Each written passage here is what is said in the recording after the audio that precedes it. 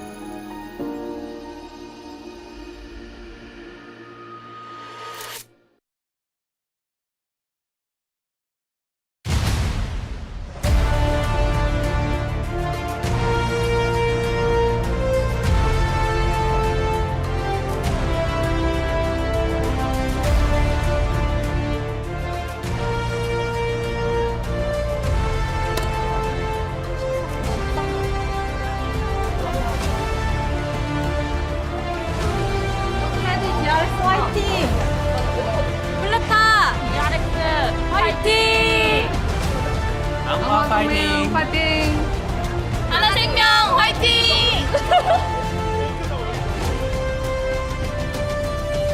Hello and welcome to another day of the LCK. We're starting off with DRX up against Halma-Life Esports. I'm Valdez, with me is Ox today. There are a couple fans out there cheering for Pleta, who is starting again once today. You must see it. Be pretty happy. Also, there was the person in the orange suit. That was great too. Yeah. Some great fans showing up for the day. But they weren't the Pleta fans, No. which I know you do connect with a bit more. On paper, Halma-Life Esports looking very strong right now. They did take down T1 very easily in the 2-0.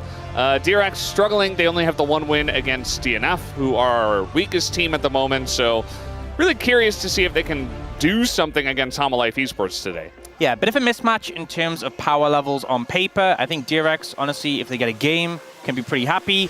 But we've seen HLE not always have the most consistent form. I think Gen G, even Gen G had a little bit of a messy series yesterday, but they still came through in the end.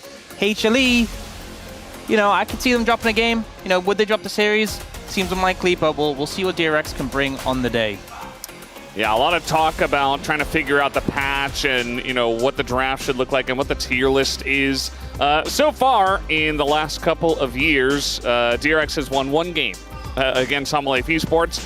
They are desperate for a bounce back, but Halma-Life Esports is on a bit of a streak, not just against DRX, but against everybody who wasn't Gen G that they faced in their first match. Yeah, I will say that last year, I think the solo laners for DRX were a lot weaker.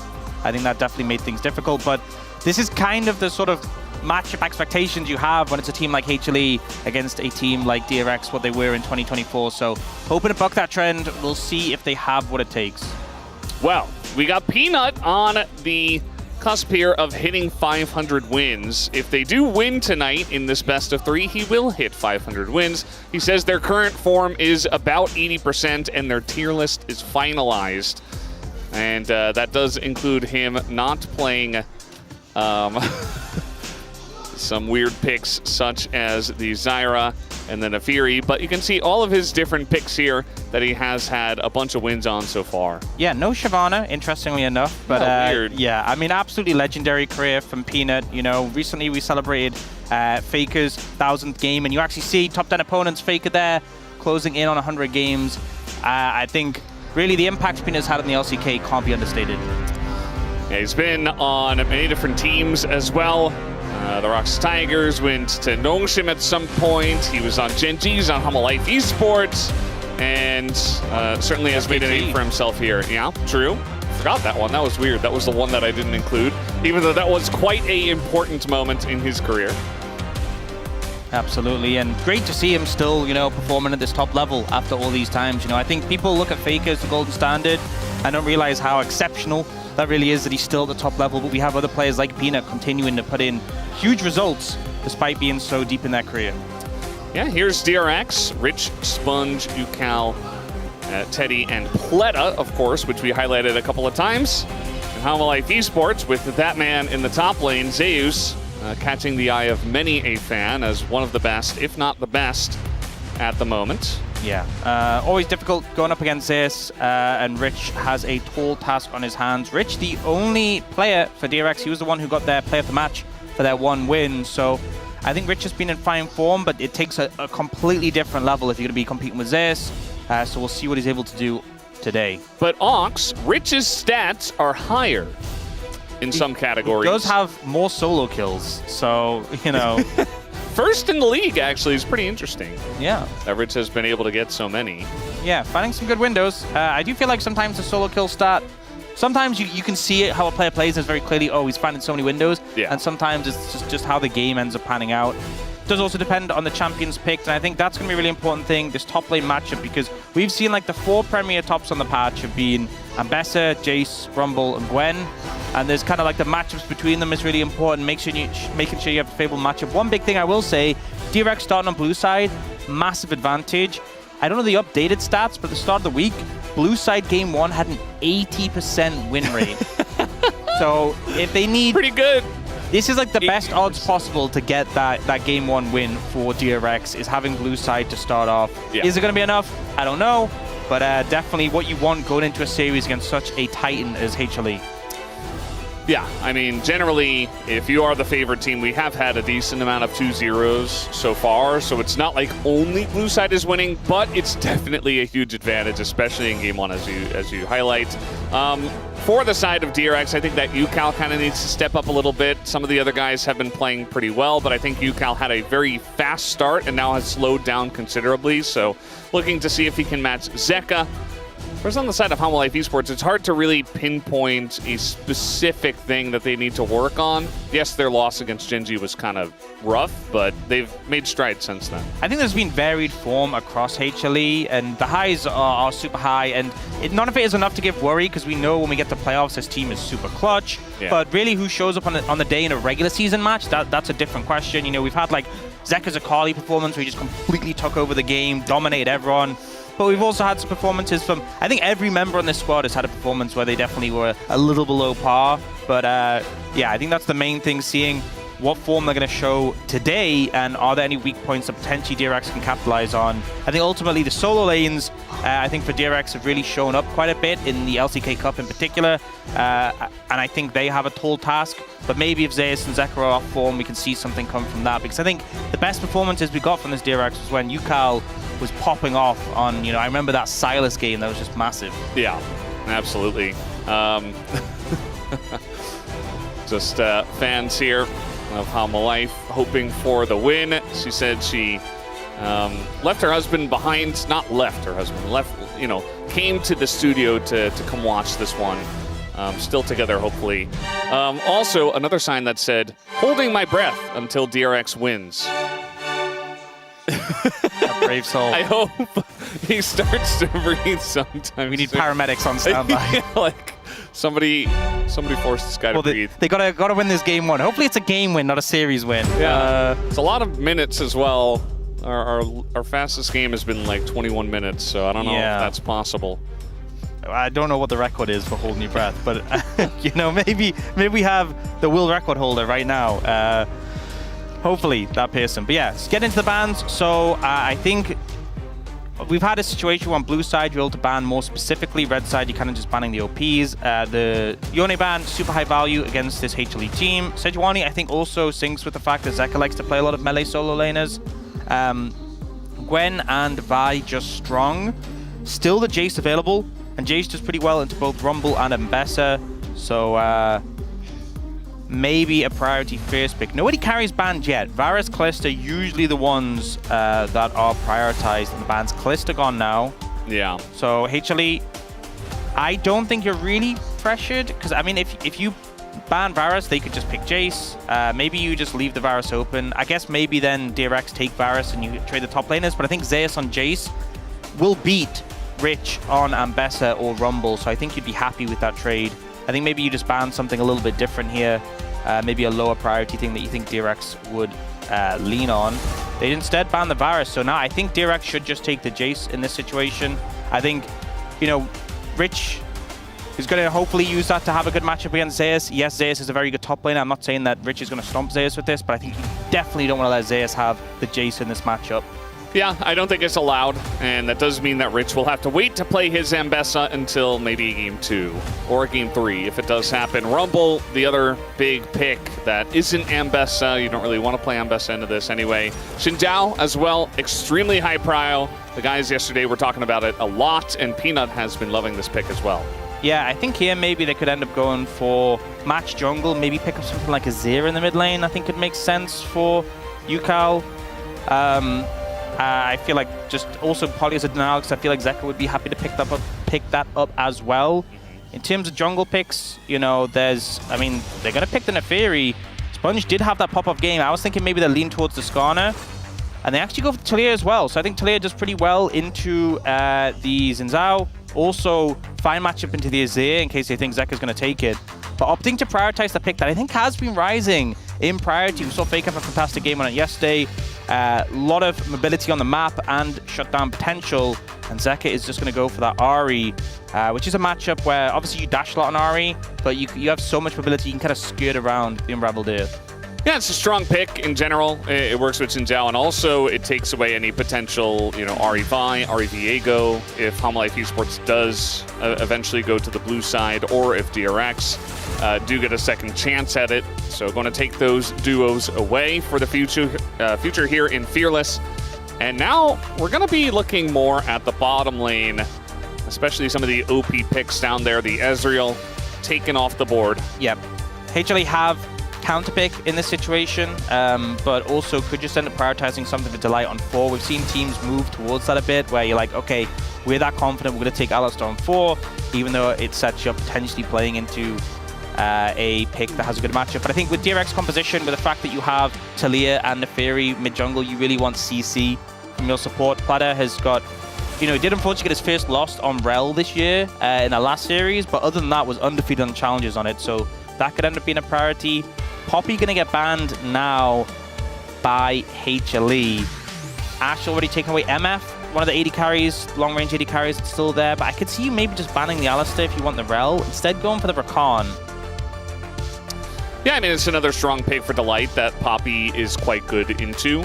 I just don't think you're really wanting to play Rakan into Talia anyway, so yeah, I think maybe could have gone for like a Rel ban or an Alistar ban instead. I think the Alistar ban might have been better, because I think Delight does this, and then if Pleta goes for the Rel, which is a pick he's very comfortable on, yeah, you're really fine with that matchup. So I think maybe the Rakan ban, a little bit of a miss there. And they're looking as well to potentially prioritize the Xayah in this situation. I mean, the composition from HLE isn't that long range, but you don't know what 80 carry you're playing into yet from Viper is my only concern. Xayah has definitely been climbing in terms of her tier list. I think a lot of teams recognize that she has a very safe laning phase, long range, and can scale pretty well. And so into a lot of different lanes, she does pretty good. No Rakan for them, so they're just going to go for the Nautilus instead, avoiding that Rel for now. Yeah, I think, honestly, it's a fine decision to make. I think the Rel gets shut down a bit more by the Alistar. And now for Viper to decide on the pick, he is hovering the 380 carries you'd expect.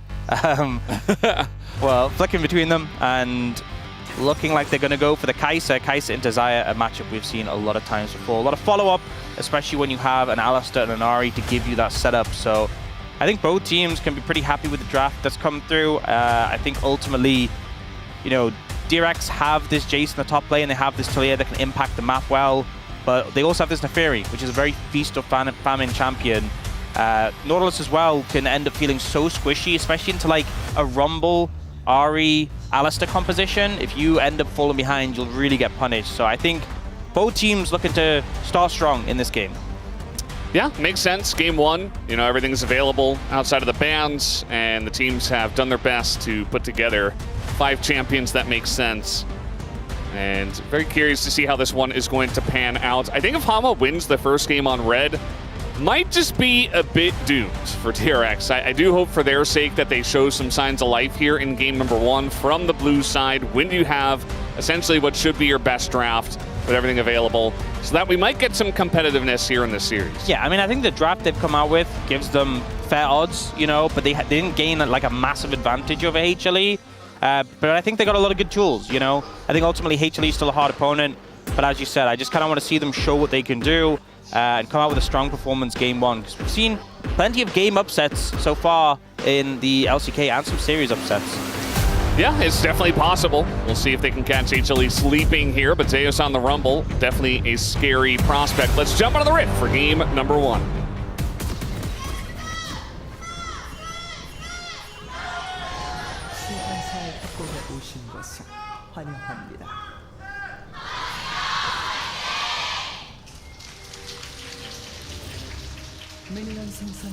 All right, game number 1 of the day. We've been having a lot of 6 gamers. The last couple of days were both 6 games. And we also recorded the Pog State after, after that Sunday day. We've been having some long work days, but at least the games have been interesting and back and forth. Yeah, that's the thing, you know, obviously sometimes you get game series you don't expect to be a 3-gamer like the Gen G series, but it's always hype when there's the potential of the upset. I think going into this week, I kind of looked at it as like, all these matchups seem pretty straightforward. All the predictions, most of them were similar, but there's always upsets, and I think that's what makes it always interesting to see which series will deliver and which will just go as planned. Yeah. Our predictions, as you mentioned, pretty, you know, similar. Atlas took a chance with Nongshim yesterday. He almost paid off. It almost paid off for him. I believe that Dion has gone bro at some point this week. He went bro in the next series, but not in the Saturday Showdown. Yeah. I thought once a Giga Chad, always a Giga Chad, you know? And then you got to always vote for bro. You got to pay your bro tax. Yep. Digon, you know, he's in the chat. He's doing in the chat anyway. But as a professional here at the LCK, I think he should be required to always vote for them as well. I agree. It's the prediction payment bro tax, you know? It's the LCK staff bro tax. Yeah. You know? Well, looks like HLE going to get level 2 first slightly here. So they have to be a little careful. Yeah, Pleta not respecting this, trying desperately to get the level 2. He's going to take a bunch of damage and lose his flash. Yeah, I mean, ultimately, in terms of summoners, it's a slight trade-up for DRX, but a lot of pressure lost and a lot of health lost, so we'll see the health potions ticking over. Fortunately, was far enough away that the Light couldn't, like, get behind him and knock him back with a headbutt. But, yeah, non-ideal start of the lane. I think ultimately just tried too hard to contest that level 2 when it was pretty clear Viper and Light were going to have it in the bag. Yeah. Sometimes that can be a communication issue as well. You know, maybe Teddy and Pleta, it's been a while since they played together, so maybe Teddy was like, no, we can't go for this. And Pleta was like, no, we can. I've got a charge. I'm going to do it. Yeah. But wasn't meant to be, and he does get punished. Yeah. Ultimately, Delight doing a good job of headbutting him away from the minions. I think bought a bit of extra time. But yeah, no massive change really come out from the bot lane. Pleta's healed up, still has the Ignite advantage for a little bit of time. So we'll see if anything comes from that. Right now, you can see Rich has the pressure in the top lane, but Zer's doing a pretty fine job of just farming and holding up. Not fun playing into Jace as a melee champion, but you know, Rumble is decent at being able to farm with the harpoons and shield up some of the poke. Yeah, he is effectively ranged with his harpoons, at least. Oh, I mean, HLE's bot lane's really pushed up. And Sponge, this is a flashless Alistar. This should be a pretty easy setup for a kill. Yeah, the timing of this as well. And he's going to get hooked. But it does take a bit of damage. But Delight is so low, I think Sponge might just be able to kill him by himself. He doesn't even have cooldowns to knock this dog away. The flash on in, and Delight is in a lot of trouble. First blood also given over to Teddy. And that is pretty gigantic for him. Let's see if Peanut can get something going here as they're trying to take out Pleta. And now Sponge in a bit of trouble. The burst damage coming out from Viper's passive, and they will trade it back. So Peanut able to get some back for the team. Yeah, good trade back in return and good target priority. You know, force Pleta to disengage and then focus down Sponge. I'm wondering maybe if Pleta had just like committed for the play and they'd focus damage on a Peanut if they could have made something happen and traded a kill, but very risky if you do go for that in that situation. I think they just decided to say, fine, we'll 1-for-1. Platter goes here, and he doesn't want to like get turned on, so he does like a short trade, chunks Delight and sets up the root, but doesn't overcommit to the play. Sponge comes in, and even though the Pulverize is there from Delight, the flash means he can secure it. I think one of the things, if he saved the flash, then they would have taken longer to get the kill, but maybe could have gone away here. And I think, yeah, Platter... It's hard to say. I think maybe if they'd gotten Peanut, I think the problem is Teddy has no mana. I think maybe if Teddy had a bit more mana, they could have maybe turned on the Xin Zhao, but opting not to, and I think taking the 1-for-1 trade is the safer route in this situation. Yeah, it definitely is. And, you know, at least Teddy is up a kill, whereas Peanut was the one who got the kill on the side of Homolife Esports. We're going to have our lane swaps here right away, as is the way of the LCK. Both these bot lanes are just going to go up to the top side as the grubs are spawning in. We do have some big changes that were announced that are eventually going to hit the Rift. I'm not sure exactly when, but hopefully soon. I do like the changes. We're on 25.07. Next week, I think we'll go to 25.08. And then 2 weeks after that, we'll go to 25.09, which is when the new changes are. So it's a while for the LCK. But it will happen in our season, in this part of the season, you know, in round 1 and 2. Maybe round 2. At the start of round 2 could be. Yeah. But yeah, still a while away for now. They are looking for Platter here. He's going to get the Aftershock off, but he doesn't have flash and he can't hook to a wall. So you talked about this Nautilus having trouble if Homolife Esports gets fed, but he's already having trouble. Yep. Good setup there, honestly, from Delight, finding a good flank angle, and then Peanut just comes in for the nice setup. And now, without your support on the map, can you really contest these grubs? They're going to try, you know. Zeka's dealing with a wave mid, so maybe they can steal away one. I think that's the game plan here. I mean, Sponge sitting around. Peanut didn't use this smite for the first one. Now he's going to use it to secure the second one, and now Sponge just going to get zoned away, goes into his untargetable, but here comes Zeka in with the Spirit Rush, and DRX, I think they stuck around for way too long, and they will be punished for it. The flash on in from Peanut as he is feasting on them. Oh, a lot of feathers though, and now maybe they chased a little bit too far. Zeka though is trying to rejoin. They both get stunned on the rocks, and this is turning into a very dirty fight, but still, it looks like Homolife Esports barely will come out ahead. Zeka has no mana, but Viper had lethal tempo stacked up. Yukal backs away. And HLE coming out ahead in that fight, but Teddy nearly making the hero play there. And we'll see a replay of Yukal replay. There we go. Okay, so Platter gets focused down here. Not much you can do to escape this. Unfortunately, wasn't able to queue away to a wall. Maybe a bit of an over position there. And then here, I think DRX making a mistake contesting this, given that, you know, it really wasn't in their favor. Platter was coming back on the map, and they only had a limited time window where Zeka wasn't there. And the RE comes in after Sponge gets tagged, and it's pretty favorable initially. You know, you see the charm connect on a Sponge. Sponge gets completely deleted. But this follow-up fight, you know, so much has been focused onto Sponge and then onto Platter that we end up seeing Teddy get this massive blade pull. And then Yukal repositions around the fight. This flash as well was pretty fantastic. He did get stunned by the Talia, but you know, Teddy with the reactions, and he unfortunately just not able to finish off Viper, because I think if Viper dies, Yukal just kills Zeka with no mana. Yeah, wasn't much that Zeka could do, just trying to auto them down at that point. Still going to be a Homolife Esports lead, and they got the third grub, as Peanut just after the fight, he went right back to the grub, picked it up, and there was no real trade for DRX. You know, they didn't get the dragon or anything like that.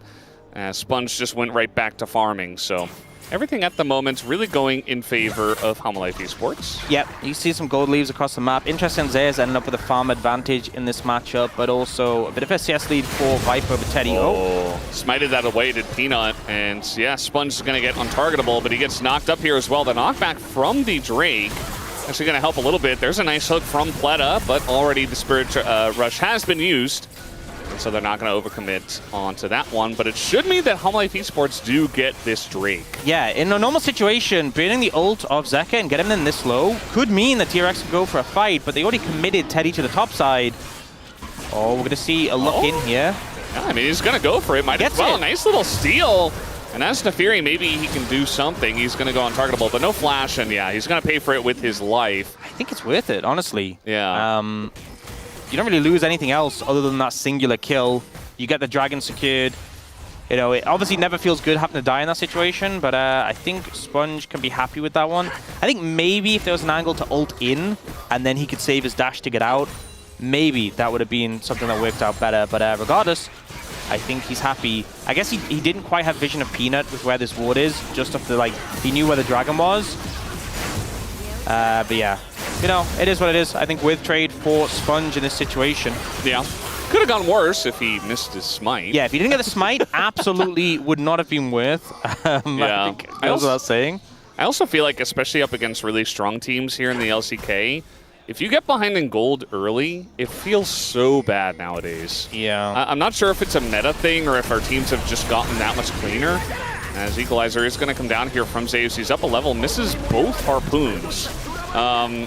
I think part of it is just how the game is at the moment. There's so many objectives spawning so frequently. You have Grubs, Dragon, Dragon, Herald, Soul, Atacant, like so much stuff to contest that if you fall behind, you don't really get a lot of time to wait, you know? I feel like previously when there was less objectives in the game, you had like longer downtime windows where you can go, okay, let's try and find a pick or something, or let's just farm up and scale.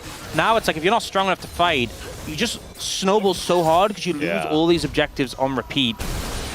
Lose so much. Yeah. And I think the greater the gold gap, the worse it gets. But we've had a lot of games where it's like, especially when it's a stronger team facing a weaker team, which will amplify it, magnify this effect. But it'll just be like, well, 12 minutes in, they've got like a 2,000, 3,000 gold lead. The game feels kind of donezo, you know? Yeah, yeah. It's just not a good feel. Does that end up feeling rough? You know, you talked a bit about the changes potentially coming in. Maybe they will adjust that. Some good poke from Sponge onto Delight, but not sure how. Yeah. I mean, they could contest these Grubs if they really wanted to. They are at a bit of a deficit. I think the main thing is we're seeing some big item spikes come in. The Malignance and the Sundered Sky. I mean, I guess they have got the Sundered Sky matched with the Eclipse. But Yukal kind of sitting on a bit of nothing in his inventory right now. You know, these aren't the items that, I mean, they're good for laning. Yeah. Don't really inspire joy for a team fight when you have Catalyst. Oh, no. But preparing to scale. Yeah, he's getting TP'd behind. Pleta does have his flash. And the TP takes about 5 million years. Now they're just going to turn on to Zeka, though, and he gets blown up immediately. And Pleta is able to get away as well. But the feathers are on the ground. It looks like DRX do not want to overcommit. They got their pick.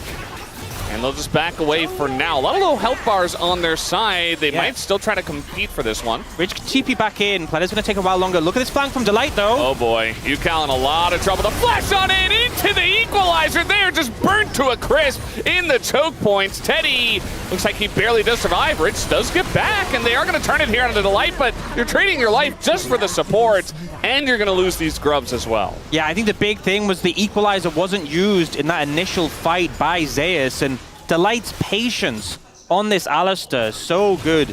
Able to turn that round. I think DRX needed to play it slower, needed to wait for the TP to come in and get some poke down for the Jays. Just went a bit too fast. Yeah, they absolutely did. And they got caught in this really rough position as well on the map. Yeah, so Pleta looks like he's in a bit of trouble, but able to use the Dredge Line to get some distance. And then this great turn onto Zeka. Instantly, full CC chain, no chance to play the game. But a lot of return damage comes in. And maybe DRX can be forgiven for thinking the equalizer was down, but it definitely wasn't. It just came up now. And look at Delight. Yukal wants to flash the combo, but can't hold his nerve. Flashes too early. Delight catches them both. Equalizer on top. Beautiful play by the HLE support. And then Rich, yeah, does trade kills, but not really worth. Yeah, I mean, he has to go in to finish off the Alistair that had like 100 health with his ult up, like has to hammer jump straight into them, right? Yeah. We have another fight brewing here as HLE getting pretty deep for this one. All that damage on the Sponge, that was only Zeka. Yeah, something to say is that we're seeing the Malignance build from Zeka, not the Rod of Ages. You know, we've seen the Rod of Ages, Bruiser Ari become very popular, but like Faker went the Malignance build. You are squishier, you are more vulnerable to being bursted, but your ult is up so much more with that, not just the ability haste on the item, but the ultimate haste. So you have a lot more freedom to go for like plays in between fights, you know, not just playing around, oh, I need my ult for this big fight. You can threaten a lot more. And I think that's why they were a bit hesitant to go on him. Because even if you burn the ult, it's like, well, it's not going to be long before he has it again. Yeah, also in between big fights, you know, if you have your ultimate available more often, you can survive, even if you don't have as much health, just because you have Spirit Rush available. Yeah, there's some times where you have Rod of Ages, you're quite bulky, but you're just dead no matter what. Yeah. You know? if you just don't have your ult. Yeah. So it's like, well, I was Ari, and I assumed I would have my ult, but oh. And some of that comes down to feel as well, where players are like, I generally have my ult at this time, but oh, I'm not building Malignants anymore. HLE are going to get another Drake, it looks like. I say another. They're going to start another Drake. This time they should get this one. Yeah, they kind of had a lock on all these neutral objectives this game. I actually think that's why the steal earlier from Sponge was pretty significant, because it's bad, don't get me wrong, but if you were facing 6 Grubs and 2 Dragons, you'd be in a really rough state. But the fact, it's a very faint silver lining, we'll say, for DRX, but it does mean they're not facing 2 Dragons for HLE right now. So, didn't we have like 5 Chemtech Souls yesterday? I feel like it was 5 in a row, or even 6 in a row. You know, and now we have another one? I remember them talking about the statistical probability of this happening. For the amount of Chemtech Souls we had yesterday, and now we have another one? You know, sometimes it does be that way. But like, this is getting to the point where it's like, maybe this isn't supposed to happen like this. I mean, know. We had that bug before that apparently was a thing for a while. Was it just like where we didn't get a single, I think it was for like all of 2025, we didn't have a single first 2 Dragon being Chemtech. Yeah. Which obviously, I assume skewed it a bit towards having more Chemtech Souls. Maybe that's part of it. Yeah, you know, definitely not my fault. I mean, you are casting, you're very locked into this somewhat close game. Focused on the wrong areas, you know. Yeah. I should be focused on the Dragons. Just staring at Pleta. Yeah. I mean, I understand. You're just watching his every move, trying to learn. Hoping things start going a bit better for him in this game, because it's not been too much of a fun one to be playing Nautilus. And right now, HLE 2,000 gold, 2,300 ahead. They're in a strong position. They're starting up this Herald with confidence. Will we see DRX contest it? Rich does have TP, but he's a Jace. You kind of want him there a bit early. Alternatively, could just focus. Okay, he's TPing in. They want to make this a fight. I'm just not sure if they're going to be able to. Look at this! CC Chain comes in onto Sponge. The Kaisa ult goes in. Viper is very deep on this one. Doesn't have his flash. Maybe assumed he would, but he just kind of went in and traded his life for it. But still, Zeus here with the equalizer. They're just holding the token, waiting. They're going to drop that one on top of Teddy and just zone him. And it's another one fight, another objective that should go the way of Hama Life. Pretty poor approach there from DRX. I feel Sponge kind of just walking in, getting picked by the charm, and then we kind of see a repeat from Pleta. And that's considering Viper kind of ran it a little bit with the ult. Just like, a bit, yeah. Just, you know, okay, what is your goal in this fight? Your goal is to get the Herald, right? Look at Sponge's HP. Even if he lives, which I'm not sure he would with the Ignite, is he in position to smite the Herald? No. I don't think Viper needed to ult in there, but I also think that Pleta, I mean, him and Sponge both did the exact same move of step up when you don't have vision, get caught and die. So not ideal from the support jungle of DRX, but also Viper giving a little bit of a freebie over, because I think Sponge was probably just dead. Maybe Viper's also a Pleta fan, and he's like, you know what, I gotta make them look a little bit better here. I gotta give them a chance. You know, he's feeling a little bit bad. That absolutely didn't happen, but Ox can... More likely, it was the 80 carry brain where he's like, I could get that kill. Yeah. That kill gold could be mine. It could be for me. And then he gives over gold, but that doesn't matter to him, you know? Yeah. The thing is, he gets gold, right? I mean, think about it that way. Who did he give it to, though? He gave it to Teddy, I think. Yeah, I think it was. So, is it worth it? Wait, it's not about worth, right? The way an 80 carry views it is just like, okay, Viper got more gold, and Viper's Viper, so he's going to make things happen with that gold. Whatever else happens, irrelevant, you know? You know, one of the changes they did announce is a change to the bounty system as well. Yeah. Take a look at the bounty here on Teddy's head. He's got 112 gold. Yeah. On a team that's, you know, they're not massively behind, but also they all feel good if they're behind in Yeah. a significant matter. And if Teddy gets caught, they get extra gold from ahead. Probably not. So I felt like that was also a good change. Zeka does have his ult, as he will in most scenarios with his Malignants. Do you think Rich has his ult? I'm going to wager yes, if he's looking for this play. Probably, yeah. Probably. We'll see if he ends up using his ult in this situation. Does use his ult. He did miss his Shock Blast onto Zeka. And so Rich takes more damage. Blood is just kind of here. He's got a disengage cone to help him out. Yep, managed to dip away from that one. A lot of cover for Zeka there, but does burn his ult. They'll be down for another, what, like 60? Not even 60. It's not, is it? It's not long. You can see it ticking away already. Look how fast it's going. It's like 40 seconds or something. I'm going to say 56. Okay.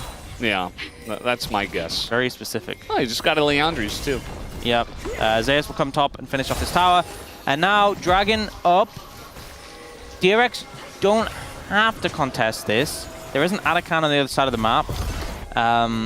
It is a voracious Atakan. But I have a feeling DRX will fight this, even though they don't have to. That has been their MO this entire game. It's like, we must fight over every objective. They are a little behind in terms, you know, mid lane's behind in item spikes, 80 carry. I mean, yes, they have 2 items each, but the Navori, not the Navori, the Yuntal plus IE is a lot of damage. That's IE is expensive, you know. At least I will say Rich is in a pretty strong spot. They actually just picked up the Black Cleaver from Sponge, so some spikes coming in on the other side. We'll see if they want to make use of them. I think one thing is that Yukal doesn't feel very strong now. His Rod of Ages is 8 out of 10. He hasn't got the Seraphs, even though he's got the tier stack. You'd be forgiven for just not fighting this, and DRX take the reserved call, which I think is also the correct call. Yeah, just give it away. I mean, it's just one Drake, right? It's not a big deal. As Oxu highlight that there was a 0 gold difference between our top laners, and then it was 1. Yeah, and then it shifted. I always find it just interesting in the middle of a game when they have different farm, different kills, different everything, and it's just like 0. Yeah. Just for a moment. It just always, especially because it's like you're used to the red and blue, and then you just see the white stand out, you know? Yeah. It does feel pretty cool. Yeah, pretty neat. In the middle of a game. So far, the gold difference over time, though, has been very steadily just about 2,500 in favor of Homolife Esports. It's not so good. It's not so hot, you know?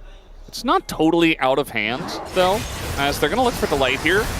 He holds his nerve, not even going to use his ult. Yep. Just walks away. You see the short trade coming out from Pleta, not wanting to commit full CC combo in case you get pulverized and turned on with the ult, but they'll get a bit of poke down on Delight, force him to recall.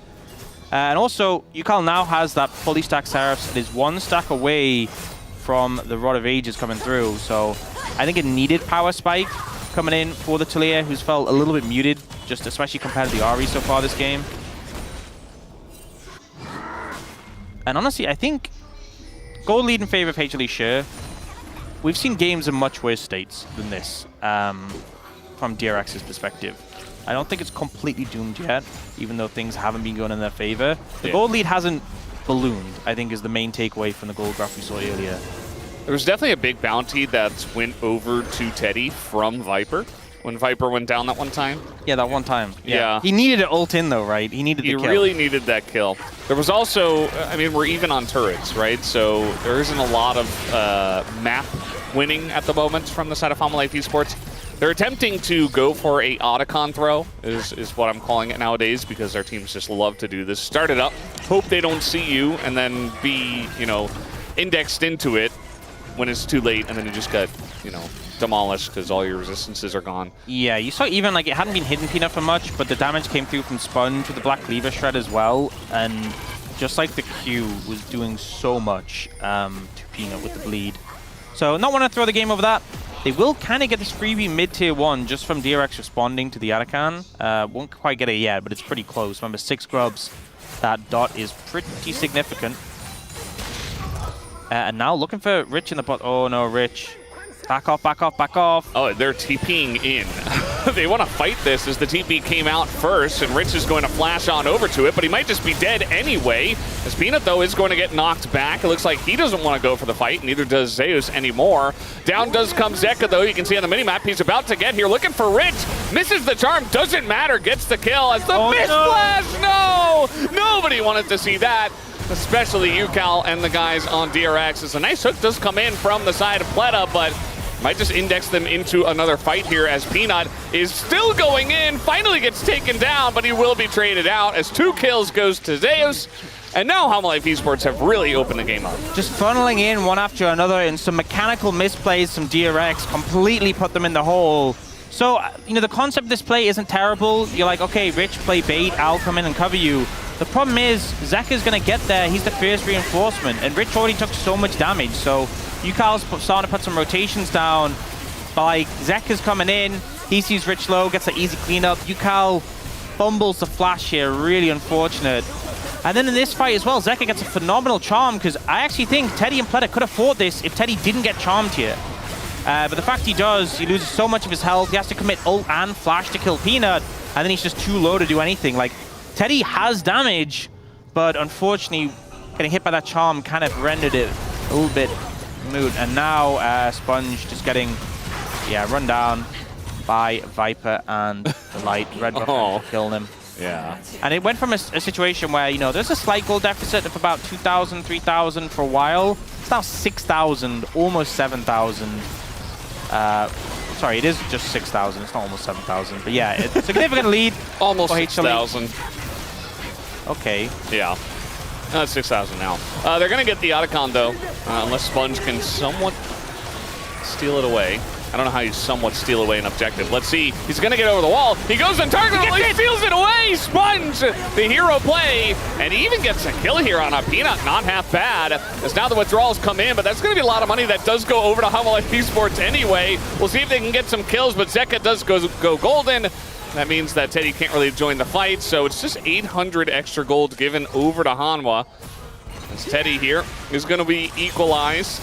No flash available, but he does have his Blade Caller. As, the timing a little bit late there from Teddy. Yeah, I think the cooldown wasn't quite available. And now that Otacon is still kind of irrelevant. Only Teddy has it, and we'll see here. So I think DRX, the steal is great from Sponge. I honestly even think the kill on a Peanut is fine. But I think here you just have to disengage. The ult in coming out from Pleta, from Yukal, and the follow-up, I think, was just too much, you know? Yes, you have... It means less that you die in this way because of the buff, but it's not meaningless. And I think ultimately getting the Otacon and then also trading lives with Peanut for Sponge would have been fantastic, but everything that came after was kind of just a bit of a mess, especially since Teddy wasn't there. Teddy is your strongest member, and he just wasn't present. And now it's going to be Dragon for Baron, which is definitely not a good trade, not even one they're wanting to take. We've seen so many fights like this where DRX are desperately trying to get in. Pleta has to frontline. He's just going to go down. As now, Miss Charm, nice dodge there from Yukal. But that's a kill on to Pleta. It does mean that Humble Esports will back off of the Baron, though. So no objective comes in. As that Charm on the Fury, never really going to hit, as they might just look for the Dragon instead. The Light's on the flank. Yeah, the Light is here. Now Teddy might just die first. He does have the withdrawal, but he's not in the fight anymore, as over the rocks go Peanuts, but he just doesn't care, as Sponge goes untargetable, and they're just being hunted down one by one. Maybe Sponge gets away because he is Nefiri, but I think Humble Esports are okay with that. Oh, the equalizer misses, as does the Void Seeker. He can heal off this Grump. And it's a lot of low health bars, actually. There's no TP for DRX, though. I feel like if Rich came over, I honestly think they could have made something up. It's like how low HLE are, but I guess they just take the safe way out. Scrappy from HLE, but ultimately favorable. Pleta unfortunately misses the Light here. Kind of just walks up and gets deleted. Doesn't have the ult available. It does pull them off the Baron. But I'm trying to see how the Light found his way in here. So I think cleared that ward there and then just Hex flashed over. Rich was looking for him and didn't find him. Gets his double pulverized combo. And then they just kind of brute force with the damage. Viper is already so incredibly strong. Like, he is playing very recklessly at times, but it doesn't matter. He even had the arm guard, and he will complete a Zhonya's in due time here as his fourth item. He can kind of just do whatever he wants, especially because his team is also so far ahead. And he has gone for this build, also level 16, 2 levels ahead of Teddy, who again is the one Fed member, it feels like, on the side of DRX, but hasn't really been a big factor in these fights. Yeah, it just feels like some fights are not set up for him, or he's not in position in time, or he's not there in time. And now, I mean, as you said, Viper's so strong, but also Zeka has the Medjais with 10 stacks and those 3 items. Wait, we could get double Medjais in this game. You get triple if Viper really wants to commit. Now look for the Baron, looking to siege top lane. We'll see if DRX can hold them off. They might have to give this one up. Yeah, I mean, Equalizer comes down, and the flash on in from Zeus. He wants blood right now. Goes incredibly deep for it, and yes, he will go down, but he sets up the fight for his team. He says, I want to be done with this game right now. I'm not wasting any time as that guy just dies to the burn, and Zeka goes in. He is just rolling his face over the keyboard right now as nobody can get away from him here, as it looks super pretty on the side of Zeka, as once again he has his moments right at the end of the game. Just decimation, you know, there's some nice steals, some sponge, some decent plays at times, but for the most part, this was a HLE favored game, and this final push from them, they made it clear they have a goal lead, they know how to pull it off, and Zeus wants this game over. And he ended the game very well. Picked up the quadra kill. Viper gets the highlight here for his very fed Kaisa. But really, it was just a big team diff the whole way, I have to say. There were some decent moments for DRX, but not enough. And a lot of them were just kind of running at HLE that were set up on an objective and losing the fight. So I think that's something the coach has to look at for game 2. Yeah, I think the objective setup was really what was lacking from DRX. I think, you know, there were some skirmishes where I actually felt like when they were not making mistakes, they could actually maybe go toe-to-toe, but so many fights were set up badly, and a lot of these mistakes really just feel more punishing when you're against HLE. I think as well, the fact that you have Delight on Alistair was such a thorn in the side of DRX. Yeah, the Rakan ban when you've already got Talia didn't feel very good. Also, Yukal not able to do too much. It just felt like they got too far behind before he really hit his spikes.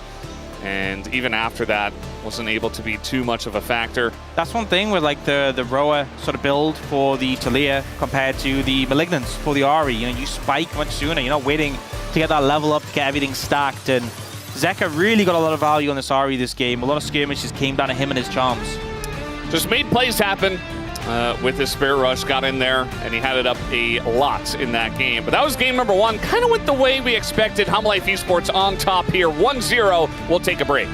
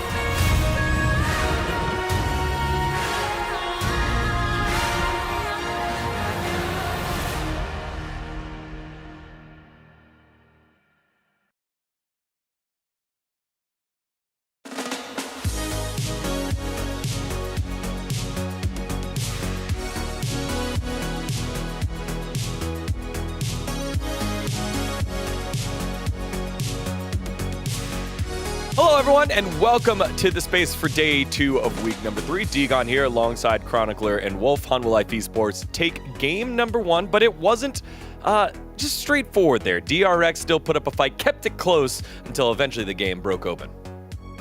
I think this is one of the most classic examples of lower tier team, like punches up a little, but we do always have the pervasive sense of they're not actually going to win this game. And then they unfortunately didn't. Because they really needed to build a lead that was actually substantial. Never happened. I thought their draft was fine. It wasn't the worst Xayah situation ever. I think that there wasn't a ton of synergy for the Ahri dive in the composition there for Hanwha Life Esports. Sure, they had the Kai'Sa, but you're diving into a comp where Kai'Sa just pops.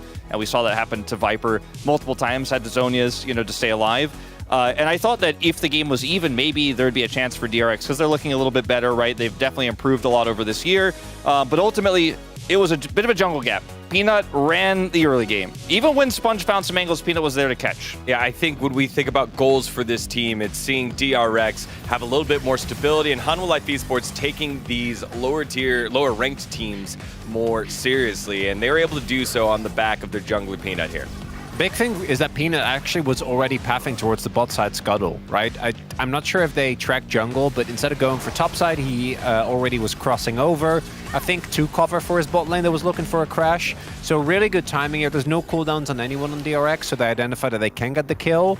And then Peanut, fresh off of a base off of that, then is able to sync up.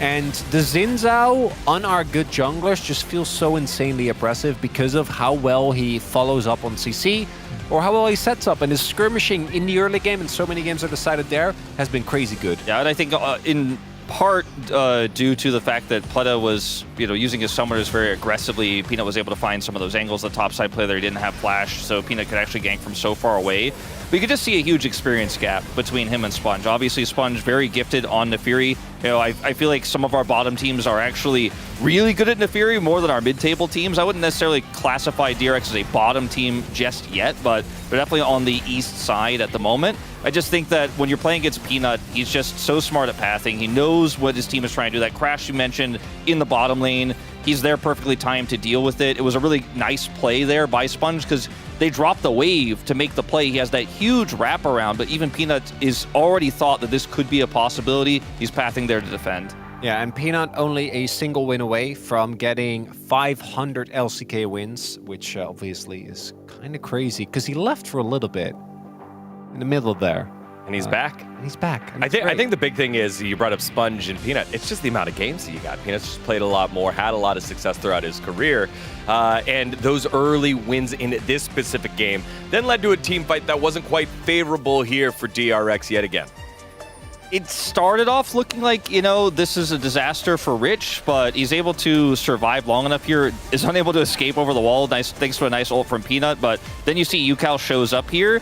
Zayas' equalizer also not great, but unfortunately at this stage of the game, there's just not enough control here for DRX to back this play up. You see the difference in rotation here from Zeka versus Petty, and yeah, the flash, I wasn't going to mention it. I thought we did it to death already, but at the same time, Sponge gets cut off here. It's just Hanwha have way more map control.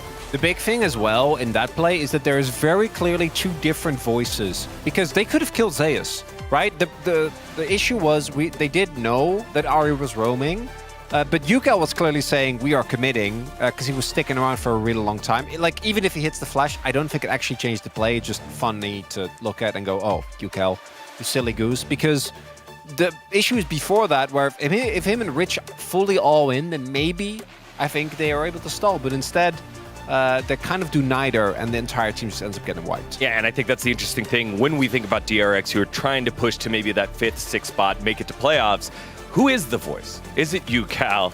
Is it Teddy? Is it Rich? They subbed out on the bot lane, in the substitute, in the support role, bringing in Pleta. Who can be that voice for them to kind of solidify in these messy fights? It is pretty tough to say, but I think UCal is your best bet. He's a very long-standing veteran, of course, across multiple regions, has a ton of experience.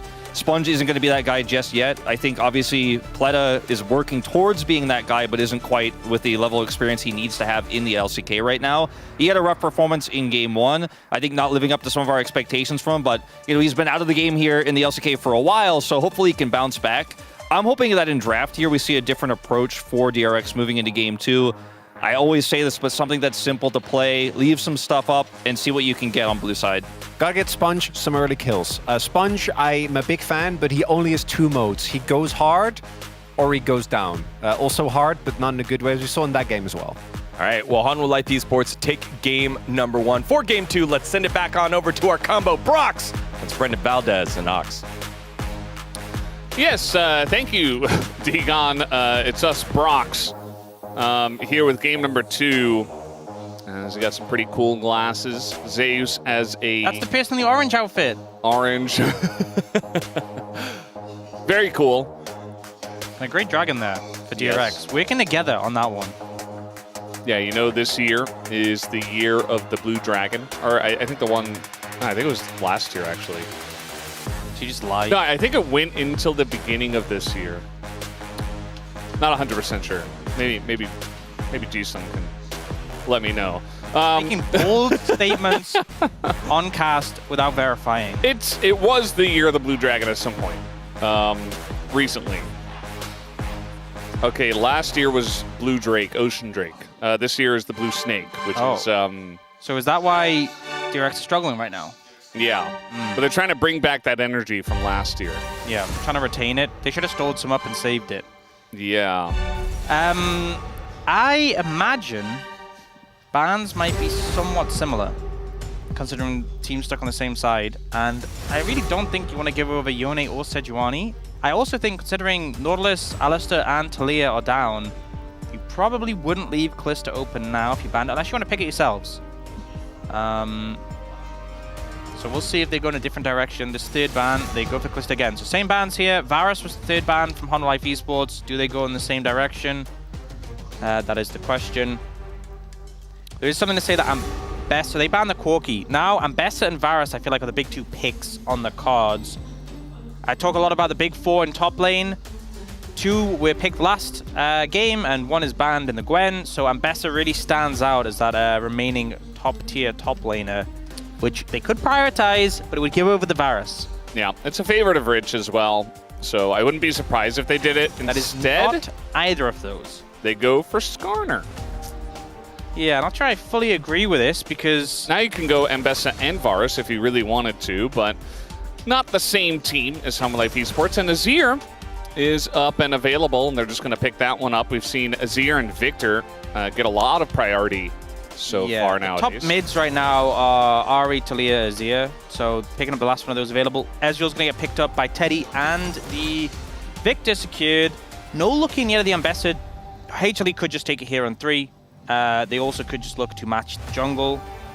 And toying with that idea with the Lee Sin or the Poppy. Poppy makes sense as a flex. Thinking about the Nidalee as well. Not a huge fan with the comp. That feels more Peanut. With the Maokai coming in, a pick he's very effective on. And making sure you kind of matched roles across the board. You now have first priority coming out of the next ban phase. So I imagine DRX have to ban Ambessa now. Yeah, you're kind of priced into that.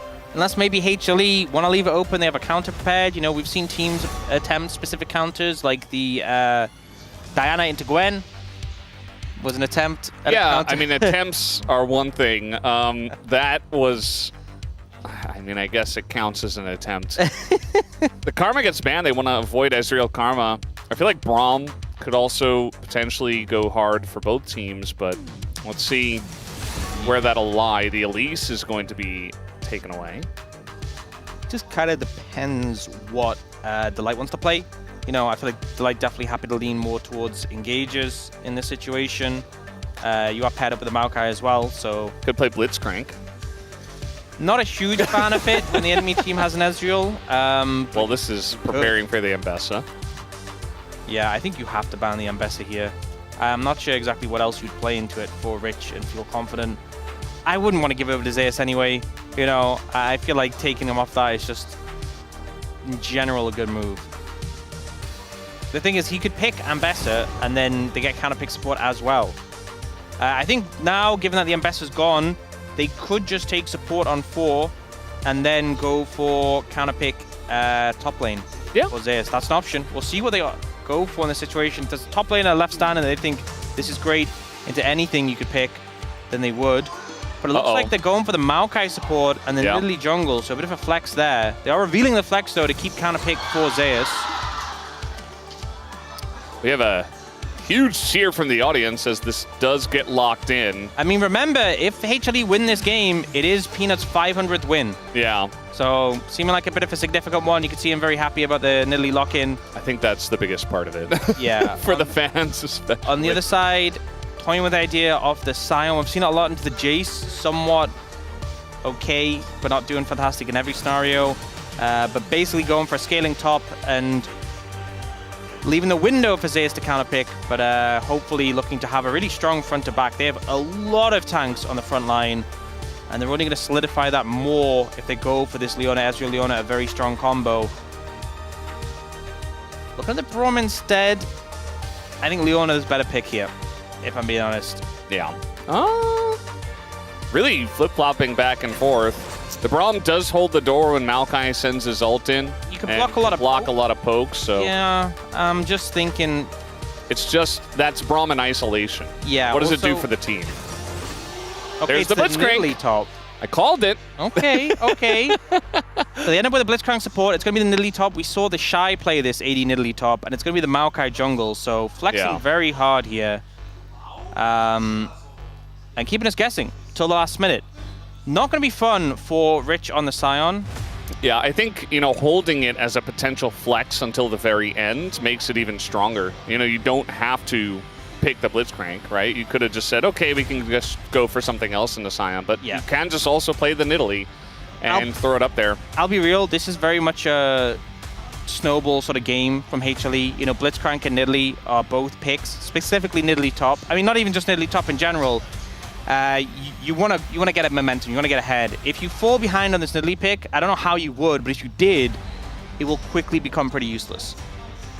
Yeah, you'd have to get, like, shoved in by Scion and then, like, a Dove or something. There's just no way he ever shoves you. Doesn't no. really... You have to get ganked. You have to get ganked, and the thing is, how are you ever going to get hit by a Q from a Scion? It's if you get hit by a Q from a Scion at any point in this game, other than him setting it up with the ult, you're trolling, right? And the thing is as well, they have a Braum who's not the most reliable engage. I think it's going to be hard to pin down this Nidalee in any situation. Yeah, it could be a very fun game for Zeus. And we've seen the Maokai Blitzcrank combo before. We're going to see it once again, even into the Ezreal. We'll see how much value they can get, especially from ahead. It is very oppressive. Let's see as we hop into the Rift for game number 2.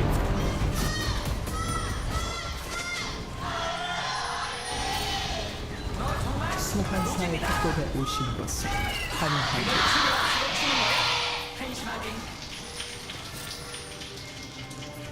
Off we go into game number 2. Oh, Blitzcrank level 1. But also Braum level 1. Yeah. I feel like Braum is going to enjoy this, especially because Pleta hit the Q. Yep, good start. One for one. 100% hit rate. Yeah. Keep it up. Oh, Teddy missed a Q. Unlucky. I don't like this. I don't like this at all when a Nidalee top puts a trap and a ward in your jungle. Why don't you like that? That sounds great for the Nidalee. Yeah. Feels a little bit scary. Yeah. A lot of it scary. Did Rich actually walk over the trap and clear it? It doesn't show on the map, so we don't know. I feel like no. I was watching his pathing. It didn't look like he did. But there's a lot of pinging going on over there. Yeah, well, from the red team. Looks like Zeus isn't going to get up to any shenanigans other than playing Nidalee top. Yeah, just another normal day for Zeus. Yeah, just standard. Why are we surprised, honestly, at this point? I was going to mention it, but it just felt like so obvious that Peanut would be playing Nidalee in his 500th game. It's like, oh, this makes a lot of sense, you know? Yeah, especially the crowd cheered, and they're so happy, 500th win for Peanut, and they're like, he's going to play... Well, it's KT someday winning against Shy in 2015. That was the last time we saw top Nidalee. Yeah, Shy different from the Shy. Yes. You know, different people, not to be mistaken. For the person who is currently playing the LPL and playing Nidalee top. I wonder what Shy is up to nowadays. I feel like he was kind of in the streamer space for a little bit. I'm not sure if he's still there. Hope he's doing well. Yeah. This is... Oh. Yep, that's what happens. That is literally what happens. You channel your Q, and Lily hops out, and then she just autos you with Grasp. Yeah. Not fun at all. I just want to make this very clear. This is hell for top laners, honestly. Just playing into something like a Nidalee top. You also stand still when you're channeling your Q as Scion, so it's a free spear. Yeah, and the thing is as well, you're playing Skarner Scion top jungle. Yeah. In fact, let's just expand it a bit more. You're playing Scion, Skarner, Victor topside. There isn't any conceivable situation where like you can take a fight around the topside and win. Yeah. This Rich has no outs. You are just going to endure this and tough. Yeah, I mean, this is what happens when you play against a really strong team and a very strong top laner who can do stuff like this, because you mentioned it. You know, there's a top 4, and you have to blind pick when you're top lane in this situation. You don't know the Nidalee's going top, so you're like, well, I guess I'll just pick a safe Scion. And then you just get absolutely bullied and wrecked in the top lane for your choice. But you didn't really have much of a choice in the first place. Yeah. So it's just a feels bad moment for him, as Zeka in a bit of trouble. He is going to go forward though, and actually he's just avoiding the Skarner entirely. A Sponge will look at the first blood at least, and does flash away. Peanut should be able to. Yep, there's the Q. Does trade it back. So 1-for-1, all summoners traded. Both junglers getting the kills. So not really much to come from. Oh, Sponge. Well, he doesn't have his flash, so he's just dead. Gonna use his burrow to get into the Maokai, as he wasn't able to get out. So gonna expand that 1-for-1 into a 2-for-1. Yeah, not favor of Hanwha. quite sure how that came to be. Viper's taken a lot of beating in the bot lane for that support move from Delight, but I'm looking at the minimap of it. We obviously saw what happened here. Sponge looking for this low HP Zeka. Zeka goes in aggressively, but obviously that just means he's kind of definitely dead. But yeah, we see immediately Delight is starting to move. He moved the second that fight broke out. Yeah, and then pings came through, and he kept moving to make this happen. I guess they were maybe concerned about the Blitzcrank threatening Teddy, but he's an Ezreal, so I don't even think that makes sense. I think Planet should have just moved to match initially. Hey, Rich got him. Yeah. Nice job, Rich. Great job. He's got 2 biscuits and a health potion. Not to mention that he went Doran's Blade as well as Grasp, so he gets so many stacks from this Grasp. He has run out of mana, though. Yeah. I mean... It's also interesting that Rich went Grasp. I think this is one of these situations where perhaps you're not going to get many Grasp stacks in lane. No. Should he have gone Comet?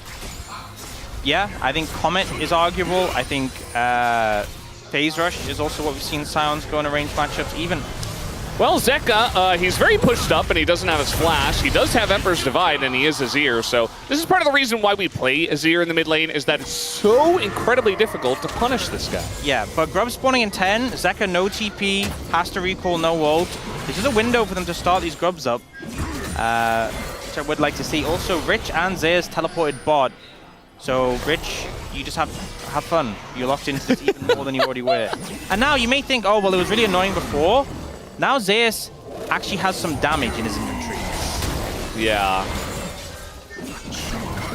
I mean, he's just hitting more and more. You don't get to play the game. Essentially, you just have to try to survive and farm under turret and just ult in team fights and be a team fight presence. Because you're never going to win against Nidalee. It's not going to happen. Peanut did get in here and did pick up a grub, so steals one away. Sponge in a lot of trouble. There's the Maokai and Blitzcrank synergy, and Sponge will just be going down here. They're going to give the kill over to Zeka. I don't get how they're being surprised by these situations. Like, yes, you had a window to start up the grubs, and you could have gotten 2 and left, but it just, like, you know, you have Yukal recalling, and yet you're still there, right? You're still trying to do these grubs, trying to just finish all 3. It just feels like DRX are being very lazy and not respecting HLE a little bit. And HLE are just doing what they always do. I'm playing the video game. Yeah, it's so oppressive when they do that, when they just play the video game. Demolish here on Zeus. He already picked up a plate. Got a plate in top as well. It's getting out of hand already. It's getting very out of hand. It is an 80 Nidalee, so it's not like... Oh. Yeah, I mean, you're just going to get hooked here, though. Not under turret, though. There's the stun. Delight gets locked down by the two of them. Level 6 here, hit by Teddy right on time. And Delight just was not able to respect that. Everything landed, you know. Power up Raw Ezreal. And the Blitzcrank not very effective in the 2v2. You know, they obviously picked it for the synergy with the Maokai. Delight's gotten great value so far this game, specifically in the 2v2. And no cleanse on Viper, by the way. Yeah, he does use his Ghost, so he avoids the Q. And that's going to mean that they just have to back away, especially with the Blitzcrank coming back here. It was already a little bit of a sketchy dive, if I'm being honest. The fact he had ult and flash, I think even if the Q lands, could have been a little volatile, but a great dodge there from Viper. And here, that's that final auto. The W into ult is why it does so much damage. It's perfect from Teddy, layering the damage. And nicely done by Pleta as well to set it up. Sponge going around as Delight tries to help out his buddy Viper here. Going to pull the Skarner away, but Viper in so much trouble. Does flash at the right at the end of it, but Teddy will still pick up the kill. So now we've got a 2-0 Ezreal, who's in this game on the side of DRX. Good to see. And you can definitely tell that like Sponge and Viper were playing a game of chicken, trying to wait for the ult so he would flash, and eventually he was like, okay, I'm just going to ult now, he's going to flash. And they end up committing a bit more to find him. They do get the kill, and they do get a good amount of gold onto Teddy. Now 1,100 gold ahead, and considering, you know, even though there were some nice moments in game one, it was always pretty consistently a gold lead for HLE. I mean, it still is, but at least DRX have that big lead in the AD carries they can look towards. Yeah, I mean... Also, I will say, the gold lead on the Nidalee is a little fake, you know? It's a little fake. Yeah. I mean, he's still going to be doing things, but it's not like it's a Jace or someone who's going to be a huge team fight threat or something like a Rumble. Scion, who's pretty, you're going to get value no matter... Oh? Yeah. I mean, Zeus doesn't really care.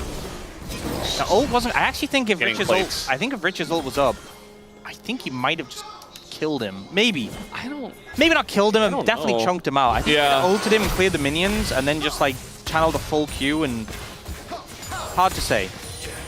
We're looking for another dive here. Viper, no Ghost, no Flash, and no support. Gets over the ult as Teddy, and the hook is going to miss as well, as he is super duper dead. Teddy picks up a third kill as well. Teddy clean with it. Didn't even take cleanse this game. That much confidence now being collapsed on, though. Zeka has ult, has flash. What can they do to outplay this? First Q misses. TP comes in. That's how they're going to try to outplay it. Oh, with a deny on the TP. And now Zeka's like, oh, I guess we'll just kill the Braum here. Thank you very much. Pleta with no flash here, but does throw the ult out. And a stun comes in. Zeka in a bit of trouble. And Teddy is just so strong already. Yeah. Oh, now looking for Zeus. He does have his flash, but should take a little bit of pressure off, at least. Some good moves coming out from DRX. Actually got a goal lead right now. They will sacrifice these 3 grubs, but already having 2 in the fight. Oh no, Teddy's aware. Can he get out? Back.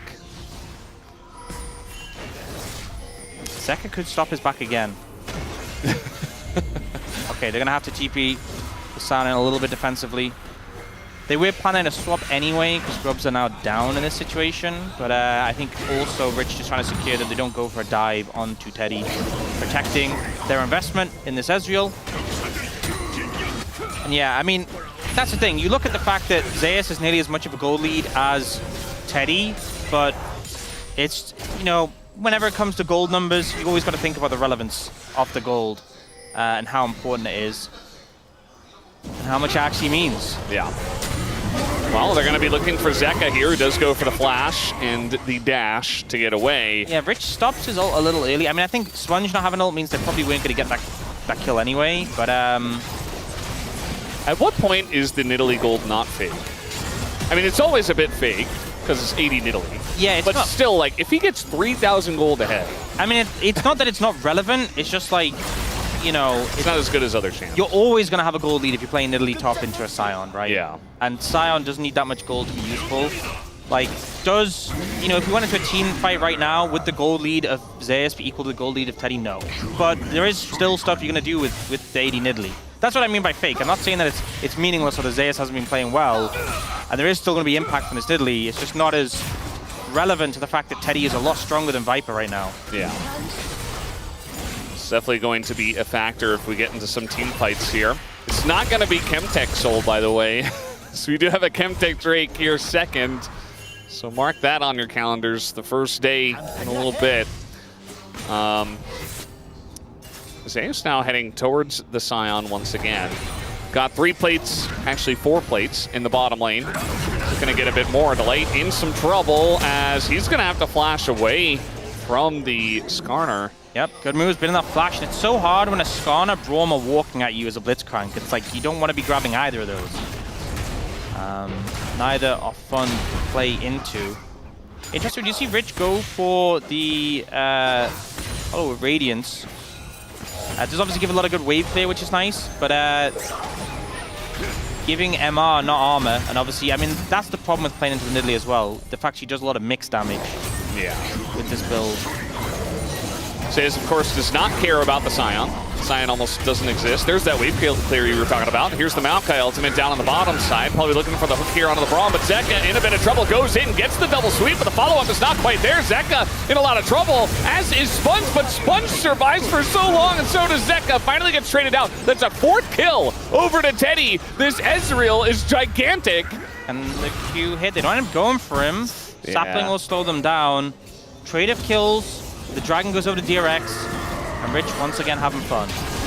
Yeah, I love watching this matchup. Yeah. From the Nidalee's perspective. The Hollow Radiance, so, you know, it has that effect where when you kill a minion, it does like the AoE, and I think that's basically the game plan, is you just do this. Yeah, it was a good choice. You know, you just want to try to survive and get as much farm as possible. Yeah, so we'll see this one. A little bit scrappy, it felt like, from DRX. Definitely felt like they were, like, on the back foot. Not able to find Zeka there, but then the Q comes in for Pleta, Teddy cleans up, and the ult from Sponge makes him survive for such a long time. But ultimately, given that they have this super strong Ezreal, and the gold leader, the Nidalee, isn't present in the fight, I think the fact that DRX traded 1-for-1, not quite maybe what they'd hoped for. I think hoping they would got a bit more of an advantage there over HLE, considering how strong they are as 4 without Scion. Yeah, it's very true. We talked a lot about, you know, Ezreal gold gap. We talked about the Nidalee gold gap, but Peanut also doing a great job here on his Maokai, one of his famous picks. We talked a lot about, you know, if he were to play the Nidalee, but he's played so much Maokai and was undefeated on it for a very long time. And certainly a legendary pick for this player as well. And right now, 2-0 and 2-0, he's ahead. 2-0 and 2, he's ahead on farm as well. I think it would have been even funnier if they'd gone Shyvana and then flexed that top. That would have really had the fans on edge. Oh boy. Nobody wants to see that. Peanut's here, but we have 3 members trying to gank in Nidalee and in Maokai. A pretty difficult task. They're just going to turn onto Pleta. There's a TP coming in as well. Sponge gets the aggro. In goes Zeus, but there is Teddy right there. As now, Zeka gonna save his top laner. And Teddy, does he have the damage? No, he absolutely does not, and nearly dies for it as well. That would have been a massive gold bounty given over to Zeka had he died. Super scrappy setup, and the TP from Teddy? He camped back there. Yeah, I would not go for that. Watch out for the saplings as well. Very scrappy fight again. It feels like DRX a little bit hesitant with the play, ended up overstepping. The TP comes in from Zeka, which is the big turning point. You got a sapling in that brush. Could have stopped the back again. Not gonna happen, but Peanut trying. And you know, Zeus, he's getting so incredibly strong. He's ahead on levels on everybody. He's level 12. He's getting multiple turrets as well. He's getting so much gold for the team. Yeah, I feel like they need to address this. You know, I said that the Nidalee gold lead wasn't that relevant in terms of fights, but it's definitely, you just keep giving over structures, it's gonna be a problem. Yeah, and I mean, considering the player that's playing it as well, like, I think Zeus is the guy that's going to get the most value out of this pick. Yeah. Out of anybody, so you can absolutely trust him. And now Rich, he tried to clear the wave, I guess. Maybe thought Zeus backed. The thing is, he has no armor as well, so there's Triforce and procs are just absolutely shredding him. Yeah, just needs to clear wave and try to back, but there's another wave coming in, and he's already got a back, so now he's coming back to the turret. I don't even know if he survives there. We got DRX setting up on the Rift Herald. It's the light. Looking for the hook. He's going to find Pleta. That Braum in a lot of trouble, holding up the door, as he will actually be able to flash away and does barely get away. Viper not going to hit the Q. So a living Braum this time around. But again, it's scrappy. They do manage to get the Herald, but they're not really getting anything else from it. And in the meantime, Zeus is now jungling. Might as well. It is Nidalee. It's not AP Nidalee, but still. It will eventually hit critical mass. And I think it's getting closer. Yeah, especially when you're low on mana and you can't really abuse the Scion in lane as much. You might as well use that time to just come in here, go Cougar for him. And oh, yeah, no, just take jungle camp, take everything, farms, you know? Look at Sponge, he's like, I'm already behind, man, I can't do anything. He's got the hull breaker now. And Rich, I think you need some armor, my friend. He does, he's got a cloth arm. Oh. Yeah, it's right there in the inventory. Nice. Yeah, he's doing his best. They're sending Yukal to try and handle the Nidalee, I guess, but Zeus just, he wants that, you know that inner tower, the one that gives a lot of gold? Yeah. That's his new target. It's a good target. Yeah. What's the next item here for Zeus? Any ideas? I don't know, to be honest. Yeah, I'm curious. We haven't gotten a lot of top Nidalee here in the LCK. Yeah. First one in basically 10 years. Over 10 years. Yes, just barely. I'm glad you were paying attention. Yeah, I was. And I feel like we're just seeing Rich's misfortune continue. The turret's half dead. There wasn't even a wave there. Yeah. It's not fair.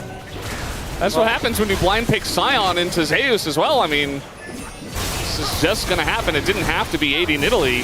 There's just a little flare. As now, we got the ult coming out here from the Maokai. No follow-up from Delight, though. Now he's going to go for the hook as he gets a max-range hook onto Pleta, but he is Braum. And now we got the Impale here on Azeka, who, yes, will get the shuffle into the Redemption as well. And he will survive for just long enough. They get Teddy, and he was really the only guy doing much of anything. As Yukal, he is Victor. Oh, comes in, he lives! Yukal lives! And Peanut can't quite get in range. Meanwhile, this is happening, but the team fight was much more interesting. Yeah, and I still think, despite this being a win for DRX, barely. And meanwhile, a side lane is bleeding out. I think that there's a scenario where maybe DRX just took all these team fights by storm and are able to take control of this game. But it's just not quite clean enough. And you need to be hard winning these fights when you have this fed Ezreal and your side lane is getting bullied out. We'll see they end up going for Zeka here. But the burst damage just isn't quite there, and he's able to go for the shuffle on a Teddy. And yes, Zeka does die for this. Look at the Redemption. Oh, Redemption was so clutch. But like, Teddy also dies, and that's just not a positive trade. Yukal able to survive thanks to the shield right at the end. He used one auto from death. I think some Roa healing, and the shield from his Q is what kept him alive. And Sponge is just vibing in this fight. He's just in the mixer, you know? Yeah. Getting hot. Look how many heart seal procs he's got. 136. This never happens in a pro game. You have his solo queue games, you have like 700. This is not that, you know? We I'm normally used to seeing like 36. we finish a game and they've got 17. It's one stack, you know? Yeah. 136. He's pumping. Feeling pretty good. Now we're just gonna go straight for this turret, as the TP does actually finish, as now, yeah, we're gonna have a second one coming on in. They're all grouping up for this one, as Rich in a lot of trouble. He doesn't really exist in this game, so that's the front line gone. At least one of them. 5 members of Homalife barrel down mid. It kind of felt like... Oh. Yeah, Zeus just knows how strong he is, and he's not scared of anything. As Impale comes in, maybe he should have been a little bit more scared. Now he's gonna flash away, and now he's got Redemption and his own heal, and hops over the wall. Kind of baits his team into a rough spot, but got Teddy's flash, so there's that. Yeah, I think Zeus feels like, I'm so strong, I'm so fed. You are an 80 Nidalee. Not the most equipped team fighter, if we're being honest, but does manage to skid his way around that fight. I don't know what the plan was here, because this is not a Rift Herald, this is a Scion charge, and it doesn't do damage to structures. And I guess they really wanted to enthusiastically take the tower, but I think if Rich hadn't done that, and maybe still had his ult, he wouldn't have died. So, a little bit questionable there. And then this fight got very scrappy, where Zeus is like, I'm so strong, and then he gets... Oh, speaking of Zeus... What is Zeus doing? Where is he? Can he survive this time around? The answer is absolutely not. As the shutdown goes over to the Skarner, unfortunately, but here comes Yukal. It's going to be swept away. And meanwhile, Rich trying to keep the fight going. So you remember I said that thing about the goal lead being a little fake on the Nidalee. I mean, he also doesn't have to be diving the enemy jungle 1v5. No, you don't understand 80 Nidalee top, right? You just... I guess maybe he does, You wouldn't get it. You wouldn't get it. Yeah. Okay, well, Zeus has no TP up in 20 seconds. So this is a straight... Well, it's a 5v5 if you include Atakan, because he's doing a lot of damage to DRX right now. Rich isn't actually real. It doesn't even have his ult. But they need Zeka here. If Peanut gets in, it's so bad. Well, they're going to try to zone there with the Scion Q. It will be successful. Zeka still chipping away. Some lower health bars, but a big Scion Q onto that backline into the Braum follow-up. And Viper and Delight are both dead. And there you go. Now we got an Impale onto Zeka. Follow-up should come in. I don't think he's getting out of this one. As yes, he will go down. That's a double kill now for Teddy. As here comes Zeus, though. Get the plants, get the plants. Front line. Zeus, he wants some of the plants, he wants some of the flowers.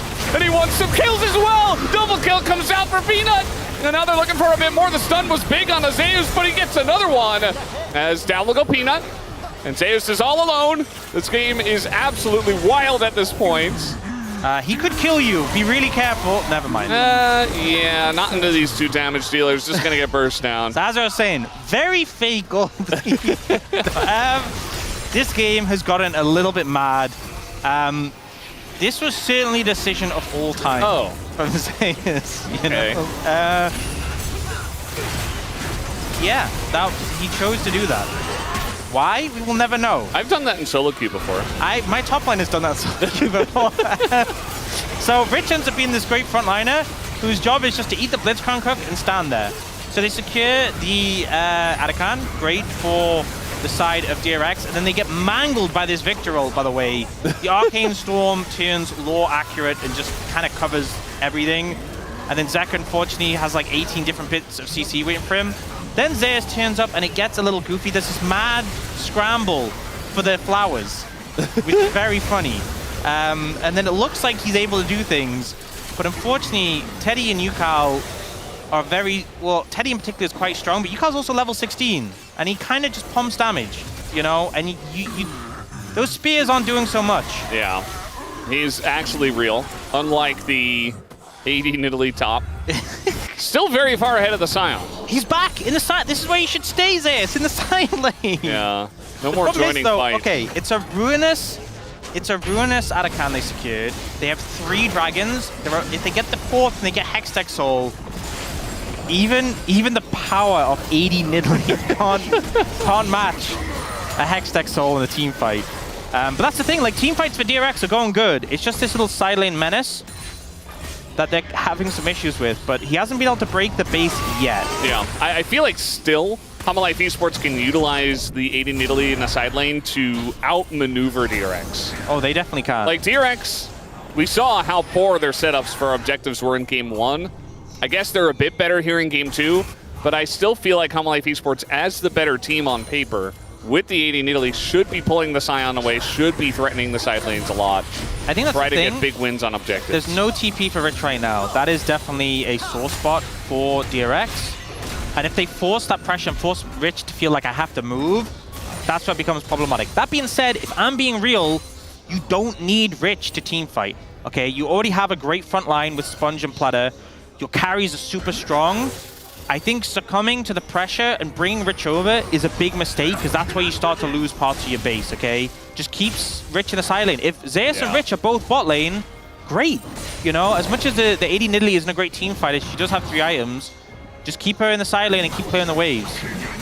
Yeah, I think that's a good call. Like, don't even try to queue her, just queue the wave. Yeah, like just ignore the Nidalee. Yeah, no, that's not on the wave. Yeah, just play it, the minion. She can dash out of the queue. Okay, you ulted her this time. There's the stun. It's still Nidalee. He's just gonna heal himself. Why even bother? You got a Maokai ultimate coming in, trying to hold up the door. The Mikhails is there. And Change of Corruption there as well. Gonna target Yukal, actually. Jumps on over. Bit of damage, but a lot used by Hamwaz. Now, Zeus, he's looking for the kill. Going under the turret. As Rich, he did not spend enough time clearing the wave. As down will go the turret. And Zeus can do whatever he wants in the side lane. One job. Just clear the wave. It's the only job, you know? That's all you need to do is just clear the wave. And now that inhibitor is constantly going to be threatened. Zeus got what he wanted. Oh, don't show this. Why? I mean, it's never gonna look good. It doesn't. Yeah, there's just no point. But it's really highlighting the fact that the side lane is boom. It's fine. It's fine. Look, it's fine. Okay.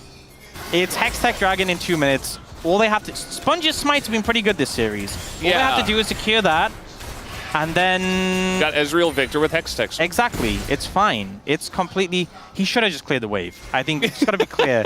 He should have just cleared the wave. Like this! Yeah. Well, there's no Nidalee there this time, so his focus... I think Rich is like, dude, I can't clear the wave. Yukal's like, I've got it. And hopefully Yukal hits the minions. I think... The thing is with the AD Nidalee is the spears don't do much damage at this point. It's mostly the autos, and Yukal does... There's not a scenario where Rich can just walk... where Zeus can walk up to Yukal and auto him. So he should be pretty fine in clearing this wave. It does mean, like, you do need your Victor to fight, though. You can't fight without this Victor. So it does put pressure on that lack of TP. Sorry, he has TP. It does put pressure on that TP and potentially forces it. But for now, you can just wave clear. All you have to do is stop them from doing Baron, and then when Dragon's up in a minute, just get the Dragon. It's that simple, but I'm also worried because there's a very good chance it does not go smoothly. It's simple, but there are a lot of moving parts as well. Yes. There's an AD Nidalee on the enemy team. Yeah. AD Nidalee top lane. So always a little bit precarious. Oh, okay, hook, but that is Sion. Gonna get the ult out of Rich. Yeah, I think wanted to play it safe in case there was follow-up CC, but HLE... No! The minions, Yukal, not the monsters. But they look so similar, it's just a bigger version of the minions. That's Krugs, okay? I mean, he is strong. Maybe he's gonna laser the little ones. No, he missed them. Okay. Zeus got 65 gold. Just the minions. Okay, it's... Yeah, and look at these ones. That's something. You know that episode of SpongeBob where it's like the lid, the lid, the lid? Yeah. Rich, he doesn't have his ult, and he's actually taking a lot of damage here. He's alone. The Maokai ultimate comes out, and there you go. You can hook the Sion. Wait, don't go for Dragon. Just go for Dragon. DRX, just go for Dragon. Let them have Baron. If they're already set up there, just go for the Dragon. Take the Dragon. Just take the Dragon. Yukal is coming over here to stop the push, but just gonna try to save the base. It's fine. Let the inhib go. Okay, just clear the minions. Trying to take a 1v1 here. The Chaos Storm does come down here as there is the Sterix shield. The spear is going to land as now trying to hop on in, but the timing on the Zhonya's is great. Gets over the wall to Zeus as now he will go down. Did not have flash. And they got him. Okay. It's going to be a little bit rough because HLE have Baron, but fortunately, you got off Zeus. He is the person who you were worried about having Baron. You now have Ruinous Hextech Soul. It's worked out. You only lost an inhib. It was already an open inhib. It's not a big deal. This is very winnable for DRX despite the 5,000 gold deficit. Because where is that entire 5,000 gold deficit? Nidalee. Top lane, Nidalee, right? So and the jungle. But it's Maokai. That balances out with the Ezreal lead. It's fine, it's fine. Andres. Look, you... Wait, why this? Okay. DRX, hard win team fights from now. I was going to say 5v5s. They don't even need a 5v5, okay? They hard win team fights. They have the QSS and Teddy. That's great. Okay, you got a little bit of extra wave clear for Rich. He's appreciating that. But you have the Ruinous Hextech Soul. Not just regular Hextech Soul, Ruinous Hextech Soul. Really strong. Yes. It's pretty gigantic. So just the minions. Clear the minions. The minions. Clear the minions. and team fight. Zeus doesn't even have Baron. Doesn't he? No, back up. Okay, well, he says, I want to fight. And I'm gonna cue the Nidalee. TP's coming in. He can just run away, though. Yeah, the ult does hit him. And there's the Q. I mean, no flash yet. And he's slowed. He's slowed. He can't get away. It's a big shield, but eventually this Nidalee will go down. But meanwhile, we got a team fight going on. Big redemption. And now the angle is gigantic for Zeka. Picks up the two of them as you had one job. Kill the Nidalee and don't team fight. Because now we got a big Chaos Storm coming out here as well as Zombie Sion. And it's a lot of damage from Yukal. He's going to go down. The one job he had as well is also failed. Humble Esports with the Baron will just end the game. Clutched defeat from the jaws of victory. DRX making some big mistakes, and HLE are there to punish, there to clean up. We saw the AD Nidalee top from Zeus. It did its job swimmingly, and HLE will claim a 2-0 in this game. Just kill the minions. Just kill the minions. They had one job. Just one. They each had one job, and nobody was able to do it. This is what I was saying. I just feel like Homalife will just outmaneuver them eventually. DRX will make a mistake, and we saw many in a row in that one last fight. Yep, we absolutely did. And ultimately, kind of heartbreaking for DRX because this definitely should have been I think 2-1 at a minimum. Getting the Hextech Soul there with Ruinous, I think should have been enough for them to close out that game, but some critical errors. I'd love to see what happened in mid lane that led to that. So that led to them all getting caught. Well, Sponge impaled them, so maybe he got caught and then he impaled them. But they had like Mikhails and QSS, so how is everyone getting? I don't know. Regardless, I don't know. HLE, you know, it got a little bit goofy in the game too, but coming out with a win. And 500 wins for Peanut. Huge achievement, absolutely huge for him. A hallmark of the LCK, and hopefully here for many years to come. The Nut God will be with us for a very long time. And yeah, had a great game on the Maokai. Did his job. Obviously very strong on this champ. But man, I just... that's a great sign, by the way. Yeah, some cute stuff from Delight as well. I just want to see that team fight in mid lane, right? I don't think I do. I don't think I do. I think I'm going to lose it. I'm going to lose it. Well, he's only behind Faker now, as he was, but it's a big milestone. It's huge, you know. I think as well, with Faker being, you know, the face of League of Legends, it's easy to look at his achievements, but like, you know, if Faker didn't exist, Peanut would have the most wins in the LCK, which is just crazy. A massive achievement for him. And we're going to see some clips of the game. Some of these fights, I think DRX should have won more convincingly, with the fact that Nidalee wasn't there. A little bit scrappy, I think, is the lesson of some of these earlier skirmishes. But a very winnable game. You may have noticed my opinion on that I felt it was very winnable for DRX. Yeah, I noticed. Very, very, very winnable for DRX. And I really, you know, I said I didn't want to see it. I want to see it. I want to see how that last fight happened. Yeah.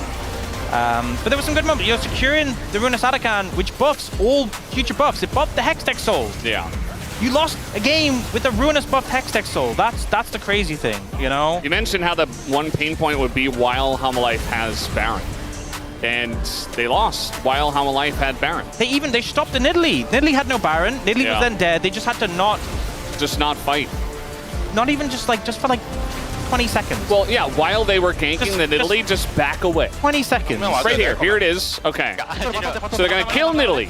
What is happening mid? In mid, you need to run. Run away. Okay, the light runs up. They're TPing in. I'm looking. I think the Maokai must have come through. Yeah. But they have Mikhails. They could have just walked it off, no? Or was Mikhails on cooldown? I don't know. Maybe Sponge got hooked. I don't know. Then let him die.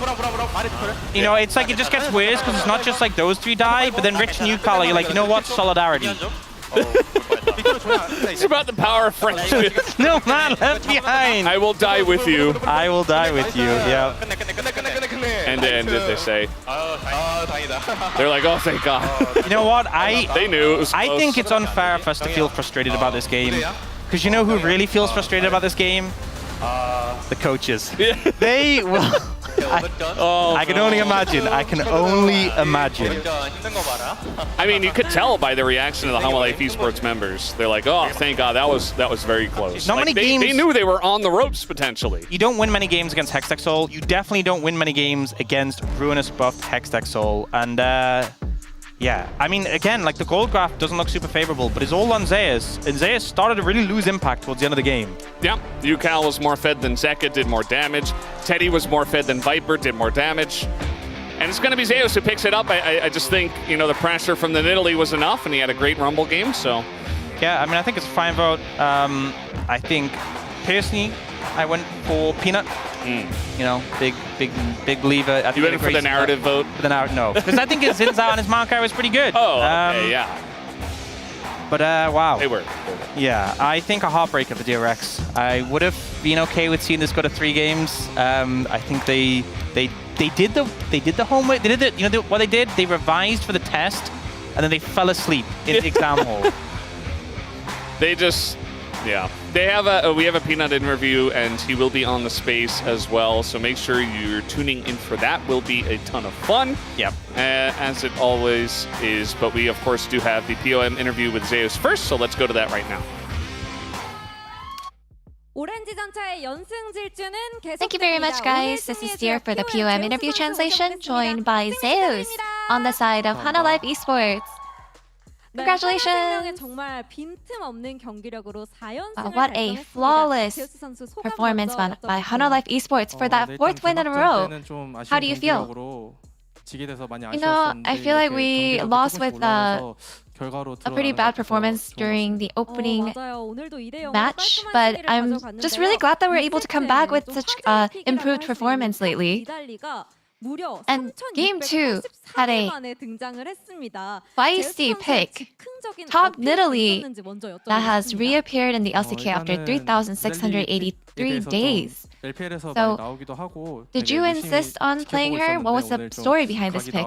You know, I saw the top Nidalee pick in LPL, and I had been really just waiting for this moment to pick her and bring her up in the top lane, and I'm just really glad that I found this moment. So what are some pros and cons of playing her on stage? I feel like for Nidalee, I think you have to really push and be proactive in the side lanes, but I ended up getting killed once, and I think the most important part is not making a mistake with her. Regardless, you were so aggressive with pushing some of the turrets. Did you have any, did you think there is any standout moments from any of your teammates today? You know, because I wasn't able to really pay attention to any other parts of the map during my gameplay. I would say, honestly, Delight did play really well. I think you're right. The Alistair game was quite incredible. And according to Peanut's interview, he said the team's form is up to 80% and the tier list is complete. So we can totally feel that confidence. What are your thoughts on the statement? You know, yeah, we can tell how confident Peanut is based on that statement. And after the recent 5,000 assist milestone, there's another good news about Peanut. He has reached another first ever 500 wins as a jungler. So anything you would like to say to him? Actually, I saw that standings, and I noticed that I was on the 7th in the standings, and I feel like I was a big contribution to his milestone. So I guess congrats, Peanut. And your next opponent will be Nongshim Red Force. What is your resolution? Our match against Nongshim Red Force, we've seen a lot of strong moments with him, so we will have to make sure that we are prepared and well prepared for that one. And that's the end of the interview with Zeus. See you at the space in a bit for another interview with Peanut. Thank you. That bit is over. We're here in the space. Wow, dear. Great timing, Ayaya. As we are stunned here on the death. We're mad. Cronny and I are not happy that Peanut didn't get POM after popping off in game 1, completely controlling the entire game. And then Zeus missed every equalizer in game 1. Look at the votes. Like, okay, oh, irresponsible Soup and Chichichik votes. the Delight votes. Media. Totally Tech fine. W. Totally fine. Delight had 2 amazing games. Oh my gosh. And also, I love Zeus. He's my favorite. Yes. He's one of my favorites. Also, whoa. If you're a caster, if you're a caster too, like, you remember game 2 when you have to put the thing in at the last possible second when you're like, oh, I got to vote. This is tough. Like, you remember the last game more than you remember the first game. And obviously that last game was warped by the Nidalee split pushing with the hull breaker. So I get POG, that. it makes sense. Yes. That's where I'm at. Like, I can get it, but I do feel like Peanut deserved it. Was more consistent throughout the series. And he got his 500th win. Are we the narrative voters now? That's crazy. Because I feel like we're not. I feel like we're not. Peanut had 2 crazy games. Yeah, no, he just was good. Yeah, well, let's get to those narratives. There it is, Cronny. I mean, It's it's textbook. Sorry, The Spud. man came in, and what I love about Peanut is the same thing we saw with Faker, how he's developed from a jungler that used to just handscap people to arguably the most intelligent player when it comes to jungle pathing, when it comes to finding these creative angles still this deep into his career. Yeah, I, as you guys know, also a Peanut voter. And I said, congrats on the big 500. Hoping for 500 more. Hope he stays around for as long as he'd love to. I think probably the guy has got a great coaching career ahead of himself if he does decide to retire as a player since he's so big-brained, like you were saying. Ox actually didn't also voted for Finn, didn't make a comment out of protest. He didn't say that. That's just me assuming. Yeah. Because I know he loves his comments. It's but very he stands surprising. with us and Peanut in solidarity. Well, we have the man standing by right now, celebrating his 500th victory in the LCK. Please welcome Global Broadcast Peanut to the desk. Welcome, Peanut Sunsu. 안녕하세요, Peanut Sunsu. 안녕하세요. I know that we have translations by someone. I think it's Deer. I'm throwing it off here, Deer. We have to ask what Peanut thinks about the player of the match votes for this series. Can we ask 피넛 Peanut that? 선수. 네, 일단 저희가 POM 지금 투표에 대해서 물어보고 싶은데 어떻게 생각하시나요? 여기는 일단 누구한테 투표했는지 물어볼 수 있을까요? 여기 세 명분한테. 네. Before I answer that, can I ask who you guys picked for POMs here 피넛 in this 뽑았어요. space? Global. 오케이, 까리. 만족하고요. 네, 여기 받은 것만으로도 만족합니다. 네. You know, I can't say that, I'm pretty happy about it. I'm pretty satisfied. Just as long as you guys picked me here, I'm satisfied. All right, that's a safe answer. All right, Peanut, congratulations on your 500th win and welcome back to the space. Out of your 500 wins, can you tell us one that is one of the most memorable and why is it most memorable? 우선 피나 선수 500승 축하드리고요. 영문 분대에 돌아오신 것을 환영합니다. 500승 동안 혹시 가장 기억에 남는 순간이 있나요? 혹시 제일 먼저 떠오른 장면이 있으면 그리고 이유도 설명 부탁드립니다.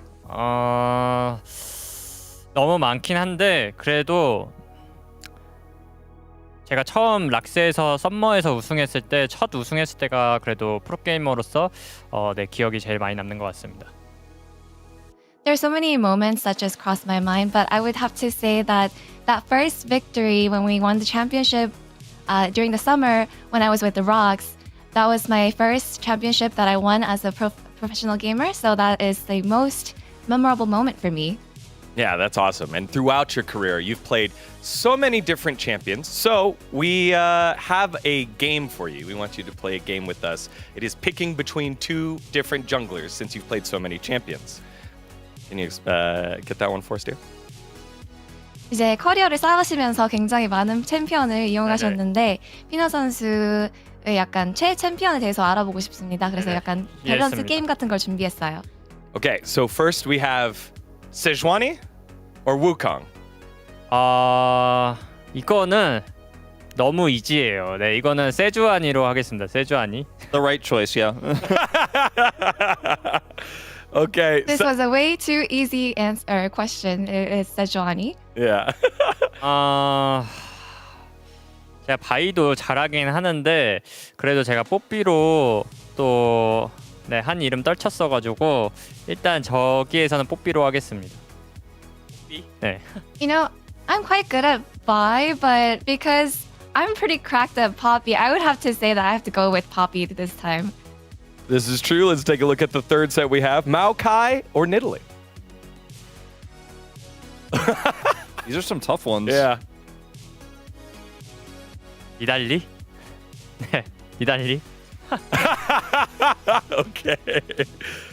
No more beyond that. Let's go to our fourth one. Elise or Lee Sin? We've been seeing a lot of Elise at support, but for those of you that don't remember, a lot of Elise at the jungle. 앨리스로 하겠습니다. 앨리스. Ooh. And then I'm not sure if we have the last one. Do we have the last one ready, or is it a verbal call out here? Okay. The semifinals. Oh, the semifinals here. We're picking in between here, between the ones that you had there. Sejuani or Poppy? 세주아니? Oh, still? Okay. And then let's swip back on over to the other winners from the opposite side. It was Nidalee and Elise. 니달리? Okay, and you know what this means. Will it be Nidalee or will it be Sejuani? 니달리. Wow. Can you explain why Nidalee out of all of those?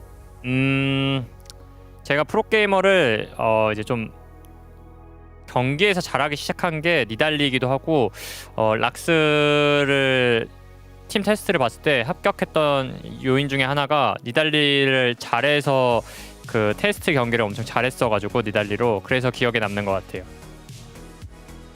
So in my professional career, I feel like I had more of an upward trajectory starting from playing Nidalee. So that's a part of it, but at the same time, when I was trying out for Rocks, when they were testing me out for as a pro gamer, the factor that they consider was that I was so good at Nidalee. So I think that's why it really stands out to me and it really calls for me. I love that. A personal story for you throughout. But we do have one more, a bonus pick for this or that. Your Sejuani or your Zyra. 이거는요. 더 좋은 거 시바나죠. 예, 시바나. 예. And there's the answer, For Shyvana. this one, Yeah, sorry, dear. Yeah. Shyvana is simply better. Shyvana is the one that we had here. Now, going back to your career, you've been such a veteran of the space, so many different games, and this year so crucial to your career. In this period of your career, what do you want to accomplish? 이제 베테랑이신 만큼 올해가 피너 선수 커리어상에서 정말 중요한 해인 것 같습니다. 현 시점에서 이루고 싶은 목표가 있다면 무엇인가요? 일단 MSI를 가장 단기적인 목표로 MSI 진출하는 게 가장 단기적인 목표고요. 크게 봐서는 제가 아직 롤드컵 우승을 못 해봐가지고 롤드컵 우승하고 싶습니다. My short-term goal is to advance and attend MSI, and my long-term goal, of course, is to win the World Championship. Of course. And then finally, you have so many fans around the world. Could you say something to them? And even a little bit in English. Always support for me.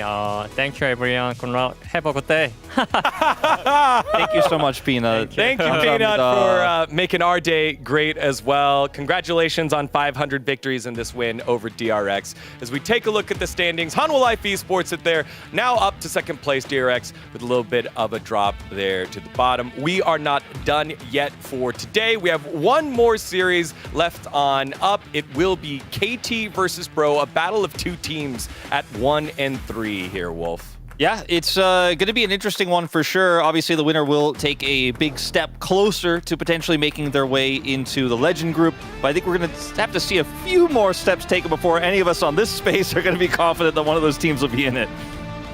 Yeah, I don't know if anything that could happen today could give me true confidence, but I'm very curious to see, because KT did actually start somewhat of an upward trajectory. And there's also, of course, the, Hambach versus his old team. I think it's going to be fun to see. Yeah, a lot to watch here for this next matchup. We'll see you in just a little bit, Bro and KT.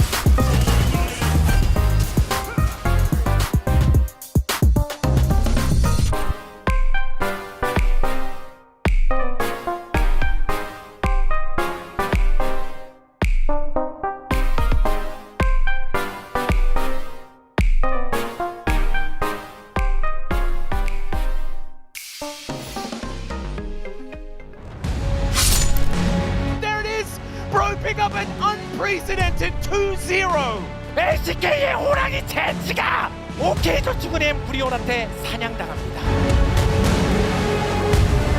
어떤 분들은 뭐 경기 내용이 일방적인 것 같다라고 하지만 오늘 같은 날 의외로 그 기변 드라마가 나올 수 있어요.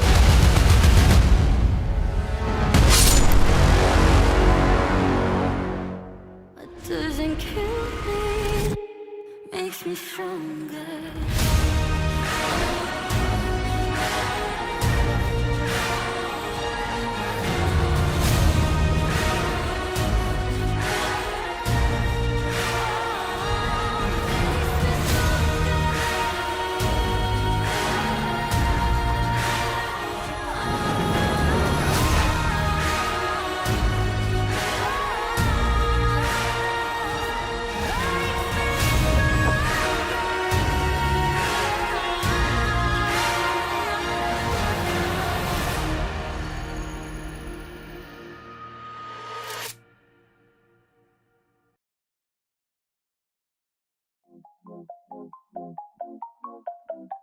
좀 도끼가 생긴 것 같다? 좀 더 사악하고 도끼 있는 뭔가 그런 컨셉에 맞게 바뀐 것 같아요. 원래는 좀 마술사 느낌이 좀 들었는데 흑마법사 진짜 엄청 셀 것 같은 무섭게 바뀐 것 같습니다. 픽할 때 좀 무섭더라고요. 원래는 일반 몬스터 같은 느낌인데 중간 보스 같은 느낌으로 바뀐 것 같아요. 몇 개 스킨들만 이펙트가 많이 바뀌는데 기존에 안 바뀌었던 이제 사악한 르블랑이나 마술사 르블랑, 산타 르블랑 이런 것들은 이번에 이제 업데이트 되면서 스킨을 다양하게 활용할 수 있을 것 같습니다. 뭔가 좀 터지는 이펙트가 있는데 예전보다는 그 마법사의 느낌이 살짝 나는 것 같아서 좋은 것 같아요. 이제 원래 르블랑이 이제 평타 칠 때 이렇게 앞으로 던지면서 이렇게 쳤는데 바뀐 르블랑은 뭔가 지팡이에서 뭐라 해야 되지? 이거 아무튼 전보다 더 좋아졌고요. 프레스티지 악의 여단이 확실히 화려해서 평타가 좀 이쁜 것 같고 IG 르블랑 스킨도 좀 멋있어졌다 해야 되나? 인장이 좀 바뀐 것 같은데요. 문양이 다 원래 똑같았는데 각각의 개성들이 또 생겨서 살짝 꽃잎 같은 게 터지는 그런 느낌이라고 해야 되나? 기본 스킨에 장미가 좀 보여가지고 확실히 좀 예쁘게 잘 나온 것 같아서 마녀 르블랑이 좀 귀여운 것 같아요. 박쥐 모양이 이렇게 생겨가지고 까마귀랑 같이 터지면서 깃털 날리는 게 뭔가 좀 잘 어울리는 것 같아요. 오, 그 스킨은 뭔가 떠오른 전설 르블랑이 딱 터지는 게 이쁜 것 같습니다. 오, 일단 뭐가 터지는 이펙트가 생겨가지고 좀 화려하게 바뀐 것 같아요. 기본 스킨이 이제 제일 많이 변경이 된 것 같은데 원래는 좀 가볍게 빨리 나왔다면 이번에 바뀐 건 좀 무게감 있고 좀 화려함이 많이 추가된 느낌? 나무정령 르블랑이 좀 딱 터졌을 때 색감이 좀 화려하다? 네, 산타 르블랑도 되게 귀여운 W 쓸 때 눈 결정 나오는 것도 되게 좋고 IG 르블랑은 좀 간지나서 제가 좀 자주 쓸 것 같습니다. 뭐 깃털 날린다는 느낌을 받는 게 좀 스킨이 이쁜 것 같아요, 보는데. 저는 떠오른 전설 르블랑의 W가 아주 멋있는 것 같습니다. 와, 이게 그냥 사슬만 디테일 있는 게 아니라 상대한테 닿았을 때 이 동그라미가 돌아가면서 그 이펙트 안에도 이 스킨마다 디테일들이 많아서 신경을 많이 썼다는 게 느껴지고 뭔가 흐르는 듯한 저 이펙트가 되게 멋있는 것 같아요. 떠오른 전설 르블랑의 이 스킬이 아주 이 사슬 스킨은 확실히 이게 떠오른 전설 르블랑이 임팩트가 굉장히 센데요? 산타 르블랑도 살짝 크리스마스 느낌 나서 이뻐서 좋은 것 같습니다. 이거는 좀 나무 정령 쪽이 이쁜 것 같아요. 진짜 속박당한 느낌? 막 진짜 까마귀 환영도 마찬가지고 지금까지 봤을 때는 까마귀 환영 르블랑이 아직까지는 지금 제일 예쁜 것 같기도 하고요, 스킨이. 귀한 모션은 악의 여단이 제일 이쁜 것 같아요. 이 르블랑이 환술사라는 컨셉인데 거울 같은 게 생겨가지고 좀 챔프 컨셉에 잘 맞게 된 것 같고 월드 챔피언십 르블랑이 좀 화려하게 집을 가는 것 같아서 무대에 있는 느낌이라 되게 이쁜 것 같아요. 월드 챔피언십 르블랑이 좀 눈에 많이 띄네요. 떠오른 전설 르블랑에는 안 되지만 네. 저는 떠오른 전설이랑 IG 르블랑 스킨 쓸 것 같습니다. IG 르블랑은 뭔가 간지나게 또 바뀐 것 같아서 떠오른 전설 르블랑 스킨은 스킬 임팩트나 그런 게 눈에 띈다 해야 되나? 산타 르블랑이 개성 있고 되게 이쁜 것 같아요. 근데 저거 한정판이라 못 사는데 이번에 바뀐 걸 기준하면 까마귀 환영이나 IG 르블랑 쪽으로 쓸 것 같아요. 저는 떠오른 전설 르블랑이 제일 좋은 것 같습니다.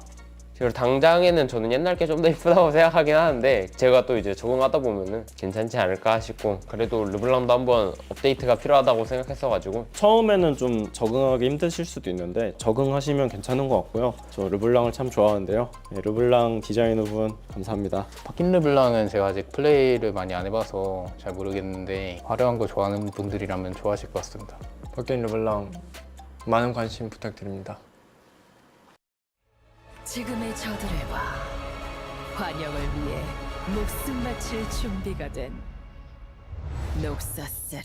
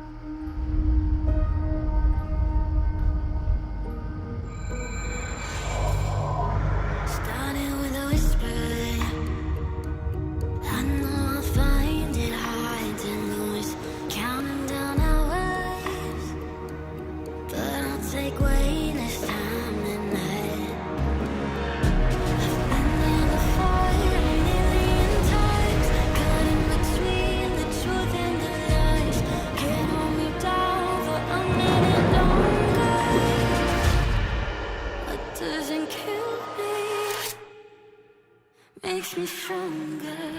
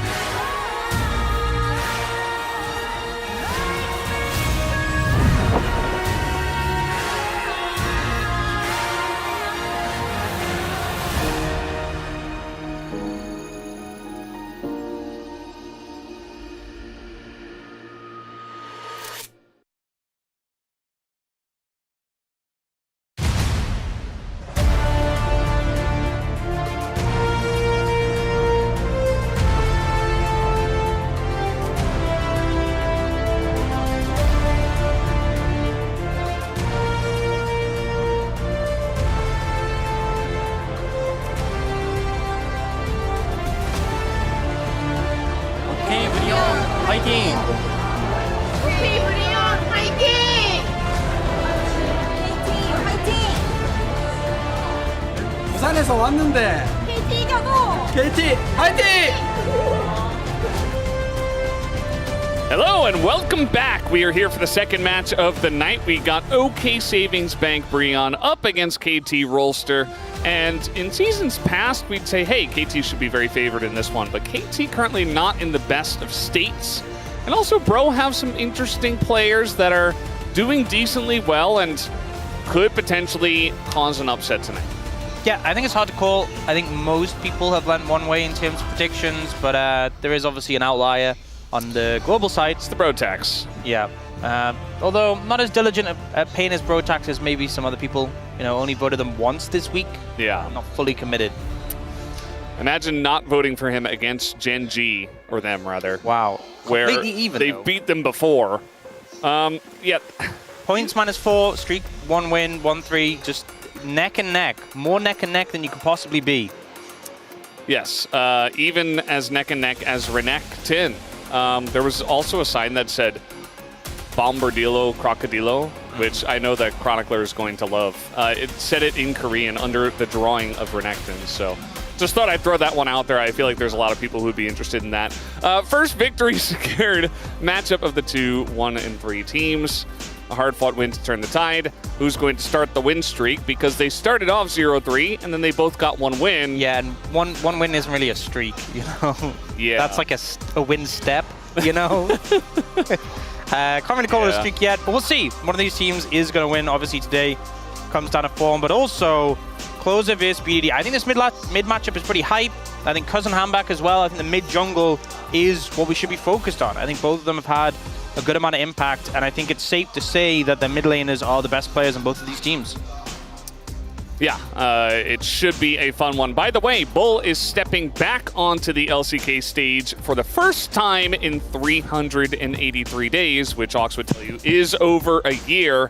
And I would tell you that. Yeah, thank you for that, by the way. Yeah, one so match played in the LCK Cup, by the way. Just quickly, so basically, I don't know if you know this, 365 days is a year. So when I see the number is a little bit over 365, I know it's a little over a year. What about those years that are 366, though? Well, I'm just doing it rough, so it's still easy to work out. Because it's 365.25 rounded Why are you down. bringing up cuz? This is about Bull. Oh, true. I feel like the first series is setting a certain energy on this series, which already had a certain energy. Yeah. I'm ready. I'm locked in. I think it's going to be fun. I think that Bull is probably better than Hype right now, which is kind of crazy considering our expectations coming in. Considering the Casper Cup. Yeah. It's just a lot of. By the way, I don't know if you know this, but go into it. Bro won the Casper Cup. Are you aware? They did, yeah. I remember. I feel like we have to remind people of that. That was a real thing. But that was a real thing that happened. I saw it. Bull has been playing in Challenger League, and he's been Bull. You know, he's pretty good. The interesting thing, I think, though, is that both of these teams, throughout their losses, have been making a lot of different roster changes. KT took out Perfect, put in Casting. They've got Peter and Podok in the bottom lane now. And we had Element first for Bro. Now they've got Humbach back, and they've got Bull in now. A lot of different changes. We're still going to focus in on the mid lane because Closer, he's definitely very good. And we know that BDD has been the one consistent life for KT as well. Yeah, I think, you know, in some situations, you'd be looking at the mid lane matchup. You're like, okay, one of these is going to dominate the other. It's going to be really impactful. But I think both of them are in good form. So it may come down to the rest of the map, to be honest. 'Cause it'll be interesting to see if either BDD or Closer gets a big edge over another. But I think even when the teams have been struggling, they've mostly been in good form. Yeah, that's very true and good, Ox. But someone in production wrote something very important. They said Bombadillo Chronicodilo. So yeah. Very important. I felt like I had to point that one out. I don't know what the other one means. I don't even want to go there. But I'm sure you guys know all about it, given where our brains are at nowadays. Humbach here in the jungle. I think we're all happy about that. Even though he is very much a coin flippy kind of jungler, he pops off when he does well, right? So I think, you know, give him some time. He'll get consistent like Lucid, hopefully. Yeah, I think the thing is Handback needs time. I think we saw some shine from him, but still, At the end of the day, he's still a very fresh jungler. There's still some moments where he makes some questionable decisions, as is expected from, you know, for those of you who don't follow challenges, it gets a little bit goofy down there. It gets a little bit messy, gets a little bit scrappy. And at the end of the day, you know, you need to kind of eye in some of those issues out of your challenger junglers. They don't come ready cooked, right? You have to prep them a little bit. And we saw that with Lucid, you know? Make sure you add salt at every step, by the way. Chronicler taught me that one. Very important. Yeah. Did he also tell you about the black garlic that you put in the rice cooker for 6 months or something? Yeah, I was casting with him that day. No, I can't the blame. legendary day of the black garlic. I actually can't blame him because he actually taught my partner to make hummus. Yeah. And she made hummus for me and it was really tasty. So I can't blame him for being all focused and bougie. Yeah. Well, a little bit. It is what it is, you know. I just get my garlic at the store. I don't put it in the rice cooker. Oh, that's crazy. You can just buy stuff? Yeah. You don't have to like prep it for like 60 hours. Not personally, no, That's but crazy. Chronicler can if he wants to. He's just a little bit extra, you know? Yeah. Well, that's why his food is so good. It actually legitimately is really, really good. So whatever it takes, I mean, you do you. You know what's the best thing? Being friends with someone like that, so you gotta eat their food, you know? That's truly the winning scenario. Well, we got a draft happening here. Bro are on the blue side. And that's correct. That has been the winning side. Other than Homolife Esports, who did win 2 games on red. Yes, well, I do think there's a little bit of a factor there in that Homolife Esports are, I think some would argue, slightly better than DRX. At least slightly better. Yeah. I'm going to just say the sides are even, actually. Okay. So Varus Jace going to get banned out. I think banning the Jace really frees up the top lane pool. Gwen going to get taken away, but there's still Rumble, still Ambessa as options for Bro. Then the Talia ban coming through. We've seen a lot, sort of risen priority on that. Be interested to see what the third ban is. Vi still open. I would assume it's that, unless we want Han back to get a first pick Vi. Especially with Talia down as well. I mean, Ahri's super popular. The thing is, it's not just Ahri, but Ahri's super popular in the meta and syncs really well with Vi. They will ban it away. Gonna pick up the Azir and also deny that from BDD. Yeah, it's a really good choice. I mean, they banned Talia, which has been a favorite of his nowadays, especially with how strong it is. The Azir is also very strong, and it's a big pick for BDD. Yeah, I think the Rumble makes sense. I think one of the things is the Ambessa can have a rough time into lane against, honestly, Jace, Gwen, and Rumble. Yeah. But, you know, does obviously perform really well, so Morgan has the option to take it or can go in a different direction. I think Katie, you can just match mid here and maybe take the Victor, or actually looking at the Yone instead for BDD. Has had some banger Yone performances last year, and they will be happy to secure that one. No look at the jungler yet. Sejuani is up. Could be a consideration. You have to deny it. I don't think you want to give that over. Exactly. And just, I mean, Hanbach's like, well, my fate is sealed. Yeah, and then going to go for the Ambessa. Not really much of a surprise. Jungle here for KT. Could just go for the Xin Zhao. Instead, looking towards the Lilia. I mean, you're playing into a tank jungler, so just a matter of value. You don't really need the AP, though, when you have a Rumble. But you do have that ult combo, the sleep into the Equalizer. And ultimately, a lot of teamfight potential between these 3 picks. Yeah. Cuz does have his Nilly card if he wanted to play it, but seems like no. And Lilia, the synergy with the Rumble, as you mentioned, feels good, at least in that aspect, not the fact that they're both AP. As now, we've seen a decent amount of this today, where we're just leaving our bottom lane for last. Some laughing at a Cuz, not sure what about. But Ezreal's taken off the board. Laughing at you specifically, Brendan. You know? I find that hurtful, Cuz. Yeah, I think ultimately, KT, you know, you get like an MF Rel with this combo, and it's like the perfect Clash team comp, you know, the one where you lock in all the big AoE ultimates, you're like, how can we lose? Yeah. But it would make their team fights very good.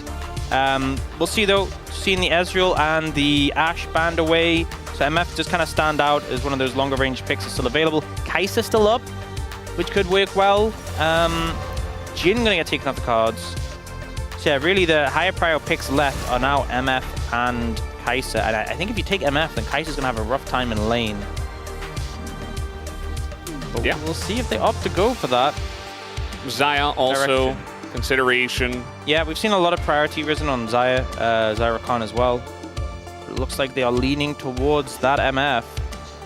Yeah, you know, right. we always see like MF Lilia. We never see the combo. We never. It's like, oh, if you sleep them, you can ult and they don't wake up. We never see that happen in the LCK. Yeah. I can't remember one time where it's actually happened. It's just really hard to make it happen at the same time. But it is really cool. Then they go for the Xayah Rakan. So obviously a lot of safety for the Xayah, playing into a lot of dive threats. But I think this could be a really hard lane into the MF right now. They can just pair with engage support. Looks like they're leaning towards Alistar, even though I was going to say Rel pairs really well with MF with the big Magnet Storm, but prioritizing the Alistar in this situation, very high prior on the Alistar right now, which, you know, had surprised me a little bit with the sort of nerf to lane swaps, the fact we're not seeing level 1 lane swaps, but especially in this situation, there's no real threat from the side of Bro. I mean, Xayah Rakan level 1 strong, but it's not like the all-time Xayah Rakan, where they just both press W and one-shot you. Yeah, I think it's just fine. A lot of our teams aren't really going very heavy on just dominating a 2v2. And there's just a lot of help from the jungle when they do swap to the top lane as well. So it just kind of feels a little bit less oppressive nowadays in the current meta. Yeah, and honestly, I think KT really happy with the draft. You know, they're going to have a good time top, good time bot lane. Going to have prior on those lanes. Mid lane, obviously, it takes a bit for the unit to get going. But the team fighting, super strong. Super powerful team fighting for this composition. A lot of big power in their ultimates. And especially when you have a Lilia into a Sejuani, if you start to run away in that matchup, you will just clean house, pick up a ton of camps. So I think KT, especially considering game 1 red side, very happy with how things have panned out. We got a couple of Agumons as well as a Chill guy over there on the side of KT. Also some very interesting drawings there. And yeah, this is the comp of Bro. Sejuani felt like you had to take it, which left Cuz to go for the Lilia. Very comprehensive team comp here for KT. We'll see if they can put 2 and 2 together as we hop into the ref for game number 1. 소환사의 협곡에 오신 것을 환영합니다.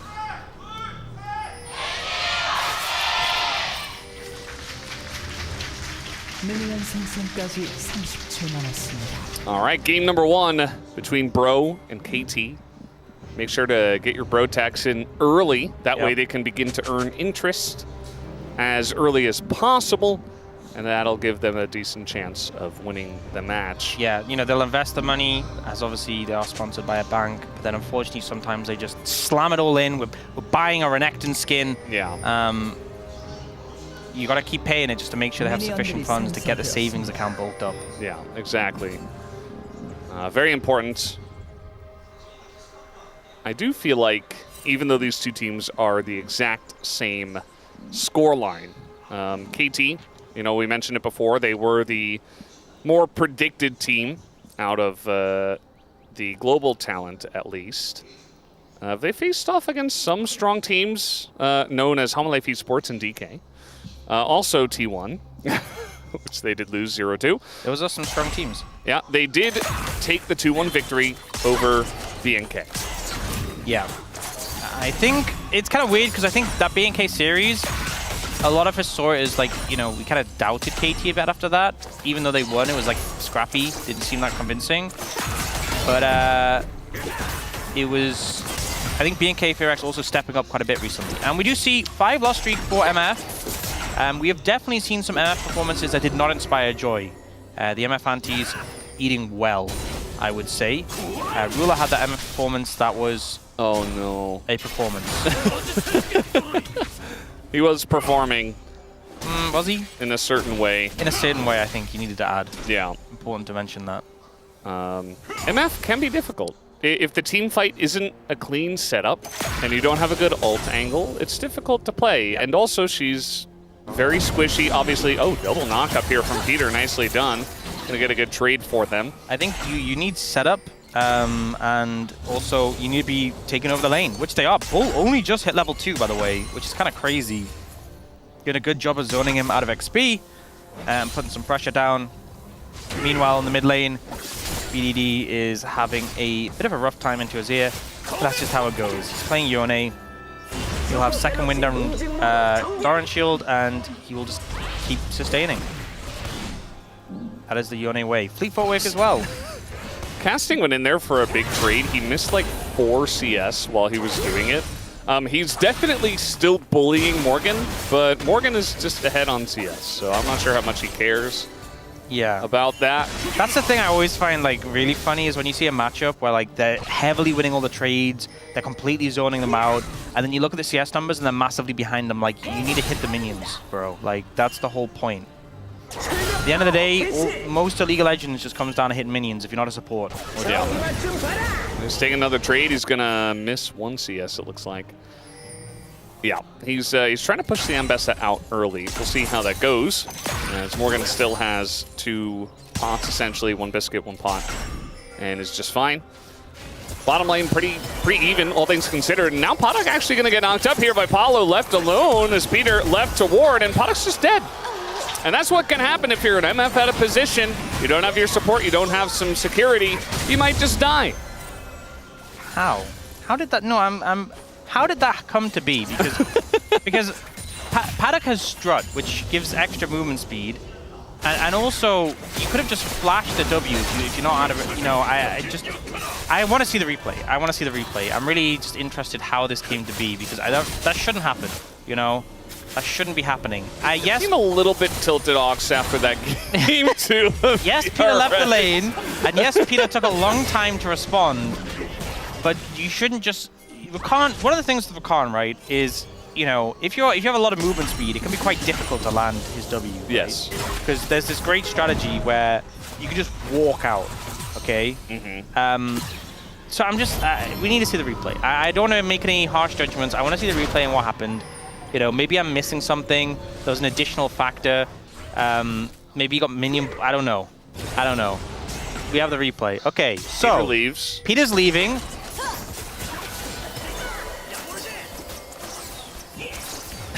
Wow. Well, there's your explanation, Ox. Yep. I got everything I needed from that replay. That's how you get caught out in that situation. So now we know. And I would advise generally for AD carry players, or specifically Paddock, not to do that. Okay, if your support is looking to leave, you should generally move away. And also, he got hit by the feathers from the Xayah, so he lost his strut, and so he wasn't walking fast. But also, if you do find yourself in a bad situation, flash the CC. Okay, don't flash at the end when you're already dead.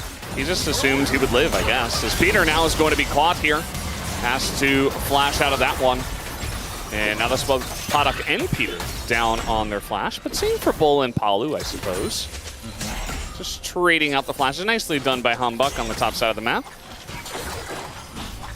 Meanwhile, we got some grubs that are being attacked.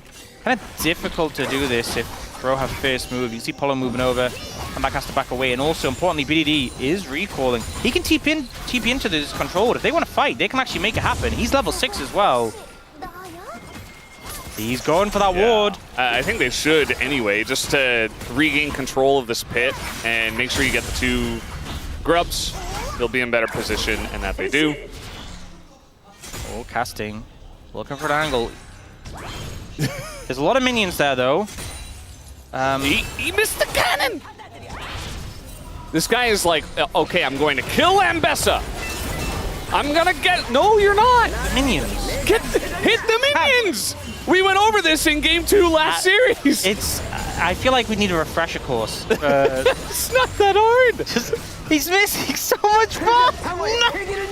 Oh! He is. Please. He's just 10 CS down out of nowhere. You know, Jonas Strong is losing his mind too. You just know. He couldn't zoom in any further without being. I genuinely think like it's not like over. You know, Ambassador's about to pick up some minions. The CS lead doesn't look that significant, but I legit think he could be. Zeus would be 20 CS ahead. I'm just gonna say it. Zeus would be 20 CS ahead. Casting, just hit your minions, okay? Yeah. Everything else can come second. It's just, you know, it's the basics. Just last hit the minions. That's all you need to do in most scenarios. You know what? We should have like a presentation by Chovy on the benefits of killing minions. He really was. I mean, he wasn't the first player to ever prioritize minion killing, but he was one of the first players that made a name for being so good at it. Yeah, but and highlighted the importance of it. I think you'd struggle to find who was the original person to prioritize killing minions, because I think it happened very early. In fact, I actually think it happened before League of Legends was a thing, you know? Generally in MOBAs as a concept, pretty good to secure farm. Yeah. It's generally what you're playing for, you know? But I digress. You know, those other games, you could deny minions as well. Really highlighting the importance of getting the minions in the first place. You can deny minions in this game. Morgan did it by just existing. It denied a lot of minions from casting. Yeah, somehow that did happen. That's true. You used to be able to with Gangplank, but then they removed that because it was toxic. It was OP, actually, in this game when nobody else could do it and only he could do it. Like, if everybody could do it, it would be fine, but just Gangplank, not fair. Yeah. How goofy was old school Gangplank, though? Like, before the rework? I liked him. I mean, he was just... What did his E do again? Because he had his oranges, he had his Q, his parlay. Yeah. What was his other ability? It was like a attack speed buff or something. As Casting's going to get engaged on here, as Morgan now ults into the Alistair and is just left for dead. Does have his flash, but just doesn't want to use it. Peter, very nicely done by him to get in front of Morgan. Yeah, good setup there. Finding an opportunity to block on the ultimate for the Ambassador, the pivotal thing there. But this does mean Paddock doesn't get to defend this tower and is zoned out quite heavily. Overall, Bro answering back pretty effectively here. And the MF ult is going to come down, and we'll get all the minions. Paddock gets it. He understands. He got the memo. He completed the assignment. Casting's like, wait, you can just use your ult to kill minions? Just kill minions, not to hit champions. That is something that our players do, especially early on in the game. Yeah. It has value. Yes. Grab's going to be spawning in about 35 seconds. KT got the edge on those previous ones. We'll see if they look to set up now, because already Bro are moving their bot lane over. You can see just on the minimap the recall's coming in. Morgan's got prior, he's going to look to go bot. We'll get a quick replay before we get the Grub set up. So yeah, this from Peter, the Hex Splash, and then blocking. I mean, I guess the ult, if it hadn't hit, he wouldn't have gone anywhere anyway. Yeah. But he made sure he didn't go very far by getting right up in his face. So, yeah. Pushed him into the team as well. So. I think Morgan was like, look, there's no one I can really escape to apart from the Alistair. So just didn't ban out that well. And then Bro here, but despite having the resets first, Morgan still top. And the Azir has TP, so looking potentially to TP the Azir, and if they want to fight this, there it is. Yeah, I mean, they're going to go for this fight. We'll see if it works out for them, as Paulo is going to go in, but no follow-up at all onto Casting or onto Cus. They're both still full health. BDD goes in, but doesn't do a whole lot of damage. Takes a bunch himself, and now he's got to flash away, and kind of felt like both teams were really out of sync there. And it's just going to be K2 who get the majority of the grubs at the end of the day. They get 4. No one died. No one died, you know, a lot of ults. That was a weird fight. Yeah, in fact, not that many ults. I say a lot of ults, you know, Closer didn't use his, Cuz didn't use his, Paddock didn't have his, but they just threw a lot of abilities and went, you know what, you take the grub. We didn't even want it anyway. I think Casting's figuring it out, by the way. Just want to give him credit. He's hitting the minions now. Yep. He's given up on trying to solo kill Better late than never. the Mbessa. Yeah. So Polu goes in, but like ends up ulting the Alistair and the Rumble, and there's just no one here right now to immediately follow up. So like the Azir's not here yet. The Azir's here now, but the CC's already ended on the Rumble. Then they do this combo, but BD's already so low that he just has to flash out after the Unbound Soul. Closing hand back below, they're kind of like, eh. By the way, Paddock didn't have his ult because he's in the bot lane. Casting probably said to him, like, why would you waste your ult on minions? You could have used it there. Yeah. Oh, boy. Well, might get another fight here as Closer in a bit of trouble. That's the Lilia bowling ball to hit him as well. The sleep is going to hit too. And now he got Closer in a lot of trouble. Has to flash away. Burnus coming in, Cuz really was considering it, but no flash, no mobility, Enclosure gets away. Yeah, I don't think he was quite able to get the center. Okay. Hambak gonna miss his dash over the wall, doesn't have flash, and now he just is going to die, I think. Yeah, down he goes. He did get some hard skill procs though, so worth. Definitely really want that health when you're playing into double Yandri's Blade of the Rune King. Yeah. It's attacking health. Gonna go a long way. No casting. Okay, all right. We'll get the minions. He's much better at clearing the wave now as well. Yeah, he's not in the third brush, he's in the first one. And it will be a dragon picked up for KT. Next one going to be an ocean, so we'll do that ocean. So I think there's a lot of tankier characters in this game. Like there's not that many pure tanks, but a lot of like bruiserish champions where the Ocean Soul will have a good amount of value. I mean, Ambess is the obvious one, but like Sejuani, like even the AP champs on KT's side, they've got the Andres first, you know. So Ocean obviously not the strongest soul, but not completely worthless. But then again, we saw a team lose with ruinous Hextech soul, so what does soul really mean anyway? Yeah, soul isn't important. Yeah, that happened as recently as last game. Yeah, I think it was like less than an hour ago. Yes. And yet, I feel like it will stick in my mind for a long time. Yeah, we're going to remember that game for quite a while, aren't we? It's a big one. I think DRX might as well. HLE won't. Yeah. HLE, they're moving on, easy breezy. Just another day at work for them.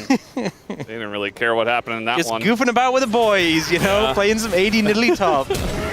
Oh boy. Well, Closer is going to be caught up here, and now the Yone ult is going to catch both of them, but the damage isn't quite there. And Peter has to go in with his own ult just to survive. It was actually a nice initial play, but there just wasn't the damage there. You know, we don't have First Titan from BDD. Alistair's only doing so much and doesn't have Ignite. So they interrupted Closer so he couldn't dash, but they just didn't really have the damage to capitalize on it. Peter's about the vibes too, you know. He got the nice combo off. Just sending the message. Feeling pretty good about himself. So, I'm glad he was able to pull off that play. Seen the Zeeks come out from Polu. An item I haven't seen that much of for a while. Yeah. You get it every once in a while, but yeah. Personally, I feel like a Locket would be higher value into Rumble, Lilia, Yone, MF. Well, maybe he gets it second. This is the LCK, Brandon. The ports don't get second Yeah, that's items. true. I know, I'm just trying to tell you. Look, more. he could get a second. He could get a Locket, or he could buy 67 control wards. Okay. Yeah. Which do you think is more 67 important? sounds very specific. Was that like a number that somebody bought? Exactly. Believable though, isn't it? Yeah. It's believable. Oh, absolutely. Yeah, the Zeeks feels like isn't very high value. It but we'll doesn't see. offer that much. I also think in this game, you're not going to be able to stay in range for very long. You know, you are going to... You go in and then you go out. Yeah. Like the Tide. And we can explain it in this case. Well, Closer is fine, and now BDD is also fine. The thing yeah, is go ahead. The Tide actually takes quite a while to go in and out. You know? Yeah. Whereas Rakan is going to be like, in out. You know, very fast. Or you're going to get melted by everyone. You know what could help with that? Is a Locket. Oh. Maybe Sejuani will get it. That could happen. Yeah, could happen. Or maybe Sejuani will buy Zeeks as well. Yeah. For the extra damage. Could also happen. Used to be a thing. We're just doing the Rift here for KT, and Bro say, you can have it. They weren't interested, you know? Why do you need a Herald when you have Brotax? Look, they're just building up that interest. That Zeke's in the inventory, that's what your Brotax is supporting. But he needs more money to buy control wards, so you need to pay more Brotax. Yeah, they don't have enough. They spent everything. Getting the Zeeks from Peter as well, I think it's honestly, I'm less critical of it for him. Because the Alistair goes in and he stays. The Alistair can stay in the fight, and also I feel like you're just getting melted less by Bro in comparison. Yeah. So I think for him, checks out. This You know, it just feels so unfair. We're like, God, I can't believe Polu bought, and then we're like, oh, Peter, you're so precious. You know, you're allowed to buy Zeke. I mean, it makes sense. It makes sense for him. Also, he is Peter. Yeah. If you know, there was a segment on Peter. If you guys haven't seen it, his dad is actually Giga Chad. Definitely check that out in real life. So even though Peter's on the enemy team, if you're also a Giga Chad Bro Tax enjoyer, you'll enjoy that. That's what everyone's here for, you know. Yeah. And also, you can spam what did it charge in the chat. Yes, if you sub to the LCK channel. That is true. That's part of it. Yeah. He's in a little bit of trouble. There's that Zeke's getting to work. And he's in and he's out. How much damage did he get from that Zeke's, you know? Maybe. He almost broke the shield. Oh no, the bolt's gonna miss. Well, nice try, BDD. Yeah, give it a go. He was like, wow, he doesn't have Zeke's, I can go in. You know, Yeah. I can punish that. Oh! That's what did it, chat moment. That is just zero. Oh, the TP flank. What is happening here? Okay. Well, that happened, and now BDD is going to go on bounds here. He's in a lot of trouble. He does have his help, though, from Casting just going forward. Instead, they're going to get this kill on a Sejuani, although Casting is probably going to have to pay for it with his life. Although, I say that. In goes Paulo. Maybe they give that kill over to Bull. BDD, nice dodge on the Ambessa ult. That means he gets out. Whereas Casting, Paulo really doesn't want to take the kill. And, yeah, they'll get that kill over to Bull. That is a shutdown for Desire. Yeah. Yeah, able to give that one over, and do lose a lot of the map for it, though. You know, they lose that mid-tier 2. They lost the Dragon as well. So, you know, overall, did they get that much from the play? Not really. And they lost the Sejuani. This Sejuani not feeling so tanky with the current items into this comp. Little headbutt from Peter. And he will just recall. Yeah, he's doing his job. He's tapped the back of Morgan, I believe. Let's take another look here. So they're trying to make the play happen on the recall on Rakan, and then Bro like, hey, we can collapse here. But it's just turning on to Hambak, who, you know, he's a little behind, but mostly just he's all HP, and they absolutely shred him. It's great from Peter as well, disengaging the Ambessa, but they cut through that Sejuani so quickly, and then Casting buys a lot of time by running down here and flashing, and then... Watch the dodge. Boop. It's slick. Part in the seas, you know? Yeah. Beautiful there from Peter and BDD. And then Casting, he's terrified. Follow his Zeke's. He has to run away. Yeah. Doesn't get out, unfortunately. You know, if he didn't use the potion, maybe he's able to give the kill over to Palu. I'm not sure when he used it, though, so... I don't know. Hard to say. Yeah. Nice pick here from BDD as the ult comes in, but it's pushed to the side. Does Yone care? Does BDD care? The answer is mostly not, but Closer does live. Why Yone was picked a lot into his ear in the past. But hey, he got nerfed, Ox. Yeah, if you I keep trying to CC... call you Chronicler for some reason. If you CC, then when he recalls, he's still CC'd. We've seen that interaction occur 0 times. I thought it'd be a bigger deal. I thought there'd be matchups where you get punished, and we just haven't seen it happen. Yeah. I guess because the recall also takes a lot of time, so like the duration of the CC is running down. Like it's a pretty quick snapback, but even if it buys like how long, the longest CCs in this game aren't that long. Yeah. Despite what you may think. I mean, the thing no is, one's playing Morgana, right? So Yone's kit is just so obnoxious that you just really need to hit his numbers, I think, if you're going to push him out of the meta. I do find it funny that compensation buffed his crit damage and just no Yone's building any crit, so it's meaningless. Yeah. We're just doing Otacon here. Somewhat on spawn. Just send it. Why not? Yeah. No. TP advantage from top. So at this point, it's 5v4 if a fight happens. We see backing coming in from Closer. Maybe he gets there on time. Doubtful. They're trying to push through this choke against a Alistair Rumble. A bold decision. Yeah. Did a decent amount of damage to Peter. Yeah. Like KT will respect it. They forced the recall from Closer, and that's what they want. So now BDD can take the tower. And if Bro want to start Arakan, they are welcome to. I think KT are hoping they will. I would, if I haven't paid my Bro tax, I would pay it right now. I'm like, I'm going to get in the chat and pay my Bro tax. Don't do the Otacon. Please. Please do not do that. You can have everything. I have a lot of channel points. So, yeah, it's just a nice little macro maneuver, I suppose you can call it. They weren't ever really going to fully commit, and they were just baiting Bro into a bad fight. Speaking of that, Sejuani is checking every brush just to be careful. Oh, he's found something. That wasn't a ward. That was bigger than a ward. Look at how much damage he did from just like a second. Okay, gonna get hit by that. There's the Ambessa in as well. The turret doing a lot of damage as Equalizer comes down. He gets a shield, but not quite enough damage to do much against the two of them. Yeah, does manage to chunk them down though, so the prospect of an Alakan isn't really realistic, but a good kill coming out from Bro, and they will get a tower. That's what the Bro tax paid for right there. Yeah.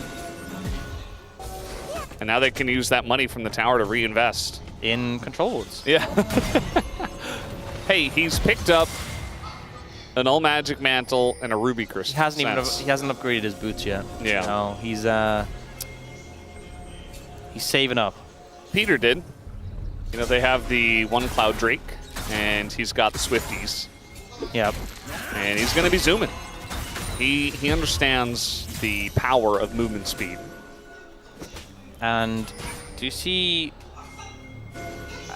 You know, Paulo had 2 control wards as inventory a second ago, and now he has 0. They're gone. He cleared out the vision. But you can only have 1 up at a time. So okay, now he's going to go back. Buy 2 more? Buy 2 more. Let's see. Give it a second. Wait for it. 1. Oh, you upgraded he got boots. Yeah. Oh, okay. So he couldn't afford the second one. Yeah, well, Brotax going towards boots then. That's what we see here. Wow. But now seeing... Because they don't have that extra control ward, KT have pretty good control around the Baron. That's definitely the difference maker. I'm not being facetious at all. Yeah. And this should be pretty easy to secure. Although, Hambak could get over and try and steal. There's no vision, really. BDD checked over the wall. Nice little play just to make sure. Again, another Yone special. Gets in, gets out, and they're going to take down that Ocean Drake. That's 3, you know, 1 away from Soul. And again, Ocean not the strongest, but it'd still be significant. No healing reduction yet from Bro as well. Don't even have an Ignite. I just think as well, like, champions who have dot damage are just always proccing the Ocean Soul. Yeah. And especially if you have like these AP bruises on the side of KT, or even Yone, who's quite bulky, you end up getting a lot of value compared to the squishier champs. Yeah, it does feel pretty good, honestly. I mean, they're kind of getting it for free as well. It's not even like things are being traded out. It's a relatively low-action game, so outside of a couple of picks here and there. No, this reminds me of old Bro. Yeah, it's Bro and Brew. Yep, just chilling out. I know what Ox is drinking. It's always water. Yeah, pretty much. I have the barley tea again. I had it last time we Bro and brewed. It's pretty good. Yeah, you're more likely to brew tea than you are water. Yeah. I mean, tea is just water, but brewed. There you go. Yeah. So, you know. Makes sense. Kind of got halfway there. Oh no, casting's fallen for the minion trap. Yeah, there we go again. He heard just kill the minions, and he's following yeah, he's following. I'd be so upset. I'd be like, yeah. They told me just to kill the minions, and look what happened. But now they're how about stop? Yeah. So we're just gonna do Baron, I guess. There is vision here, but they're just gonna start it up, and Close is gonna TP. As now they're just leaving BDD on the objective. Yeah, BDD can GP. I don't think they do it quick enough to get out. I don't know. They have a lot of damage. They might get it, but they're gonna get away. I think they do. It's gonna be very close. Oh, nice stuff from Paulo. Oh, okay. That's the difference maker. Paulo gonna stop it. Can they cut them off though? That's the question. They're looking for the recalls and the brushes. They've been spotted. Yeah, I mean, they're on the chase. We do see that Paulo got away. Closer is away, and they get out. Successful heist. Paulo doing a great job to push them away. And the thing is, the Atakan buff is kind of meaningless if there's nothing to capitalize on for it, right? You're going to struggle to push towers against the Baron buff.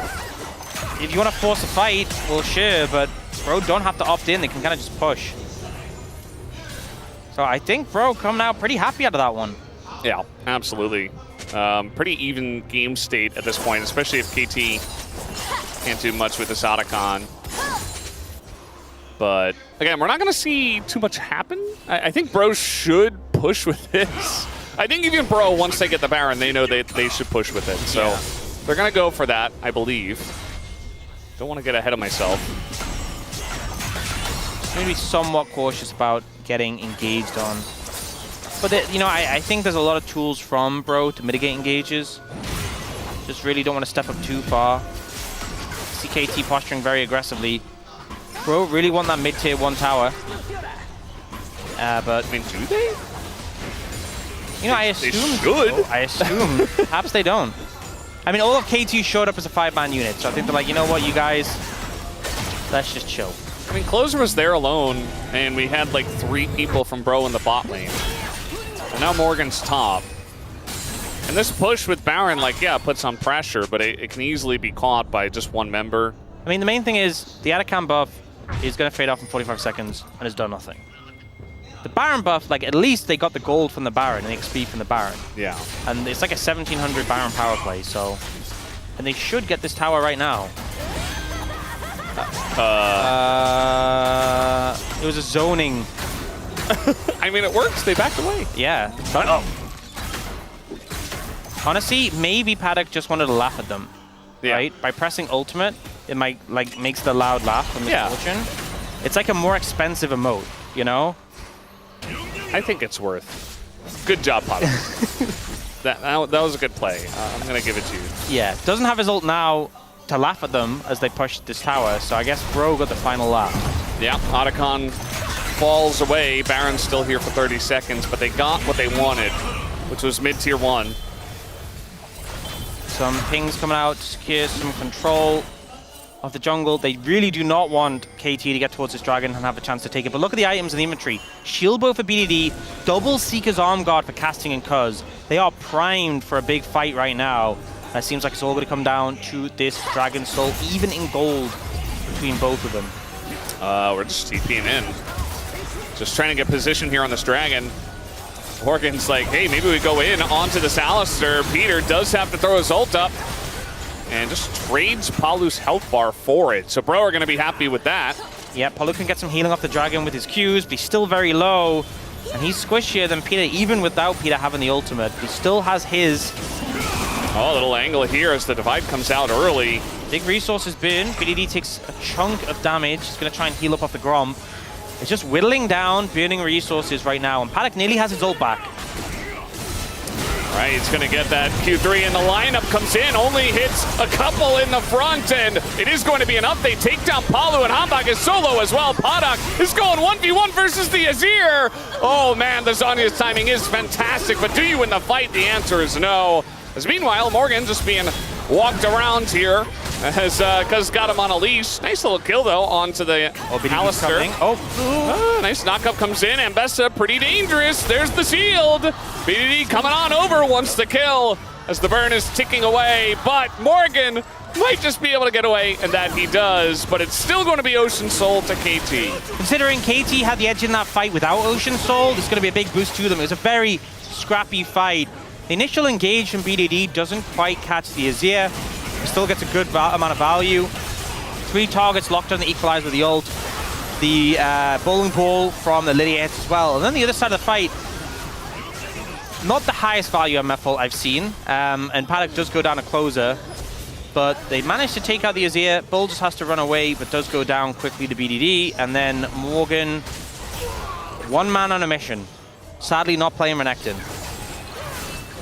Yeah, maybe next game. We'll get the Bombardillo Crocodilo. So now Ocean Soul there for KT. 2,000 gold lead off the back of that. Feeling pretty primed for this game. Yeah, I mean, it's kind of felt like that the whole game, right? Where KT are just a bit in the lead. The Ocean Soul pushes them over the edge a bit, but it's not a gigantic gold lead by any means. As maybe it'll just come down to the next fight as BDD quite strong. Level 18, Morgan really doesn't have a chance of fighting this one as Zoe goes in with the ult. It's not quite going to land. It feels like BDD has been so close so many times. Yeah, just slightly off here and there. Calibrating, I guess we can say. Yeah, for game 2, Yone, right? Yeah. No Fearless here. It's looking likely that Paddock will win this game on MF, but I think the MF haters probably taking a dub off this game. Off today. Well, yeah. It's not being off of this week, I guess. Not being so convincing, I would say. I've been more convinced by other picks. I do like Kaisa myself. Yeah. I feel like... I mean, the lane went pretty good until he died level 3. That did happen, yeah. What was it, level 4? It was level 3 for him. Oh. Well, it was rough. Yeah. Ultimately, MF still having some struggles. You know what? You know what we still haven't seen, Brendan? What's that? This sleepy bullet time combo. We're never going to see it. I don't think it's going to happen. It's never going to happen. All right, BDD. This time is yours, I believe. I want to see it one time. All right, Peter. He's going in. There's the ult again. And Peter's like, you know what? I don't need this ult. Oh, Peter's got to lock it, though. I can win without it. He's got the second item. Oh, ult comes in. All right, it's going to hit the Rumble as Casting in a bit of trouble, but no follow-up comes out at all. Equalizer also pretty pitiful. Going to hit 0 people. And now KT are like, do we fight this? I don't know. They still have the sleepy bullet time in their pockets. Still, the chance of it happening, less than 0. Okay, they're going to give up position a little bit. They do have the Ocean Soul, so they can sustain up a good amount. You can see Polu is pretty low. They're just doing Baron. Sleepy bullet time. It's going to force Peter on over once again. This product just now gets here. There's the bullet time. And so it's going to go to the Sejuani. No steal going to happen here. BDD goes in, goes out. KT want to get out now as Peter going to get hit by that one, and they should leave him, but they can't quite get away from Morgan as they already got the one. Palu trying to get in into big sleep, actually, but the follow-up is there. They get Hambach. Who's the next one? Morgan gonna frontline for the entire team. It's so scrappy once again. Casting on the left by himself, left against so many members, and he's nearly, just barely going to survive. Bro ended up getting the Baron, though, so they got what they wanted out of that engage. Very scrappy, though, very close. Hambach with a clutch smite, but that was absolutely not clean. Okay, Polo did get the locket second. He was able to save up. But, so, you know, we've been talking a bit about Paddock's ult. This one was pretty unfortunate, but I believe it was the Baron tentacle interrupted. And then unfortunately for him as well, he's not in position with the team. He's kind of like, oh, where do I go? Are we going in? That's a oof. That one right there. And Cuz doing pretty good. Gets a double sleep. Means they can kill Hambach. Imagine if he had bullet time there.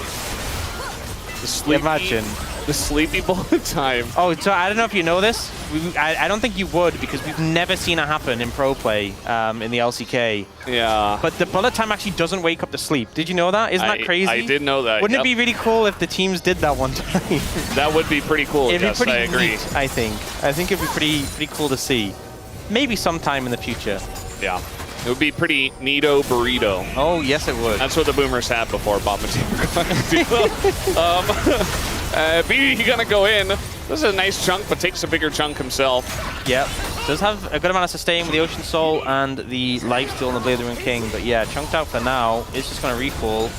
Elder in a minute 10. So Bro trying to get as much value off this Baron and hopefully keep KT trapped in that base so it becomes a bit awkward to contest this Elder. I mean, Hambach's smites have been good, so if it does come down to a Challenger's Elder Flip, which, by the way, we have a decent amount of recently Challengers players. Yeah, this is prime for Hambach, right? He's 0-4-2, his smites have been good, but maybe the gameplay has been a bit of a struggle. Just clutch the Elder fight, smite it, nothing else matters. That's all you need to do. The rest of the game is irrelevant, right? His ults have been pretty good after the one in top lane. Yeah? Which wasn't good. He hasn't had the worst ults of anyone this game, because there's someone who's holding that title right now. Yes. He's holding onto it very tightly. it's not Hambach. Not a close race. It's not even a member of Bro, would you believe? Yeah. There's been some rough ults, you know? Can't always have a good ult game. Just one good ult would go. Sometimes nothing goes right. Maybe a sleep to set it up. Yeah. Maybe you could combo them together. Well, I don't think they know that works that way. We're just fighting over position on the Elder Dragon. Yep. Good vision control from Bro. And Morgan clearing out this ward here. It's going to make it difficult to approach. Somebody's got a face check. In goes Peter. They're going to find Closer, but he just flashes away, so that's flash down now on Closer. Yeah, and they burn Alastol and Rumble ult for that. He is chunked a bit, but he has red buff. All right, gonna throw an ult into casting as once again, just a little polite exchange of ult. nobody wants to follow. They're trying to go in now with the Rakan, gonna catch the front line. That's okay. We really need to work on our team fighting, guys. Here, like this is nothing's happening. Look at her! Look at the fans! They're so stressed! They're so stressed out! They're praying! I mean, at least the Ocean Soul value is coming in for KT. Like full health now. They're sustaining up, right? Bro, like, what if we just went mid? This is just light jousting, you know? Oh, the head shake, the stress. Okay, all right, third time's the charm. We're gonna engage this time. Okay, we got an angle. The sleep! In the sleep! The bullet time! He hit closer! No! He dies! Oh no! But the bros are feasting. Very low health bars here though on the side of bro, even though it is 5v6. Look at Digon, he can't even contain himself. Everyone's stressed. We got the double picture-in-picture closer. Nearly died to a bowling ball, had to dash away. KT still had position. They still have position, and now headbutts the Sejuani away, but he's gonna get in. It's a flip. It's a good old challenger. Sejuani dead, but Sejuani is dead. Messiah! No way! Bro managed to take it down. But wait, can he win? Can he win is the question. Morgan with the Elder Button losing to the Rumble. No! How does that happen?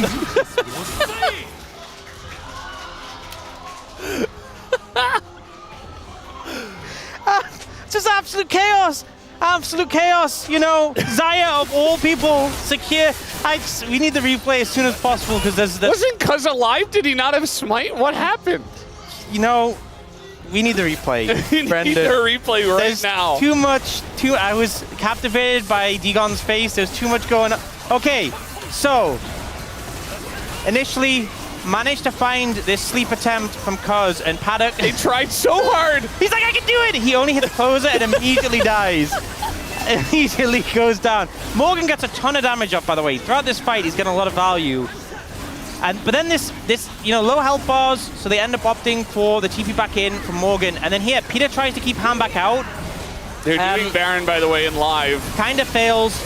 And then here, so Cuz goes down, but then Handback can't get in range, it's just not there. And then Xayah, it was 11 HP, just a feather. Yeah. And it's like, well, it's bro's time, but like it's only Morgan.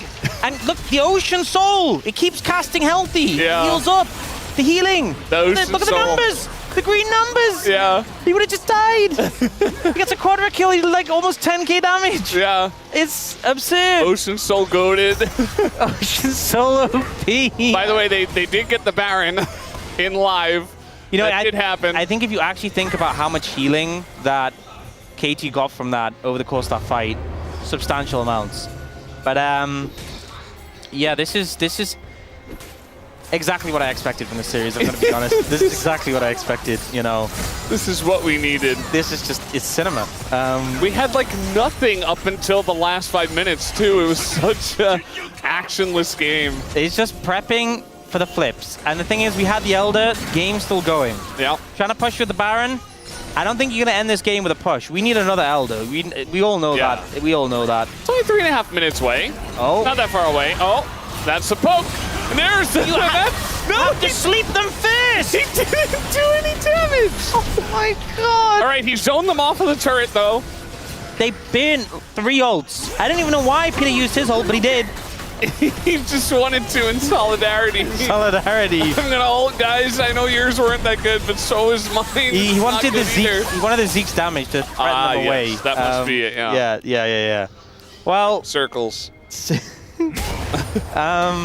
was zoning ults. Yeah. Absolutely zoning ults. Well, we talked about the buff for Yone not being super relevant because most games he builds Blade and King Strybreaker, and sometimes the game's done by then. But this is a full build Yone with the IE and the shield bow, 100% crit, full damage crits. He is doing a lot of damage. But so is the Ambassador. So a lot of people are doing a lot of damage this game. A lot of people are doing a lot of damage. Yeah, it's gonna be some big numbers.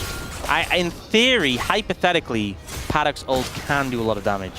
I'm But yet we're not to see sure. it. We haven't tested that theory yet. We need evidence, okay? Yeah, it's only been 42.5 minutes. Yes, he's only We ulted need several times. At least another 8 minutes. Yeah. I just didn't get the sleepy combo, you know?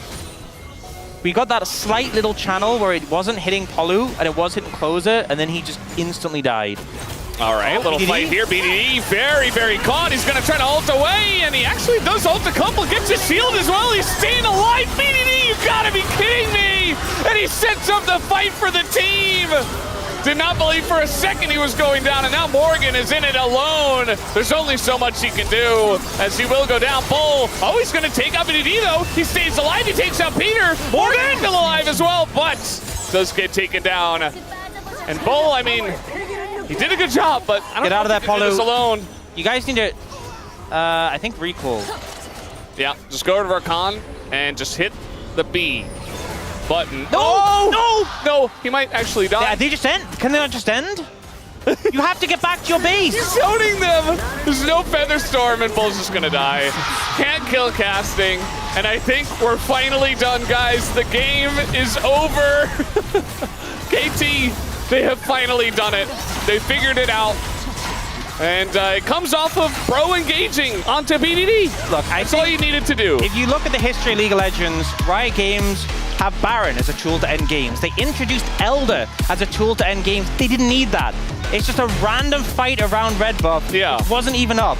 That's all you need to end games. How could we not have seen that was going to happen? I don't know. It did happen, and KT won this game. They did destroy the Nexus, but it was definitely not clean for either side, and some notes for several players. The MF, guys, you could only be happy about this. It's Fearless. If you ever need a better argument for Fearless, it's that we do not need to see MF again this series. Okay, it is. Today we are done with the MF. We are done no with the longer. MF. And I've never been happy to say that. Yeah. It's time for the space to suffer. Because they have to explain what went on this game, and there were some hype moments. Don't get me wrong, hype wasn't here. There was hype moments. It's crazy. Morgan and Casting did 40k and 36k damage. They did like 10,000 of that in that one Elder fight. Yeah. It's just absolutely They actually absurd. did. It was actually 10k from Casting. Everyone, in the one fight. Everyone did like tons of damage, apart from the tank Sejuani and the MF. They're like the only slackers. And the support, oh no! I'm surprised the supports did so little. With their Zeeks first, both yeah. Zeeks, yeah. Apparently not pumping the numbers as much as you'd think. That side says BD over boyfriends, and I can't agree more. Caught on camera. Also says sorry there in small letters. Yeah. But yeah, BD was pretty good, and he baited them into the fight somehow, some way around the red buff that wasn't alive. The guys are going to take a break and have the space. We'll be right back.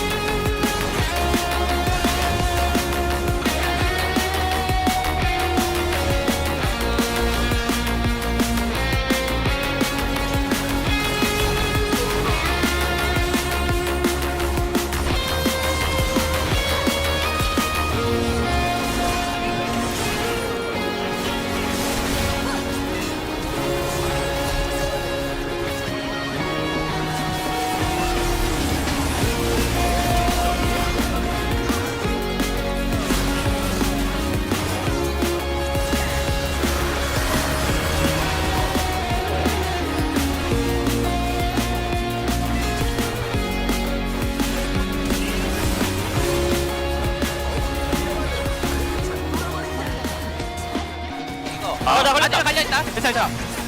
우리 천천히. 물만한 것 같은데? 물만해. 하나 더 기다려. 걸릴게. 잡았어. 앞에다 놓을게. 해봐줘. 해, 민호. 똥. 아, 이겼다. 나 그래. 아이고. 그 천지 얘기 좀 해라. 이거 봐줘, 이거 봐줘. 차에 살아 있어, 차에 살아 있어. 차에 녹음이야, 차에 녹음. 바텀으로 가자, 바텀 가자. 차에 녹음. 젠지는 그냥 한방 승부만 안 보면 돼요. 어차피 상대가 미스프춘을 체급으로 뚫거나 브라움을 그냥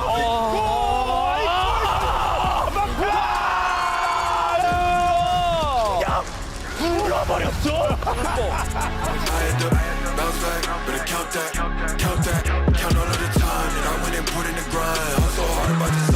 Respawn 5,000 on the Elder. It all comes down to this. 113 trying to get him from the side, but immediately he's locked up and he will fall. Shale gets in and steals away the Elder.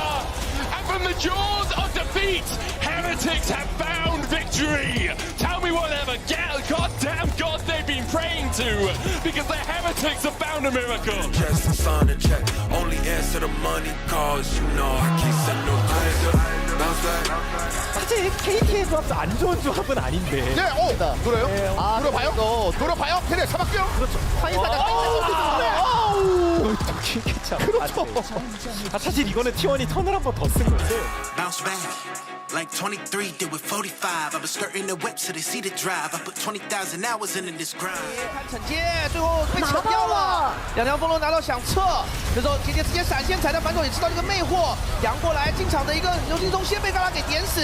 姐姐这个位置扛住以后，感觉拉比也不好走，嘎拉飞掉拿到了大雅飞剑人头，而且车被打断了，这波可能会是直接一个清扫，3杀了嘎拉。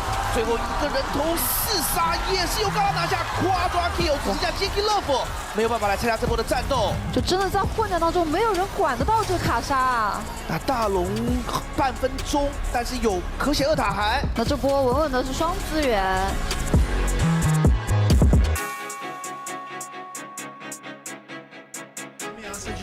O Arauto tá solto e o Weiser tá chegando na backline. Mas o time da PEN não quer deixar esse Arauto bater não. Eles vão segurando e impedindo que o Arauto faça seu avanço. A entrada do Homer foi feita e o Weiser também chegou. Todo mundo nome em serviço. Balaço do Titã! A galera da Red segura o que pode, mas perdeu 2 jogadores. Então a PEN fica com vantagem numérica.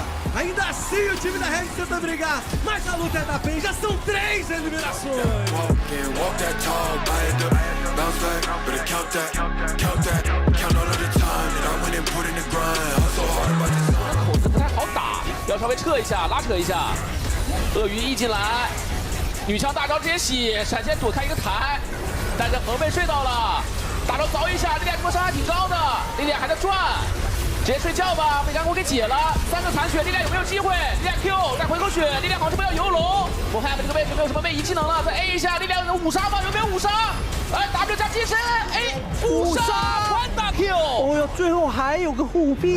在奶油回归 LPL 的第1大场就完成了5杀。又是上野的一波操作。我主要是力量，他这个第3睡没交的太急，慢慢再去拉扯。Bounce back, better count that, count all of the time that I went and put in the grind. Hustle hard about design.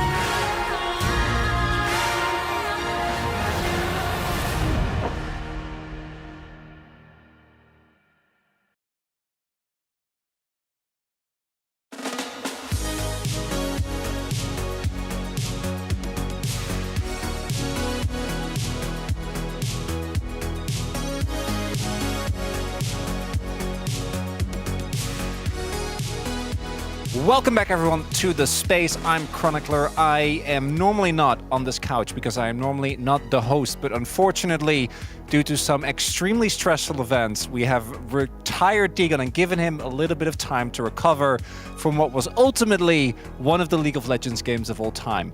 It was supremely entertaining, but it was not good if you were a fan of either of these teams because your heart had to go through a lot. It went through a lot, and it was a stark reminder, of course, constantly that this was only game one of what will likely be 3. And there were some back and forth moments. Early on, there was a lot of passivity, a lot of...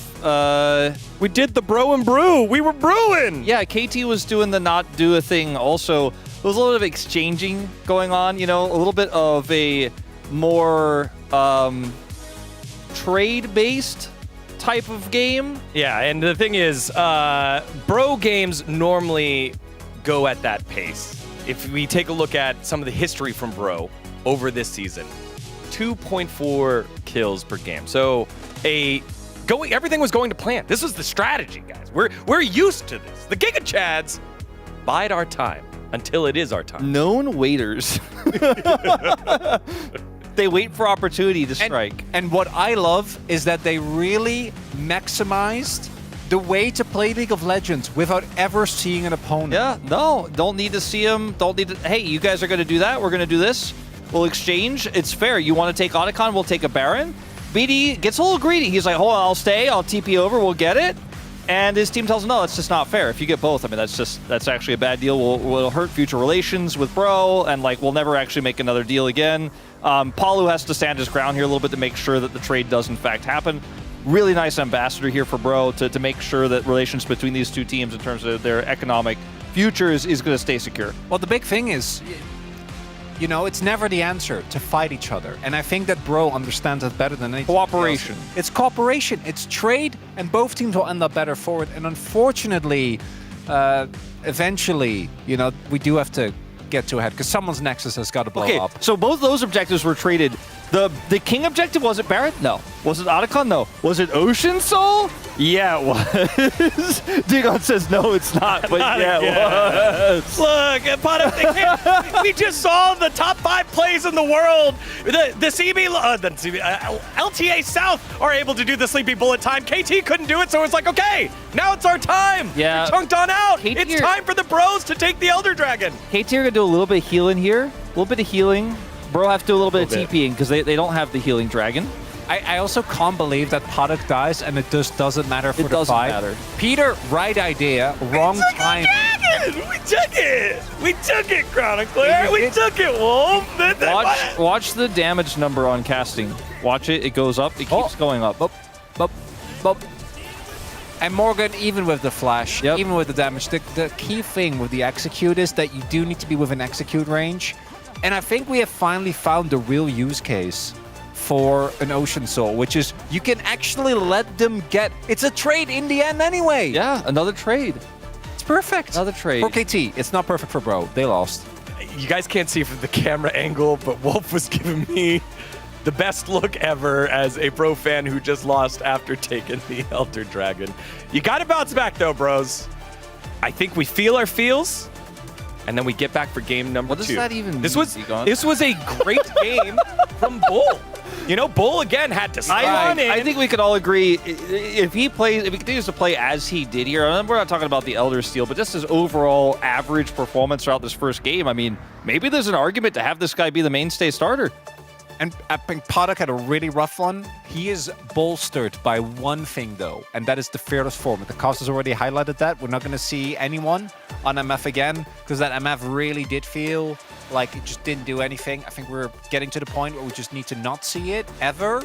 And not just when it's banned by the format, because particularly against Mbessa, I don't think Paddock had great ultis. I don't think he had a great game, but there are so many tools. It's not just Mbessa, but like in that game, we could see it clear as day and possible to play.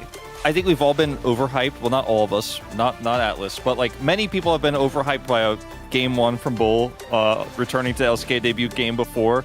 So I want to give it a little bit more time before we judge, but looked pretty good overall compared to Hype, who's had some really low lows so far this season. Yeah, and it wasn't on Varus, which is what Bolo is known to play. He's played it really well. In the Raven next. You know what? Let's throw a wrench on into it. We need something because losing on blue side in game number 1, not so good. But back to blue side are the bros. And speaking of bros, we got a couple of them on the cast right now for game number 2 as we send it back on over to Mr. Brendan Valdez and Daniel Locks Harrison. Thank you, Spacers, for that wonderful breakdown. As we're getting ready for game number 2. As KT win, love from Copenhagen. Awesome. I mean, they came here and they're getting the KT experience. They are. You cannot fault that at all, you know? If you get to travel far. Imagine if you came all this way and KT just like won a convincing 2-0. You'd be so disappointed. That's not the real experience for sure. I mean, you could see their sign was also signed on the back, so they're getting signatures. It's great. It's just a great experience. I met someone from Canada just a moment ago. Lots of international Giga chats. Met a Dutch person today. Wait, really? Yeah. That's crazy. I've seen him around in the studio quite a bit. Does he go by Chronicler? Oh yeah, that's him. Yeah. Huh. Small world. What a why is he here? Strange. Yeah, so Bro back on blue side. You know what? Is draft even relevant? Let's be real. Perhaps not. Perhaps it is somewhat. A little bit because MF isn't in the game. Yeah, so. I mean, honestly, the fact that KT won despite MF, very impressive. You know that MF loss streak we saw? She was on like a 5 or 6 loss streak? Yeah, 5. That's been broken. True. So all you MF haters, MF just won a game, so clearly the champion is totally fine. Redeemed. So yeah, +1 for the MF supporters, all 6 of them. Yeah. Which is coincidentally the people who picked MF and lost. Yeah, so Jace gonna be banned again, Gwen again, Xin Zhao, Vi. So Talia, Varus, Callisto were banned last time and now open. Nidalee gonna come out. Yep, could have been the game 2 top. No, it's because of Nidalee. Definitely because of Nidalee. What do you mean casting isn't gonna bring out the Nidalee top? That's Zeus specific. If your name is not Zeus or the Shy, not allowed, okay? Yeah. So we'll see. With both Varus and Callisto open and Talia, I feel like... So they banned the Callisto and it's gonna be a trade. So personally, I'd probably go for the Varus. And then there's still good mid laners open, right? There's still the Ahri. I think you're okay in that situation. We see Ahri played in Talia a lot. I mean, maybe KT don't even opt to prioritize the Talia, but, you know, that was the one left open that was banned last time. In terms of top lane, the big 4 have all been taken away, which means Morgan's primed to pick Renekton. But is he ever not?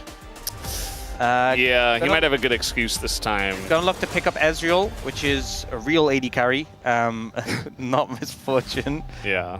So actually does damage. Paddock did do that 99,000 damage game in challenges, which, you know, if you expect this game to go like the last game, maybe that's what you need.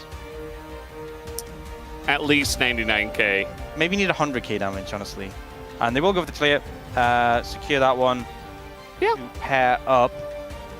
Not too surprising. BDD loves this pick, and they denied it from him first. Ooh, Wukong, Ahri. Yeah, that's pretty good. 1-2. Very quickly. Yeah, I wonder for the jungle. Honestly, there's a decent amount of options. You could just go towards a tank like the Skarner. You could go the Neferi if Cuz really wanted to. Even like the Poppy, I think would be pretty good here, which we did see played the other day, rather than in a support role. Ooh. The Zyra. We've had some rough Zyras. Raptor Zyra yesterday. Yeah. When they got perfect, close to perfect, depends on actually perfect game. Perfect gamed by Genji. Not too convincing. I mean, there's dive threats on the side of Bro, but the thing is, I think like Zyra does well into committal dive, where like you actually have to be on top of her. Whereas Ahri and Varus can just fire charms and ults and then kill you without getting in melee range. So, not hugely convinced.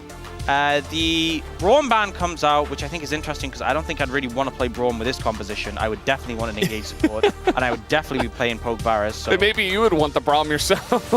Yeah. Renekton ban. Morgan's team bans Renekton. Do they realize they're banning right now and not picking? To be fair, can play Renekton. To be fair, I think playing Renekton into Talia, Zyra, Ezreal sounds like hell, but still, you know, Morgan fans, the Bombadillo, Crocodilio, whatever, very upset. Yeah. Oh, I've got another good one prepped, by the way. We'll do it in the beginning of game 2. Just trying to please the fans out there, you know. I know what they like nowadays. Fan pleasers, yeah. Yeah. You're in, despite the fact you're now a dad, you've managed to stay down with it. And down with it, yeah. I don't know exactly what it is, but I'm down with it. All right. Poppy. Poppy coming in, I mean, it's a good mitigating pick, you know, has the defensive tools. I kind of talked about how I thought Poppy would be potentially good in the jungle, but they don't want to see it in the support role.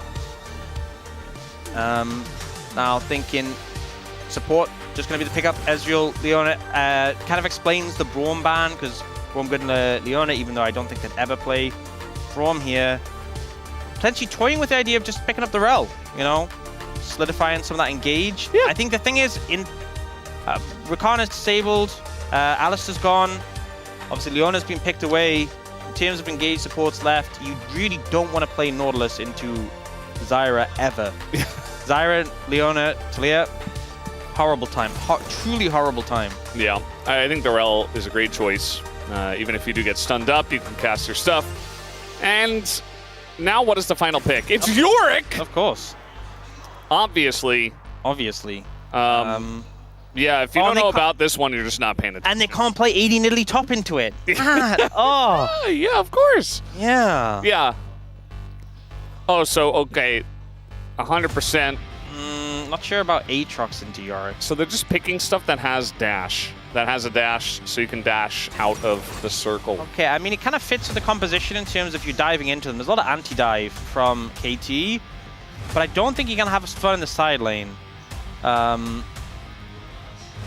Yeah. I like how Morgan has waited until this moment. Game 2 against KT. It's like, okay, it's time for the Yorick. Yeah. Blind. And we saw like a mega Yorick rework. I don't know why that's so hard to say. Mega Yorick rework. It is pretty hard, yeah. I don't know why. It doesn't seem like on paper it would be difficult, but you know. Yeah. Anyway, Mega Yorick rework come in. That changed a lot of things about him. We've seen him start to show some popularity show up. We did see him played in the LCK, and he kind of did nothing. But, you know, that happens a lot of times. We see these picks come out, we're like, oh, this would be neat. Yeah. Diana into Gwen? And sure. It just does nothing. So, don't hate the game, no, don't hate the players. I don't know. The pick just sometimes doesn't come to fruition. Good message you're sending there, Ox. Well done. Maybe you can hate the pick a little bit, but also maybe the players misplayed a little bit. That's okay too. That's all right. It happens to the best of us. Yeah. We did see game 1, and now we're going to see game 2. Morgan's just trying to prove what it can do. Yeah. He's ready. He banned his own Renekton. I'm ready to see. He's like, nothing beats Yorick except Renekton, which beats everything. Well, we'll see if that's the case here. As we are ready, let's hop onto the Rift for game number 2. 소환사의 협곡에 오신 것을 환영합니다.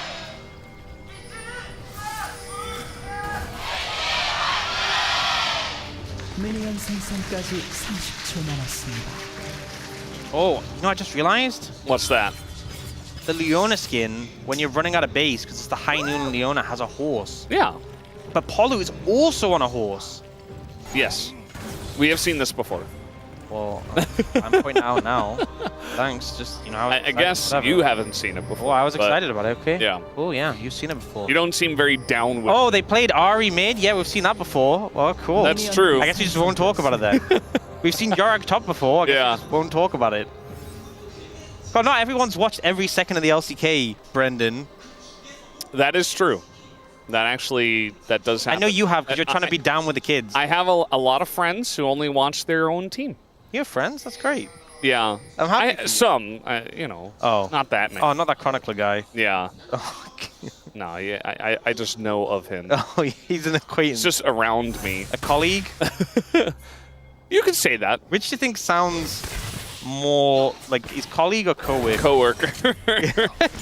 Colleague sounds like at least there's some kind of like... There's some semblance of... You're working activity. together, you know, Yeah. you're kind of enjoying each other's company.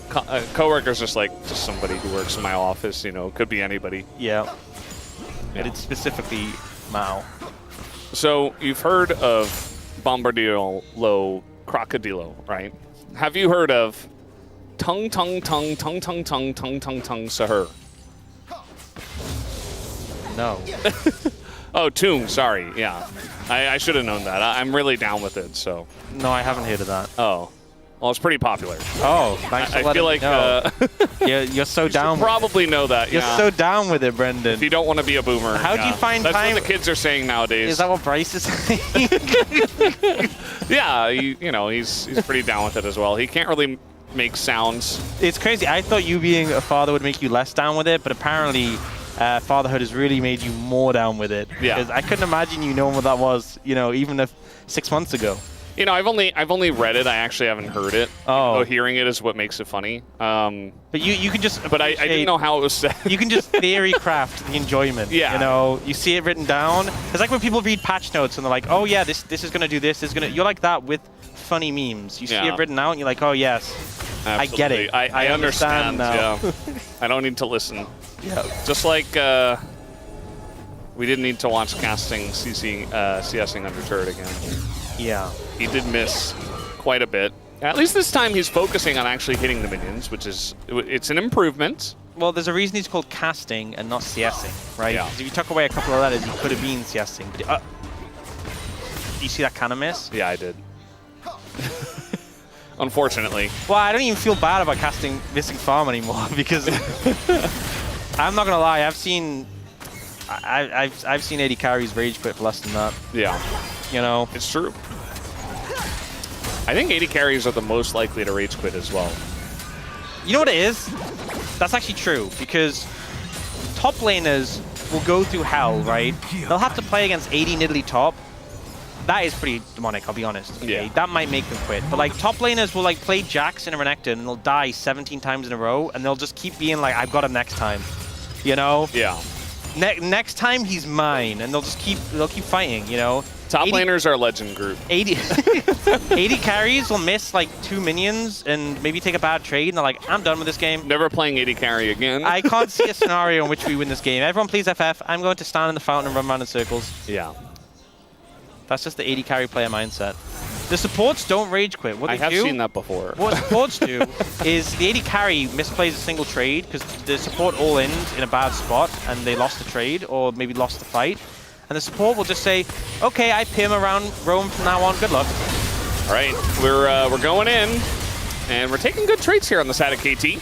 Peter just keeps doing it. There's not really much that Paulo can do except defensively crash down. Yep, some good defensive play. But this is where in solo queue, Paulo would go, you're on your own now, I'm going to PM Rome, good luck. You keep getting hit by the Leona, I'm just leaving. Yeah, as you can see, he actually did leave lane, so no, he's coming back, don't worry. By that? He's coming back, he's coming back. That's crazy. By the way, we got everybody on KT going top as well. Hiding on bush. Oh, no, BDD! Oh, the bait. Why do you leave? He was trying to distract him. He's like, Paulo would be like, why is Talia here? And then not realize that they're trying to... No, that The second you see the Talia, you're like, why is Talia here? Maybe I'm leaving. Yeah, maybe it does work like that. You know, getting back to the point though, I think jungle, if jungles get invaded, right, level 1 or level 2, I think that makes a jungler rage quit. Yeah. Or maybe if like all that laners spam ping them 18 times. Yeah, that happens a lot. I feel like junglers are kind of used to it though. Casting doesn't have the ability to get out of there, so he's just taking a beating. I feel like jungle is less of a... Oh. They got the clone here. Peter not going to be able to chase enough. He might be getting a fight. You know, there is an Might be ult getting available. a scrap. Ult available for closer. All right, we're going in as the rocks come down late. BDD in a lot of trouble as down he goes. First blood at 6 minutes for Bro. Is it possible? Yes, it is. How about a second kill? As we got Peter caught out as well. Charm finds great effect there from the side of closer, and oh. You know, if he'd walked the other way and stood still, that would have hit him. True. True. Amok's just going to get to work here on the grubs. Grubbing down. Oh, but he needs to stop for the Scuttle Crab. That's a jungler if I've ever seen one. Yeah, it's about being efficient, you know? Efficient pathing. It's about what's best for him. You know, you only get the XP boost on the first grub, right? Yeah. Also, the movement speed from the Scuttle means you get escape quicker. So we see this replay. Polo with some good target selection on a BDD. The Unraveled Earth comes out a little bit too late, and BDD has no flash, so able to take him down. Yeah. And then getting this Max Strange Charm from Closer, close to, onto Peter gets a second kill. We saw Bull and Paddock just kind of having a 1v1. Yeah, and that's the thing about Rel into Talia is that even if he immediately casts the stones, you're still crashing down. Yeah. So you're at least going to land one stun, and then you'll get stunned a little bit, and then you can follow. You're still getting down with it. And yeah, exactly. That's what you're trying to say. Oh, Rel is hip. She knows. We're going in onto this Yorick. Morgan is, oh, he's going to get knocked up there on the corner even after the flash. In a lot of trouble, taking huge amounts of damage from the Aatrox. And that is just another Yorick that's very sad. Yep. End up just taking out Morgan. I think if he had a bit of reinforcements first, he was actually in a good spot to turn that around, but unfortunately he just kind of died before anyone could get there. Good moves from Peter there. BDD playing it a little bit far back here, respecting the RE, and also the fact that Polu is here. Charm doesn't connect, so we will be fine. Yeah. Feels like this game has been all about the supports so far. Yeah. Supports making plays. I mean, I said it was a solo queue thing, but that one trade happened, and then Polu's just left. He's just free. He's a free range support now. And Peter also opted to leave. Yes. Free range support. Yeah. And yeah, they do get him. Not a lot of analysis here. Yeah. Also, the reset on the Aatrox fears nearby minions, but also the maidens. So it's kind of unfortunate. Maybe that's why they picked the Aatrox. You know. I think it's a good pick.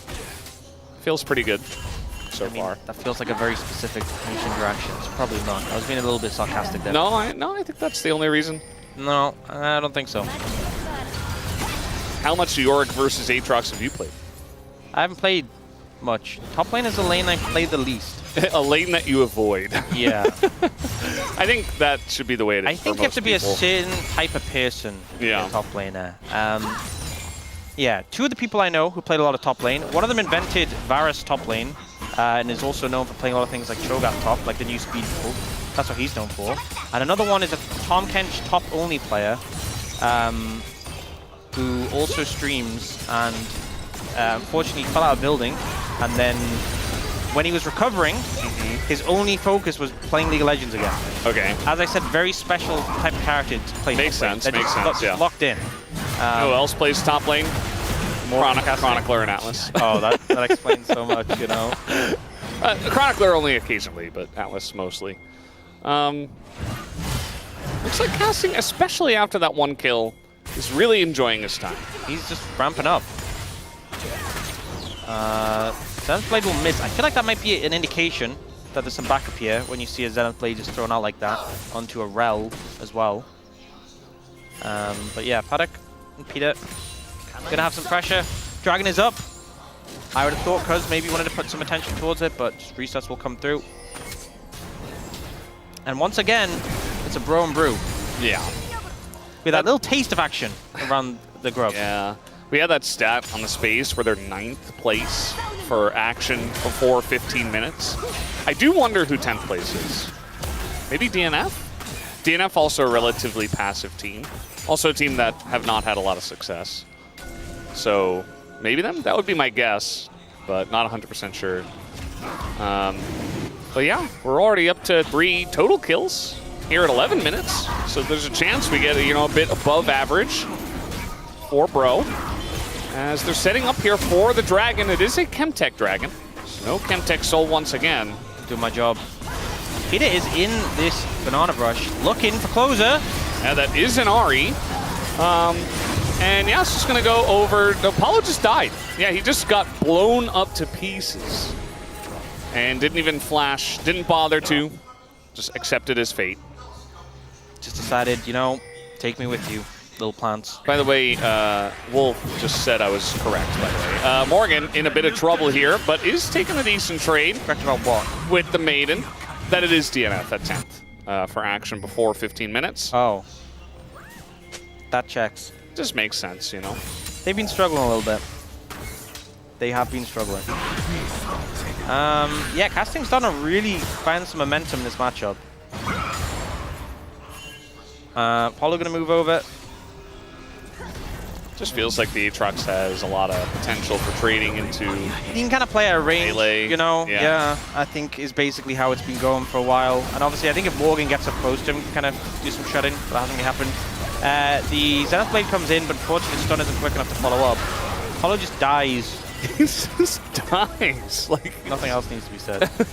But they got a dragon, so he died so quickly. I don't even think he realized that he was in danger. Grove realized that maybe the soul was a factor in KT winning last game, so they're like, you know what, maybe we should put some investment towards that. Oh, he's on him. And very fast, running in, doing a bit of damage. If he had more items, that might have actually really threatened Casting. Yeah. But he doesn't, and it didn't. He will eventually. I mean, there was that awkward moment where Casting didn't have a dash, and he had to like auto-attack the ghoulie walls twice. Yes, the ghoulie walls. That's the name. Really? It's been coined. Ah. Officially. Okay.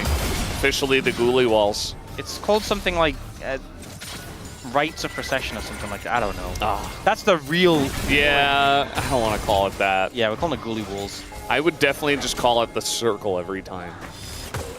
Because that's what it is. There's a lot of circles in this game. Yeah, but that is... It's like a Magnetstorm's a circle, Cyclone's a circle. No, but that is 3. It comes out of the ground. The ult from Cuz comes out of the ground and is a circle.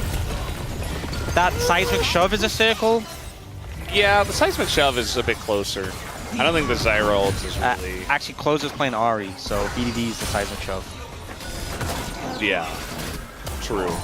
Sorry, she said the Seismic Shove is Closer. Oh, okay, I get it, yeah. Yeah. That's a good one.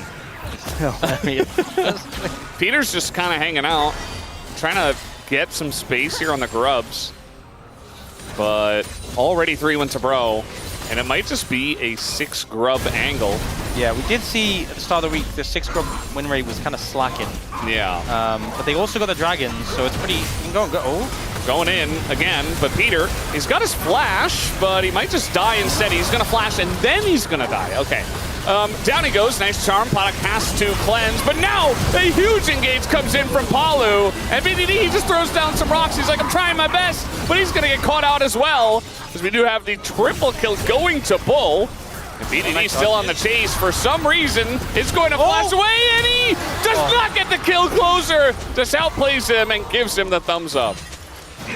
Pretty unfortunate one there for KT, kind of overforced onto the Rel as well. It just feels like not the target you should be looking for, and Bro punished them massively, will pick up those 3 grubs. Messy. You know, they see Palu, he's like, hey, he just took a Mystic shot, I will CC him. But then he kind of commits and has no way of getting out. And Palu could have just dashed away, so he's not concerned.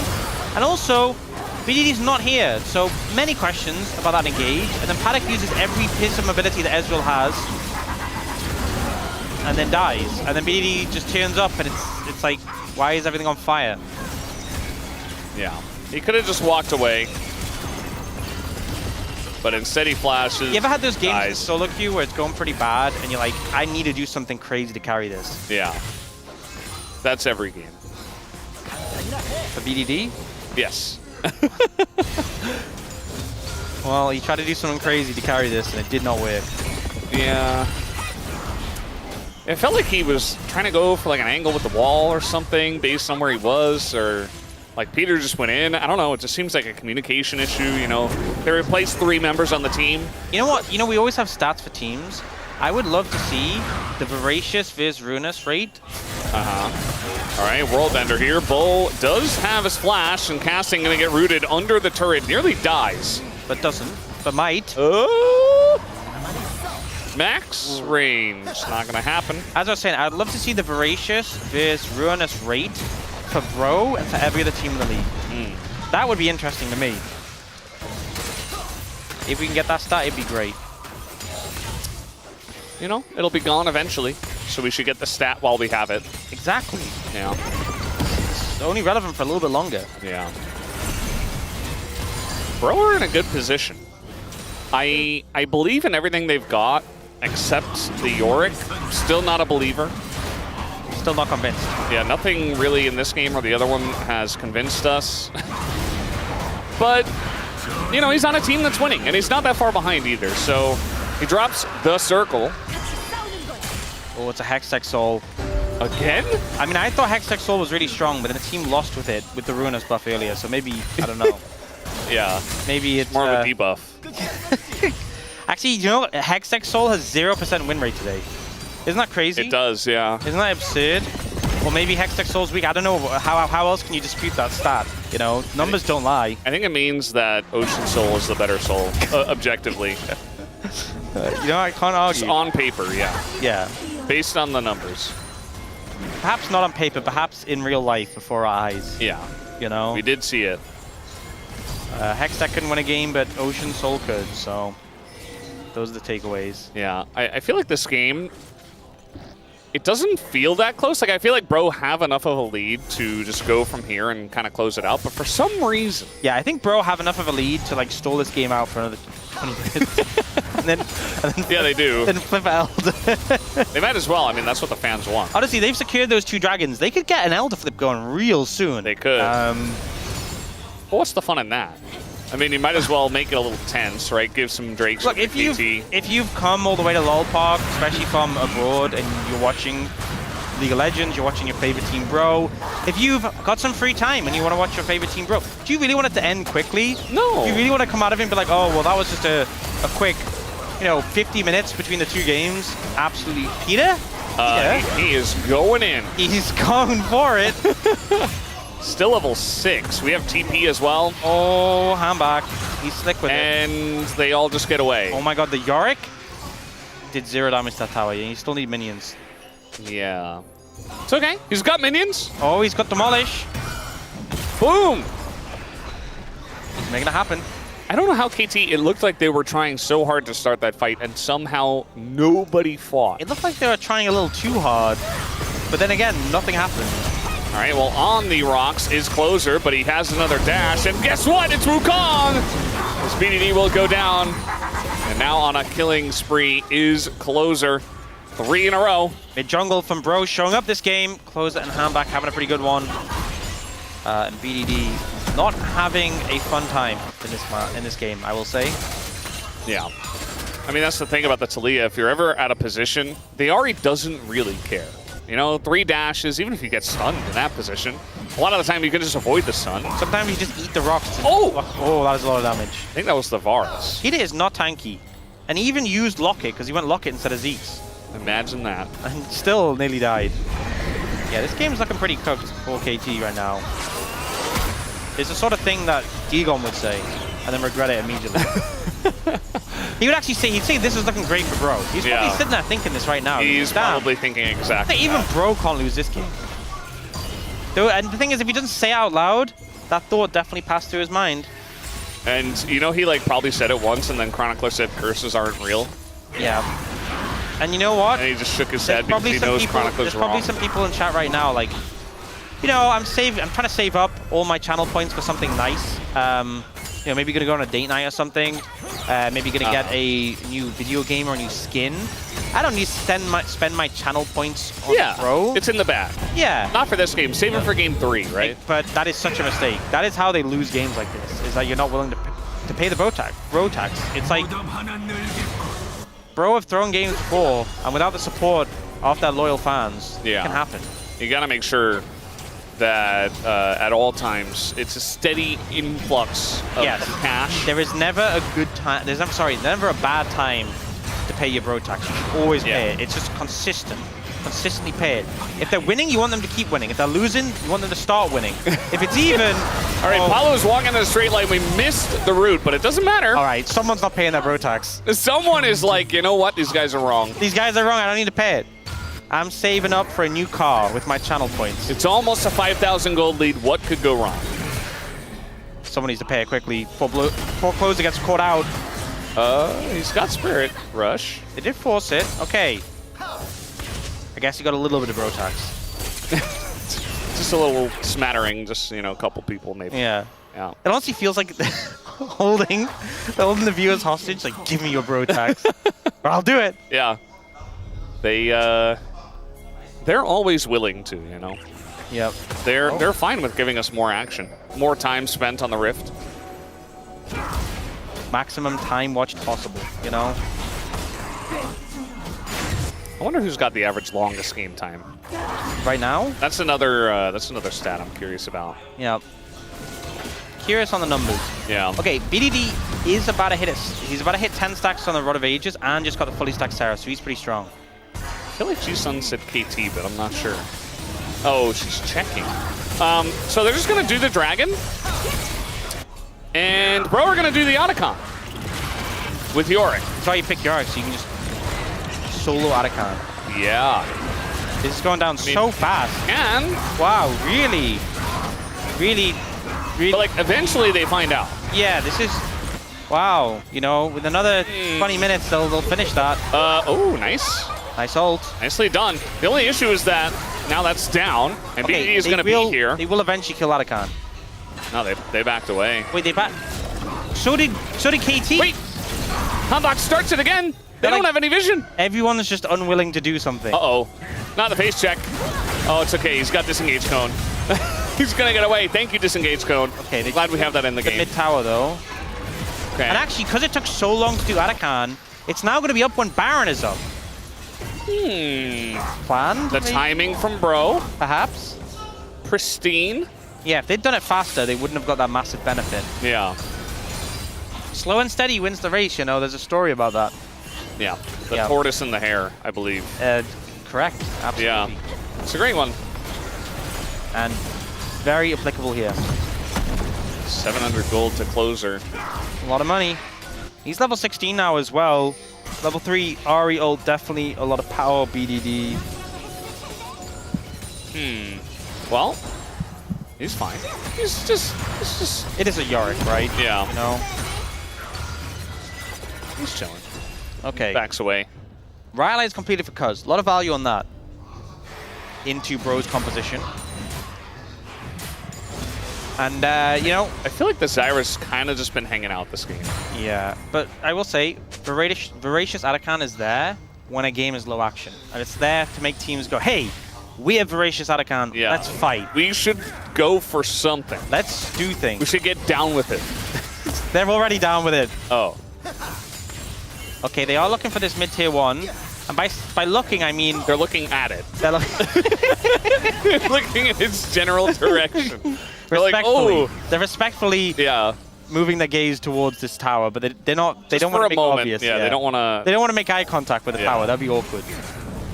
Don't let your gaze linger now. No, absolutely not. Bro, you got to be careful. Got to be subtle about this. Yeah. All right, now they're getting a little bit more aggressive. Yeah. They're thinking about it. They are considering the prospect of taking this tower. Will they go? They put in plan in permission for the demolition. All right, missed stun, but crash down hits. That is on to Aatrox. Can they burst him down? The answer is not really, as he's going to go straight into them instead, and now he's going to get locked up in the circle and just go down. So they did it.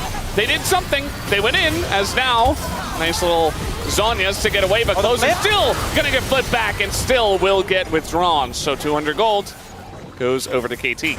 I think they could have just gone for Baron after killing Casting and having Otacon buff still up, but instead they did that. They get that bot tier 2, so big gold lead for Bro. They're 6,000 gold ahead. This should fill you with confidence.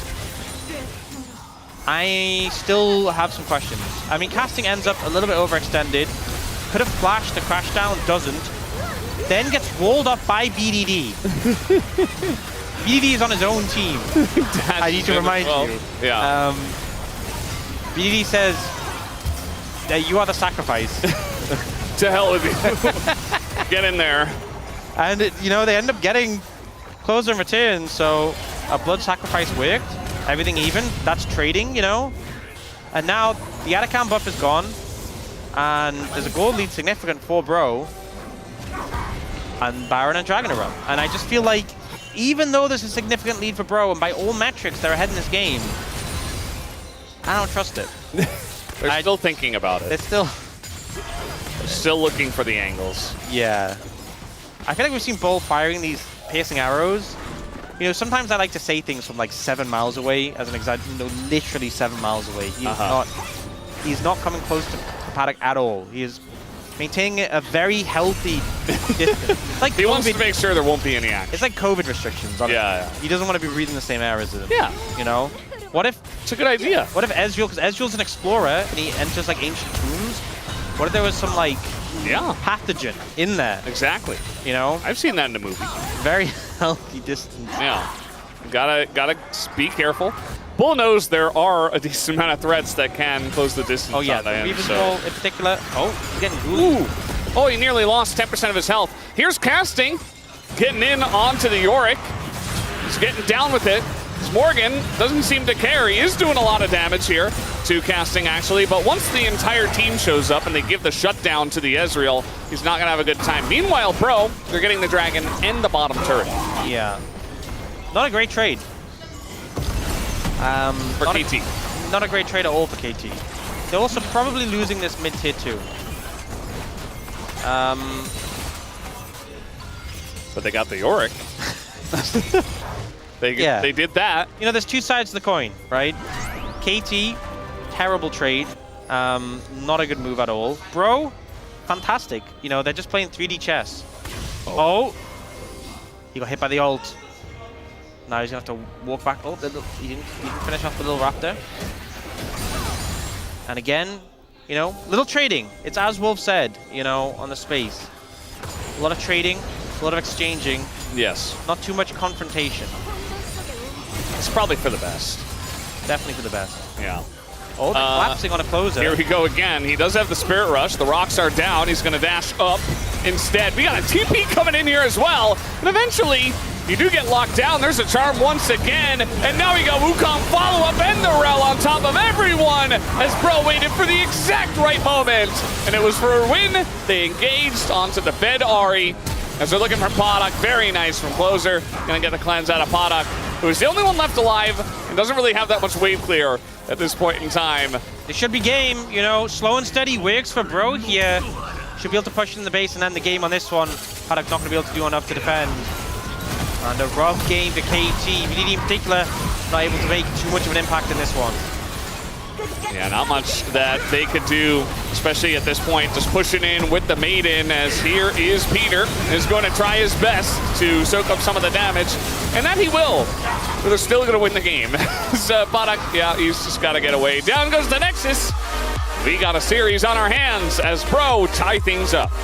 Brotax clearly paid for a win there, and managing to have a good performance, I think, with the mid-jungle, in particular for Bro. The Yorick, I think jury is still out on whether that is a super impactful pick and worth taking up, but you know, Morgan played it, and we like Morgan.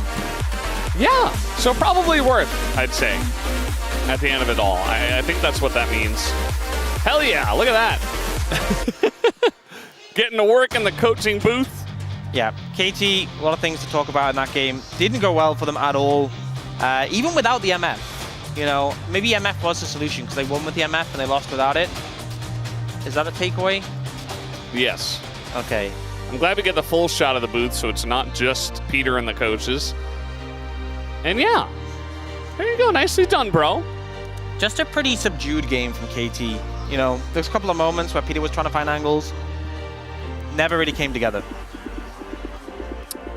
It just wasn't meant to be for them in game number 2, but they probably will select the blue side almost definitely, and we'll see what it looks like for them. There's still hope for Dagon. That's the main takeaway. Looking for the winning streak. Who's going to get it? Will it be Bro? Will it be KT? There's only one way to find out. We'll find out after the break.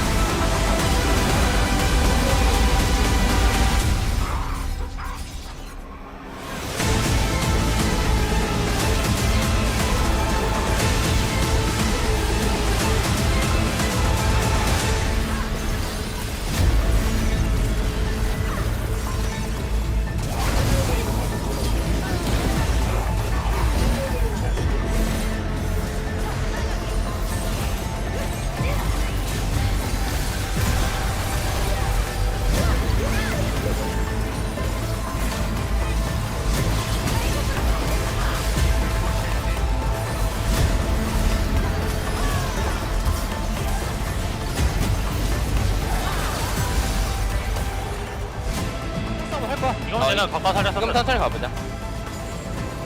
나 공 30초 기다려줘야 되고. 얘네가 아래쪽 먼저 뻗을 수 있어. 얘네 정글 다 온다. 얘네 부시대기 생각하고 지금은 우리 한타 정비 나 레오나 여기. 빨리 봐줄게. 나도 위에 봐줄게. 나도 위에 봐줄게. 텔 봐줄래? 나 쇼 본다. 쇼 본다. 내가 나텔 봐줘. 텔 봐줘. 한타 봐줄게.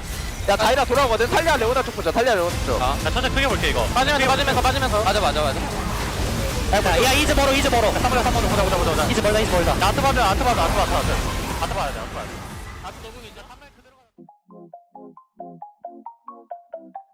좀 도끼가 생긴 것 같다? 좀 더 사악하고 도끼 있는 뭔가 그런 컨셉에 맞게 바뀐 것 같아요. 원래는 좀 마술사 느낌이 좀 들었는데 흑마법사 진짜 엄청 셀 것 같은 무섭게 바뀐 것 같습니다. 픽할 때 좀 무섭더라고요. 원래는 일반 몬스터 같은 느낌인데 중간 보스 같은 느낌으로 바뀐 것 같아요. 몇 개 스킨들만 이펙트가 많이 바뀌는데 기존에 안 바뀌었던 이제 사악한 르블랑이나 마술사 르블랑, 산타 르블랑 이런 것들은 이번에 이제 업데이트 되면서 스킨을 다양하게 활용할 수 있을 것 같습니다. 뭔가 좀 터지는 이펙트가 있는데 예전보다는 그 마법사의 느낌이 살짝 나는 것 같아서 좋은 것 같아요. 이제 원래 르블랑이 이제 평타 칠 때 이렇게 앞으로 던지면서 이렇게 쳤는데 바뀐 르블랑은 뭔가 지팡이에서 뭐라 해야 되지? 이거 아무튼 전보다 더 좋아졌고요. 프레스티지 악의 여단이 확실히 화려해서 형타가 좀 이쁜 것 같고 IG 르블랑 스킨도 좀 멋있어졌다 해야 되나? 인장이 좀 바뀐 것 같은데. 문양이 다 원래 똑같았는데 각각의 개성들이 또 생겨서 살짝 꽃잎 같은 게 터지는 그런 느낌이라고 해야 되나? 기본 스킨의 장미가 좀 보여가지고 확실히 좀 예쁘게 잘 나온 것 같아서. 마녀 르블랑이 좀 귀여운 것 같아요. 박쥐 모양이 이렇게 생겨가지고 까마귀랑 같이 터지면서 깃털 날리는 게 뭔가 좀 잘 어울리는 것 같아요. 오, 그 스킨은 뭔가 떠오른 전설 르블랑이 딱 터지는 게 이쁜 것 같습니다. 일단 뭐가 터지는 이펙트가 생겨가지고 좀 화려하게 바뀐 것 같아요. 기본 스킨이 이제 제일 많이 변경이 된 것 같은데 원래는 좀 가볍게 빨리 나왔다면 이번에 바뀐 건 좀 무게감 있고 좀 화려함이 많이 추가된 느낌? 나무정령 르블랑이 좀 딱 터졌을 때 색감이 좀 화려하다? 네, 산타 르블랑도 되게 귀여운 W 쓸 때 눈 결정 나오는 것도 되게 좋고 IG 르블랑은 좀 간지나서 제가 좀 자주 쓸 것 같습니다. 깃털 날린다는 느낌을 받는 게 좀 스킨이 이쁜 것 같아요, 보는데. 저는 떠오른 전설 르블랑의 W가 아주 멋있는 것 같습니다.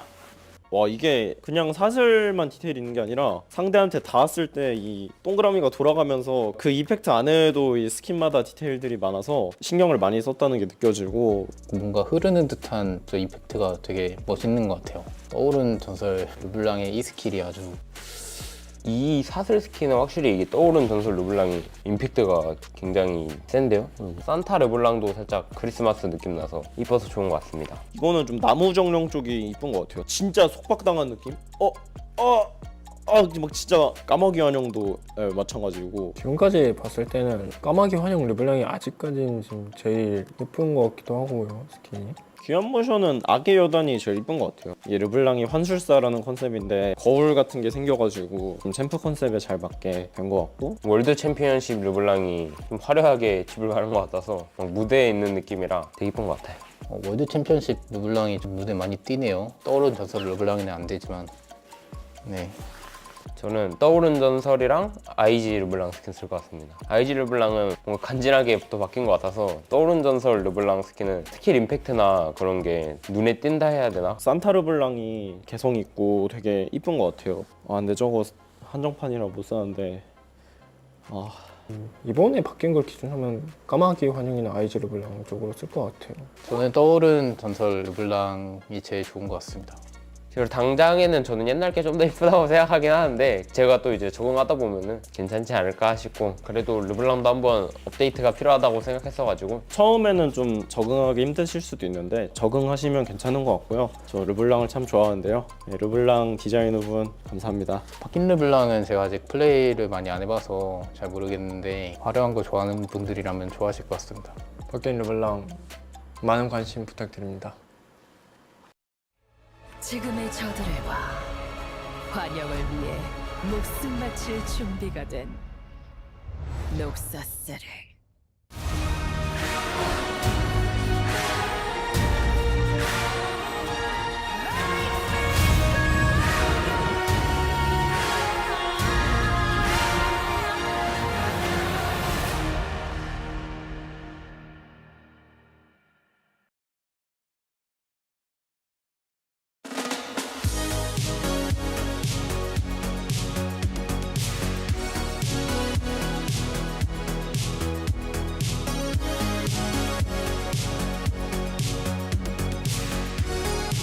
This series is going the distance as the Bros are able to battle back on the back of Bull and the rest of the squad, getting themselves 1-1 here against KT, Digon, alongside Chronicler and Wolf. Aren't we so blessed to have 3 of these? We've already had 2 archetypes, right, of the KT Bro. First one is the wild and crazy Elder Flip Supreme late game one. Second one, bit of a mid-game oopsie, kind of a slow stomp from Bro. The third one, maybe we'll actually see some really good macro, maybe some solid drafting, and KT close it out because they're the stronger team. Is that where we go from here? Because we had the other 2, so that's a logical conclusion, right? KT close out the series with some good macro. Really, when you think about it, League of Legends is just a construct, right? It's a way in... No, I got nothing.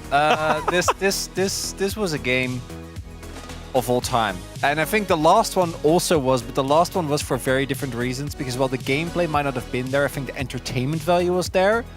And this one, Bro just kind of dunked on KT. I actually think they played the early game well.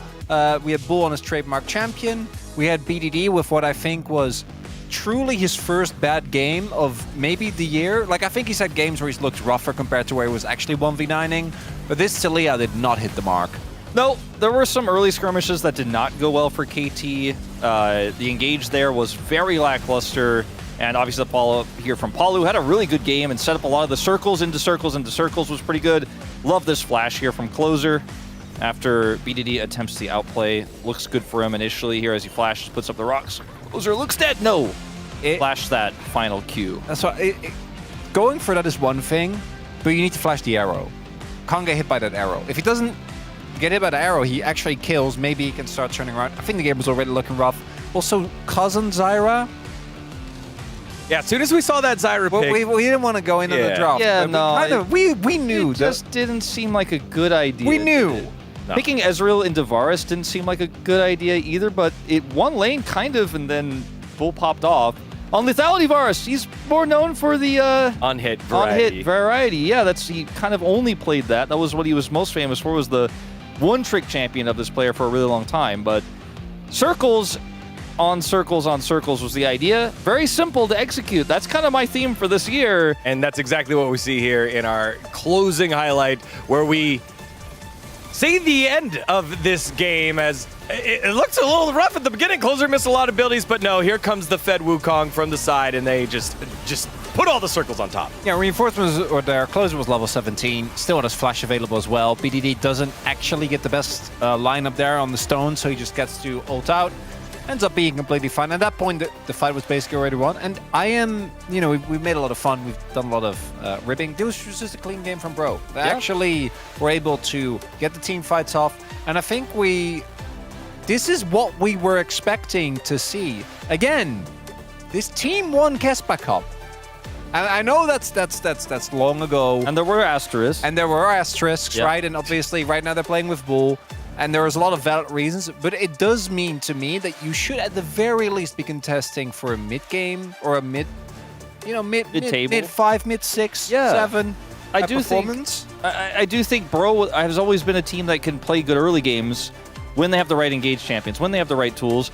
It's crazy that they had a Yorick this game that did less than nothing, it felt like. The Yorick wasn't even there. Was Yorick in the game? Yeah, I mean, I think I saw Technically, he was locked in. But yeah, I didn't see it. It wasn't in those highlights. It just wasn't really relevant. But when you give Bro solid engage, a simple to execute comp, and a lead, they know how to play those. If they fall behind, though, if the mid game is rocky, if the laning phase goes poorly and they don't have those engaged tools, they look completely lost. And this is what I worry about now. I feel like a lot of Bro draft resources have been utilized here. And as you alluded to, BDD has been so solid all year for this KT team. Him having a tough game is a rarity. You can't expect that in Game 3. Yeah, he doesn't really get to have bad games, because even though I think Peter have stepped it up, I think casting has looked fine. Nothing crazy, but has looked, I think, a bit better than perfect. The real issue is that Paddock has not looked great, but the plus side for KT fans is that they are on blue side, and blue side is very OP. I do think as we get deeper into the draft, it loses a little bit of its edge. I think in Game 3, we also know the win rate isn't quite as pronounced. But let's be real, being on blue side is a big deal. But if KT does win, I'm sure that it will not be a close, or it will be a close game, rather. Like, because what we just saw, KT's never going to do that. No, definitely not. Well, all of our friends watching from around the world, whether you're watching on Twitch or YouTube or Chijijikra Soup with the voting privileges, here it is. Game 3, two teams at 1 and 3 trying to get themselves up the rankings. The other one will be stuck at 1 and 4. Going to be tough. Game 3 on the call. It's Valdez and Ox. Thank you, Spacers. As yes, this is LCK presenting. You know, I feel like I predicted KT, and I was kind of leaning. So did I, them. yeah. But then Mao just said on the desk that they won the Casper Cup. That's making me really question it. Bro did, yeah. Bro won the Casper They Cup. did, So like I remember. You know, this is new information that we haven't brought up before, so I think maybe that should have been taken into account with the predictions. What do you think? No, I still would have voted for KT.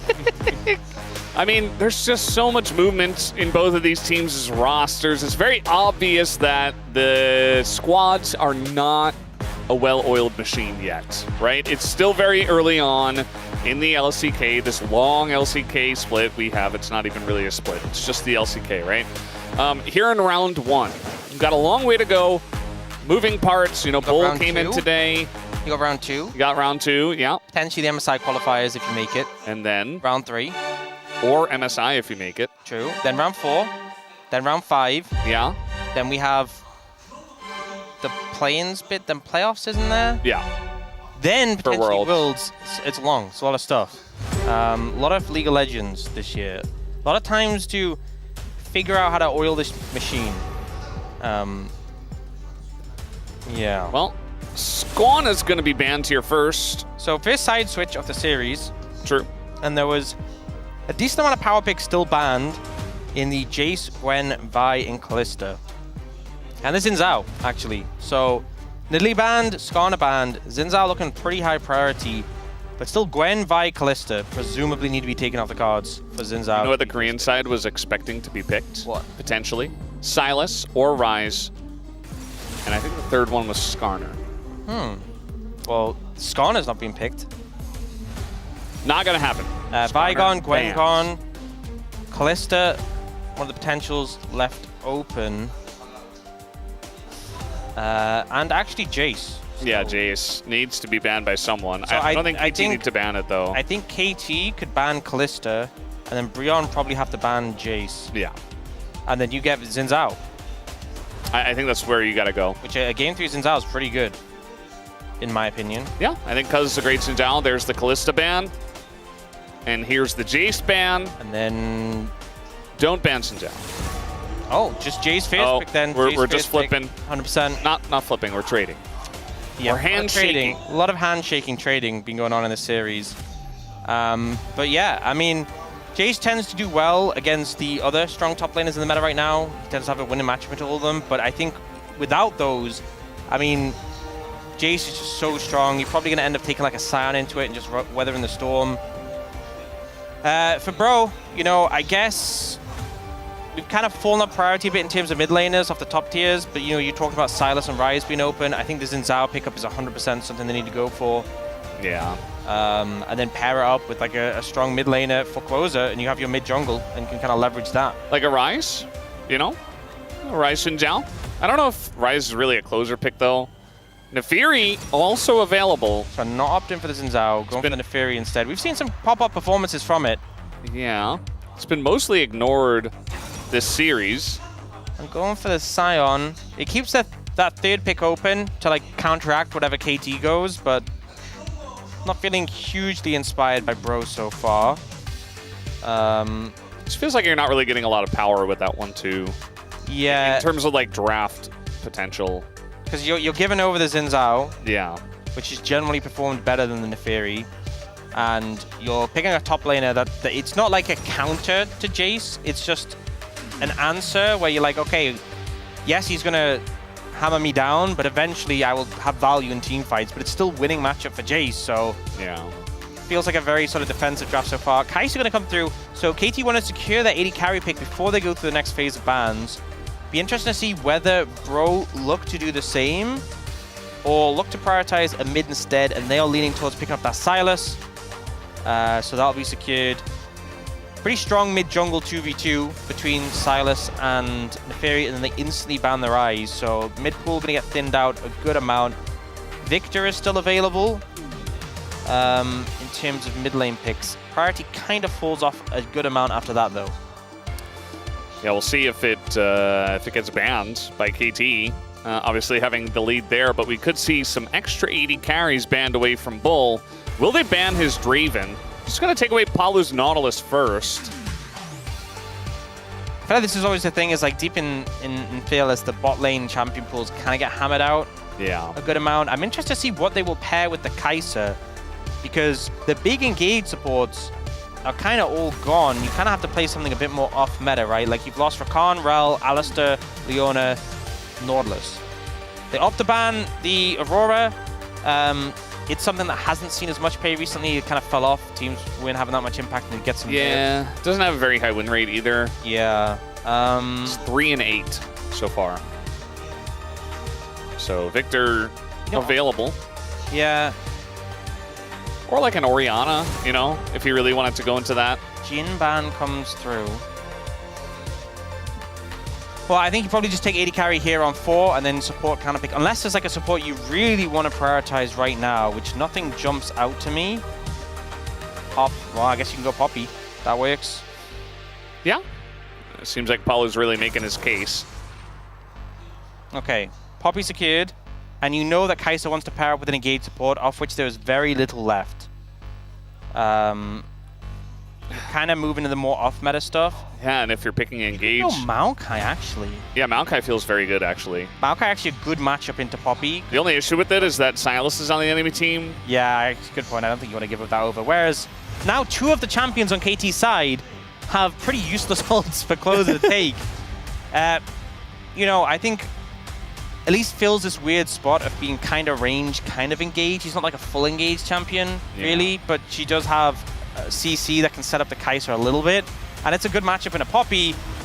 And then you can go for that Galio in the mid lane, so should do fine into the Silas, and also has a bit of follow-up and can also lead the charge a little bit. Like, Galio's not great primary engage, but he can find a flank and start a fight, because you're kind of lacking someone just to charge forwards apart from the Xin Zhao. And they have a lot of damage already. Yeah. So... I mean, Xin Zhao can dive in the Galio. This looks like a Draven based on his face.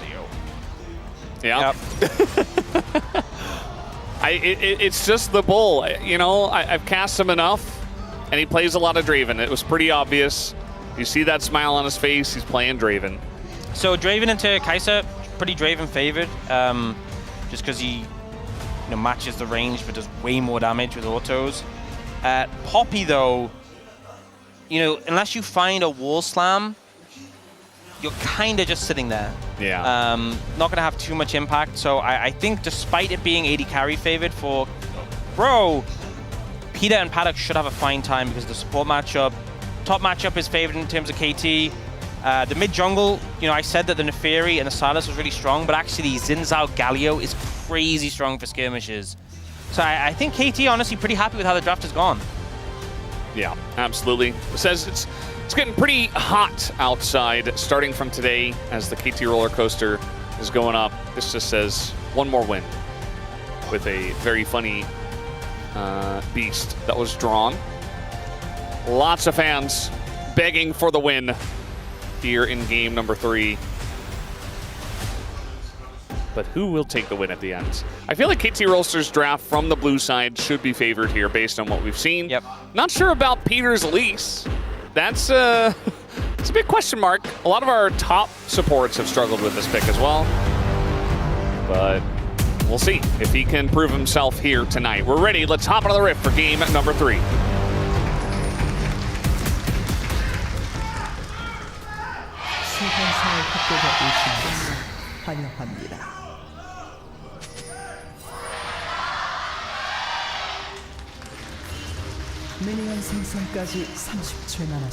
Alrighty, hide on bush. They want to go for the ward, it seems. The ping's coming out. Yep. It's a death sentence if the cocoon hits. It's the ward that we see very often. And they move right as Closer was going for it. I don't know if they're going to be able to get this one down. I think Closer sees the Galio and he says, well, I guess we're not getting a ward. And there wasn't any ward. But Peter's just going to make 100% sure. Yep. Thought maybe Closer had warded over the wall when he walked close when they were all in that brush. But make sure that they know. And now Closer is going to go for the very late ward. Fakes it. Oh. The late fake ward. Into actual... Okay. Well, now they know that it was a fake ward. Okay. Well, they have the information. They've seen where the ward is. Maybe he thought they were still stacked in the bush. Maybe. Something to note is that Bull took Barrier and not Cleanse in this situation. So if Cocoon hits, it is going to stick. And there's a pretty decent duration. One thing is that the Elise level 1, a little bit underwhelming. Level 3 is obviously great, but really it's level 2 when you have your Q and your E. Like you have the Cocoon, you have the Propel, you have the most your damage in the Qs. Like W is better for jungle clear, and it helps, don't get me wrong. Like all 3 abilities is good for Elise, but yeah. Level 2 is really where you have presence. We'll hit a Cocoon, but just gotta be cautious, stepping up when you're next to the wall. Yeah. Stepping up next to the wall right when Bull's about to hit level 2, and Palu. Yeah. So Peter hit it. He's just asserting dominance. Just establishing that he will hit Cocoons. Yep. He puts the fear of the Cocoon into the hearts of the bro bottom lane. But it doesn't do a whole lot in the game of League of Legends. And that's fine, because Padak and Peter, they're not going to be trying to take very aggressive trades here. Early on, Draven will absolutely massacre the Kai'Sa. Unless, you know, he gets cocooned, Poppy can't do anything, and they're able to burst down the Draven, then sure. But in a straight-up fight, Bull will enjoy his time. Yep, DCPDD having a good amount of pressure in the mid lane already. Peter going for... But I make sure there's any vision. Maybe they're going to go for an early play bot. Any kills on Draven, or even just burning his summoners, is always valuable. Definitely can get your attention there. BDD definitely wants revenge. Wow. He's kind of like hitting the wave and then just also sort of hitting... Like, Closer's like so locked into the fight. And BDD's kind of half hitting the minions, half hitting Closer. He's winning. Yeah. Completely. Top lane. That's how it goes. Yeah. Morgan's just on Scion duty. And we've seen a lot of this nowadays, especially in Game 2s, Game 3s, where you feel like you have to give up Jace, or you feel like you don't really have a great matchup. You don't have a prio pick. Yeah. Don't pick it into Nidalee, as we learned today, even here at the LCK. I mean, you'll get punished if it is fair, Jace. You say that, but like, they should have won that game against a significantly better team. True. That means that the matchup must be good. But at least, like, you know, he weathered the storm, and also if he just killed the minions a little more. Sure. I mean, yeah, he could have played around it better. Yeah, it's still a horrifying There's not many lane. things you can play into 80 Nidalee and have a good time. The whole point is that at some point in the game, it's going to be like, oh wow, they're so far ahead, but they have 80 Nidalee and we don't. And that's just like an instant boon. That's why you got to pick Vayne into it. You just win all the extended trades, you scale better, and you don't lose lane as hard. I'm certain that's what they needed to do. Here, I think. Maybe Rich suggested it, and they're like, no, I don't think so. Well, it was also like a flex, as we were talking about during the draft, where it was like, oh, looks like Maokai will go bot. That's what we expected. We didn't expect to have top Nidalee, but it was Zeus, so maybe we should have known. But it is what it is. It is. Cool. It's never been spoken. I love how that's what they say. We're still. That's what they like. The kids. Like, yeah. That's how they deal with all the issues in their lives. Yeah. You know? It's just there's no counterplay. You know. It is what it is. Yeah. It's so. You just say it. It's just so powerful. It's a win. It's such a. Yeah. You know, you can have the weirdest day of your life, and you just say it is what it is, and it's like, well. Yeah. Exactly. You're not affected then. I honestly think if they're not incorporating it, that's really what a lot of the coaches should look to be doing. Yeah. When they lose, like after KT lost that game 2, they went in the coaching booth and the coach just goes, "It is what it is." It is what it is. You know? Let's move on to game 3. Beautiful. Yeah. You know, how could a team like that ever lose? Everyone's morale would be so high. to say, forget about it, and then and move on. And you'll have a much better mental. There are some... I think DRX does need to forget about that second game. DRX? Yes. What about KT? KT second game? I think there's some things you can learn from it. I think the DRX second game, I think that sort of game comes with trauma, so I think you just need to... True. It's just not okay. But that's the perfect time to say it is what it is. Exactly, and forget about it, you know? Yeah. Of course. Yeah. You just move on, you pretend it didn't happen, and you never deal with it, ever. You never get over it, it's fine. That sounds healthy. Yeah.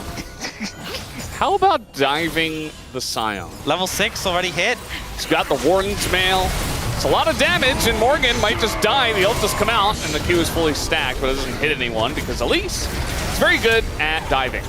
Bull in a bit of trouble. We do see BDD on the chase, and Bull utilizes the walk strategy. Here's Closer. Okay, he's trading flashes. Yeah. Calculated. At least pretty good at diving. Not new information, but re-established right now. And then some weird passages of play. I think the attempt onto Bull was good. I'm not sure how necessary BDD's ult was, but we did only just like dip into that play for a second. So maybe it was more relevant than I thought. By the way, a lot of summoners traded now. Importantly, Bull's flash is gone and he has no cleanse. So if I'm KT, I'm like, hey, let's find a way to kill him. Yeah. Or his flash comes up. With the cocoon. Stacks. That works with a taunt from BDD. Demonstrated there. The cannon was... Oh wait, no, it wasn't the cannon. He did do a lot of damage to Morgan though. Yep. BDD is very far ahead in his lane. Yeah, Morgan does have no magic resist, and Galio does do percentage HP, so... Yeah. He is thriving. So are KT in general. They're ahead by like 1,000 gold. They didn't get the first Drake, but it's not Ocean and it's not Chemtech. Maybe a third Hextech Soul? Could be a strong soul, you know? Well, I say that, it can't be Ocean, and obviously, as we saw earlier, Ocean is OP. Better than Hextech, confirmed. Based on the stats. 100% win rate on the day, you know? Can't argue with that. Yeah, that's why we use stats in general. Yeah. Because the higher number means it's better. Palu trying to do something desperately. Was Peter's cooldown, cocoon on cooldown? Because I think they could have just maybe perhaps killed Palu. If they just pressed all the buttons on him. But they opt not to go for it.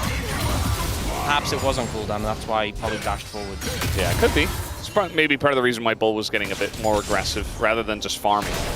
Which, by the way, I mean, you know, we have to talk about this Draven pick eventually because it feels like it's got a very good matchup in a Kai'Sa in the lane, but against the Elise, it kind of gets neutralized. You're not really able to put on much pressure with your Poppy support, so was it worth it to just pick up Draven? Like, yeah, I mean, he hasn't gotten his cash out. Maybe he does and he gets fed, but like... Brendan, I don't think you understand. It's a Draven versus a Kai'Sa, one of the best AD carries on the patch. Brendan, you asked, is it worth it? Yeah. If Bull cashes in, 100%. If he doesn't, it's not. It's that simple. Okay. So 50-50. It happens or it doesn't. Yeah. You know, this entire game, and whether or not the Draven is a good pick, is going to come down to whether he cashes in or gets shut down. So we'll learn a lot. Yeah. In this game, actually, we'll know if Draven is a good pick in this situation. I actually call this... For the future. I actually call this outcome-focused assessment, you know? Okay. The outcome, and then you focus your assessments on after the fact. Yeah, he just knocked that guy away, but Casting cannot deny the second knockup. TPs are coming in, and now we got Bull's axes getting into the action, and BDD, not much he can do at this point. So nice little pickup. A kill onto the Jace for Bro. I still find it so funny when the early TPs come in and they just kind of like slowly float over. Yeah. Like, hey, we're coming. Hey guys. Hey. Yeah, I mean, I think Cuz actually misplayed a little bit because he got his passive on handback and then tried to ult and just didn't knock him away as his own. Oh, Peter, he gets the engage and the no cleanse comes in. The barrier does not save him. Nice knockback though from Palu. That's going to be a trade of kills.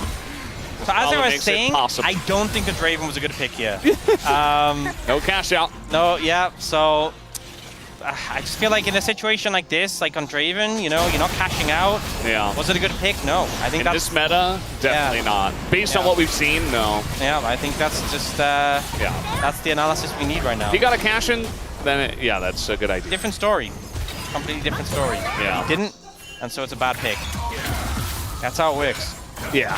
I mean, Bull's comfy on Draven, but No Draven is comfy when you die with all those stacks. Yeah. So I mean, to be fair, I didn't have that many. I've seen more Could have been stacks worse. be lost. Yeah. It is what it is. I mean, it is what it is. That's beautiful. Yeah, so if you look, Cuz actually hits handback, and then when he ults, I guess he would have had to E to him anyway. Okay, never mind. Well, regardless, he's dead. And then the slow TP comes in. And yeah, just Jace a little bit too far forwards in here. Bull just like, hey, I'm walking to my teammates.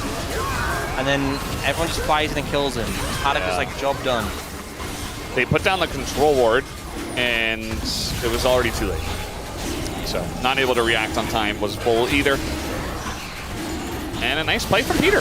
As now we're getting in onto Palu, who is just getting burst, and there you go, into the wall goes Cuz, but Palu is very much out of the fight. BDD makes his way in, and this will be the Drake going over as Hambak not able to steal it, and Bull just face checks the brush where there's no vision, and the entire team was there. I'm speechless. Anyway, I guess... It is what it is. It is what it is. It is what it is. It is what it is. I think that's the only thing we can say in this situation. Yeah. And look forward. Hambak has 2 kills. Yeah. And it's a Hextech soul again. Neat. 3 in a row. Especially for this series, I think. And we have Jace in this game. Did you know Jace invented Hextech? Oh, sorry, that's spoilers. I know some people still haven't... from season 1? I know some people still haven't seen Arcane like Chronicler, so, you know, Yeah. I don't want to spoil it for them. Imagine not watching season 2. Also, Darth Vader's Luke Skywalker's father. Sorry, I don't mean to spoil stuff. Sorry, yeah, I'm just dropping spoilers here. Can't believe he would do that. Well, we got to fight anyway. Cuz seems very fine. He's still going to flash away. Meanwhile, Bull trying to take the 1v1 versus Paddock, and he's winning. Now he gets a cash out, but still dies to the Q. Meanwhile, Bro winning the rest of the fight here on the left side. And you see Cuz extremely low. He's going to go in! Elodie, no! He canceled the auto! He canceled the auto! Why? It is what it is. It is what it is. I feel like I need to say it more. Yeah. Like I'm so affected by this game. it's just like a nice little release of dopamine every time it's said. I'm like, you know what? Absolutely right. Spot on. DD. Well, that's how it goes sometimes. Yeah, Frozen Heart only Scion, not fantastic in the Galio. But here, Bull finds a 1v1 against Kai'Sa, which is pretty favorable, considering Kai'Sa has barrier and ult.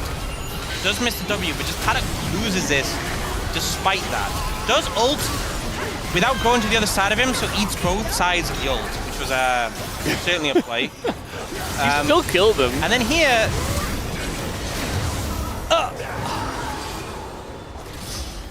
Oh man, the whole audience groaned when we saw the replay. Yeah. Nobody wanted to see that again. Yeah. You know what? I don't know if you know this about Xin Zhao. Quite focused on his auto attacks. Yeah. That's a big aspect of his kit. Maybe he misclicked on the doggo and he was like, oh no, I don't want to do that. Yeah, I didn't see any doggos, but... I mean, I did see at least one. Okay. Well, then he's got an excuse. Oh, the Neferia. The Neferia is a... Never mind. Yeah, that's true. Yeah, I don't know. I could watch it again, you know, and make a sort of summary on it, but I feel like that would be against the spirit of the series. Yeah. As being, it is what it is, so... It's better that we just move on. Forget about it. And we don't... we don't address the elephant in the room. It is a pretty big elephant, though. Yeah. I'm just... No, both teams still in this game, I think is the takeaway from the situation. Bull did get the cash in, which was like... I don't know, like 77? No, it was 181 gold. Oh, nice. Yeah. Well, you know, that's nearly like half a kill. It's actually more than half a kill. You should know that. You're very good at knowing the numbers, especially for how many days there are in a year. Yeah. So I thought you would know this. Slightly more than half kill. Yeah. Well, that changes everything. It does. He's getting pretty fed. He did die 3 times, but he's got his BT now. And if he finds more 1v1s, he's going to be happy. Specifically in a 1v1 against Kai'Sa, where Kai'Sa ults into your ult, then yeah, I think pretty good. You know, I asked earlier about the longest and shortest duration on average for the teams. Yep. BNK was the shortest at 30 some odd minutes. And then DNF was the longest, actually. Do you know So why? It wasn't Bro. DNF did not finish. Yeah. The games kept going. They kept going. I mean, they are a team that have gotten some leads and then have struggled to end games. So it doesn't surprise me, actually. Oh, Morgan's gonna make his way up. But they aren't contesting the Herald, apparently. We're just looking respectfully in the direction.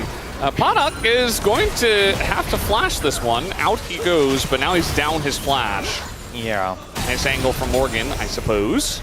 Casting looking to get some pressure in this tower. So KT got pressure in the side lanes here.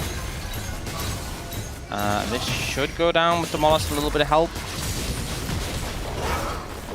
Yeah, Morgan no ult's not really any threat here. Okay, well, I mean, they didn't get the Herald, but they get that tower, and now looking towards the Dragon. Yeah. I'm partial to teams that get the gold lead myself. Yeah. I think that generally helps with getting ahead and winning the game. It's still a very close game, though, actually. Do you have a source on that? Myself. I feel like these are pretty I have watched some games of League of Legends. Okay. All right. They're getting chunked out. Yeah, they're going to get control of the banana brush. Will Bro. Coming in. Yeah. Casting is now TPing.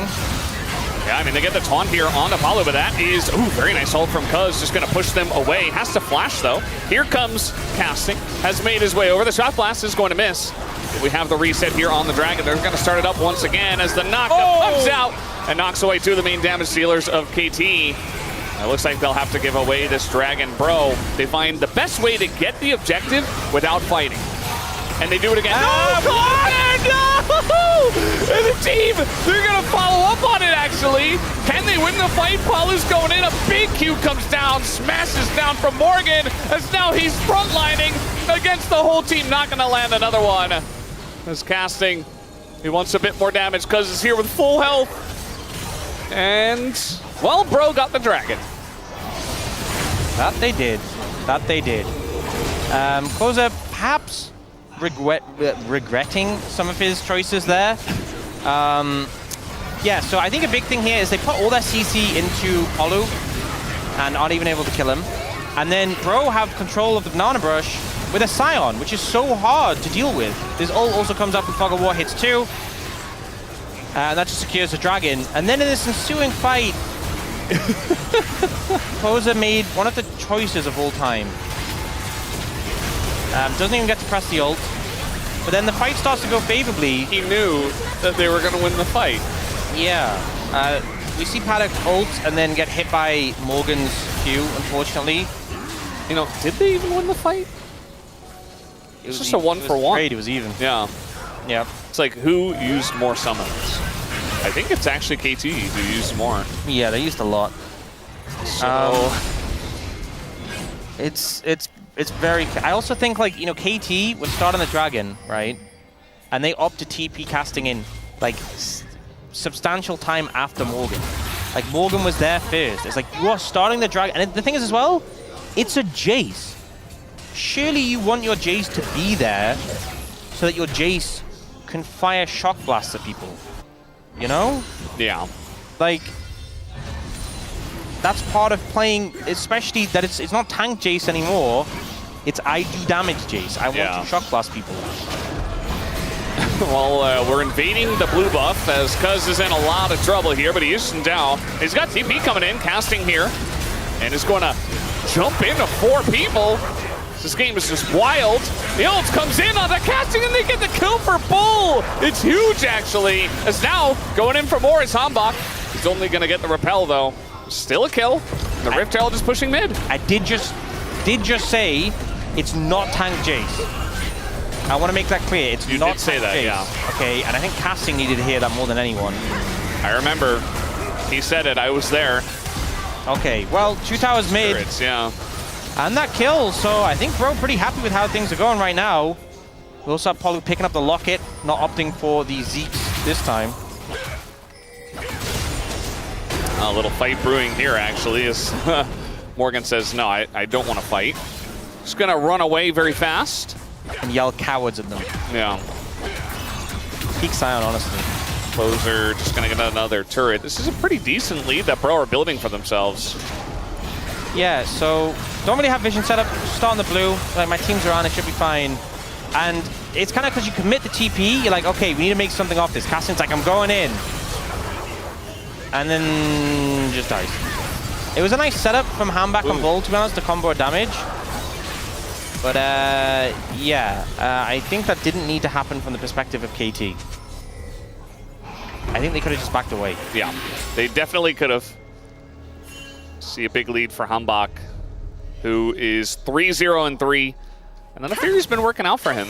Yep, the Xin Zhao not so convincing so far this game. We've seen her have some really impactful games. Peanut earlier today had a massive Xin Zhao game. But Ekka's struggling a little bit. 2,000 gold down. Like, the entire gold lead is basically in the jungle. Yeah. That being said, though, when your Jace is, I mean, basically even with a Scion, that's not a good thing. Something went wrong. Yeah. All right, baiting him in. There's the cocoon, but it's a stolen Xin Zhao ult, and that's going to be dodged, actually. Very nicely done by Peter. I'm not sure if it would have saved him anyway. Nice little pick onto Closer, who thought he was safe. I feel like the Xin Zhao is given a lot of false confidence, right? Not just to Cuz, but also to Closer. Who's like, I've got this, I'm invincible. Yeah, only if they're outside the circle. They just come into the circle. You mean Xin Zhao and Galio and even Kaisa aren't going to be inside the circle? Yeah. Or Jace? Yeah, or Elise. Or Elise? Yeah. I mean, same could be said on the other side, I guess. Very low range comps from both teams as we get later on in Fearless. Still a close game. Bro are still sitting pretty. Closer's doing a lot of wacky and wild things. He's making it interesting for the Bro fans. It is Ruinous Atakan, and it is Hexed Exol. We did have that earlier today. We get a second try, potentially. Oh, Bro are setting up for Dragons, so KT are like, you know what, let's just randomly do Atakan. But there's a control ward here, so They'll Bro never know. Are super aware. Like, no, they kill the control ward, they have no idea. Object Permians, you know? I'm teaching my son that nowadays. Will they get this? I think they should get this in time. I mean, somebody's got to go in. Yeah, Hambach just got here. They just got here. And it's going to come down to the flowers. Who's going to get all of the flowers? Who will be the Captain Flower? That is the question. We got an ult coming in. Podok, he has a lot of peel this time, though. And he's got the ult. And down goes Bull, meanwhile, on the bottom side of the fight. And now, Bro just get baited into this Waka one. But Closer finds the angle on a Peter. They take out the Elise. And a chance for Bro as both teams eyeing each other. Not sure if they want to go. A massive taunt gets Palu. And now that front line is slowly being chipped away at, giving confidence for BDD, who is still full health and wants to continue on this one, but doesn't have his flash. Yeah, not sure they'll be able to find anything more here, but the speed up comes through from BDD. It's very fast. Running. Yeah. I mean, there's only so far you can go. One more Justice Punch, a chance. Ooh. Okay, well, it's still enough to probably get you this Dragon. Yeah. Low health bars from Bro. The main thing is they chase them away. Don't let them recall. They get the Ruinous Atakan, and it was hard to see who got the most flowers, okay? But they just rush it down, Bro. They thought we have a ward, we're fine. Apparently not. And then we see this this fight over the flowers. Sorry, I think I just called them feathers, flowers. No, you said flowers. Okay, confusing myself. Anyway, you know, we see them just dive on the Bull and take him out. Meanwhile, Paddock is able to survive the assassination attempt from Hambach. And watch BDD, by the way, when they're like posturing here. Just look at him. He's just cleaning up the flowers. Yeah. You know, a little bit of heck. Give it here, and then that taunt there catches Palu. And that's enough to force Bro to run away. BDD doing rather a lot in this fight. And now, 10 more flowers in favor of KT. Bro have 23, KT have 33. So KT definitely coming out in terms of those flowers. But now it's 2 dragons each. But KT have that Ruinous buff for the rest of the game.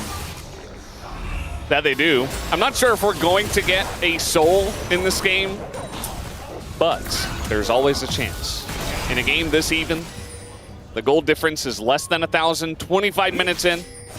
The most damage has been done by a Galio. Yeah. There's always a chance. BDD level 16. So is Closer somehow. Closer got like 1 kill, and now he's like on par with BDD. Yeah. I don't know how that happened. I don't know either, but I mean, I feel like they were ahead for a good amount of the game, you know? And he's farming pretty well. And Rod of Ages is OP. It is OP. Yep. So, I mean, this Galio is super strong right now, it feels. Like, in terms of items, he's not particularly ahead of the curve, but I think the levels and just the impact he's been having in the fights have been massive.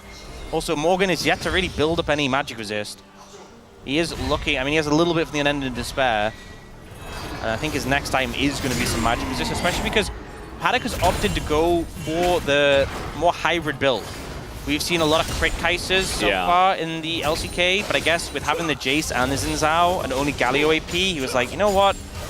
I need a bit more AP, which I guess to some degree makes sense, because it makes Morgan has to hybrid itemize, but also you have like an Elise and a Galio who, they're not like damage carries, but they do have some relevant like AP damage. I don't know, I don't hate it. It is going to shred through Morgan.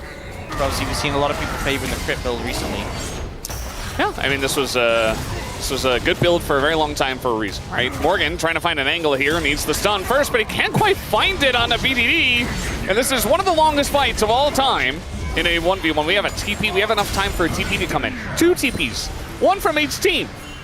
And all Bro are running over. So we're just going to trade our TPs. I mean, Bro was so happy with that. They were losing that fight, and they just traded TPs. You'll absolutely take that. Yeah. Does mean they're kind of far away from the Baron side of the map, but they have some great vision set up over there. Not too worried. But again, you know, action not allowed. We're just going to go back to a chill one and wait for the next objective. Presumably this Dragon, I don't think any team's going to start Baron randomly. Then again, I've been wrong before. Yeah, I mean, there's a lot of Baron damage, it feels like, on both sides. Not like absolutely uber insane amounts, but definitely high, especially as we get later and later in this game, 28 minutes in. Paddock just picked up a Nash's TP. Yeah. Pumping single target damage. Him and the Jace, and that's pretty much it. I mean, Xin Zhao a little bit. Oh, the Death Stance on Handback. Yeah. That's going to be a bit of a threat on this Neferi. Yeah, he's definitely been jumping into backlines pretty aggressively. So I think it's just hard with the amount of CC flying about, you know. It's definitely a lot of melee that don't really like this Galio. And Neferi is one of them. Did go for the Merc Treads in this game. 50 seconds on this next Dragon, and I think letting a team get one away from Hextech Soul, dangerous, you know. As much as it feels quite late in the game right now, this game could easily go on for a lot longer. We know. And I think these permanent buffs have so much value, you know. We saw the Elder Dragon not result in a fight win in game 1. Yeah. But when you have that soul permanently, even if you make a mistake, as long as it's not too big of a mistake that you lose the game, you still have that in your pocket. And you see both teams posturing, setting up for this. BD's a little while away on the bot side. He's going to recall, actually, and I believe TP in. He might have just completed the 3rd item. Yeah. I guess Azonya's, maybe? Oh, he just got the Seekers, which is essentially the same thing. And he's going to take the Hex Gates here. Thanks very much, Jace. Jace is on his team. That's why he's allowed to use them. Get him back a little bit quicker. And Bro paid the Bro tax to use them, so yeah, that's why they can use them. Yeah. Jace is just making so much money. Very happy with the triple Hextech Soul in this series. All right, both teams staring at each other menacingly. Who's going to make the first move? That Banana Brush control is doing a lot for Bro right now. I feel like that's one of the first times I've seen casting hit a big Shock Blast. And by big, I mean just hitting them.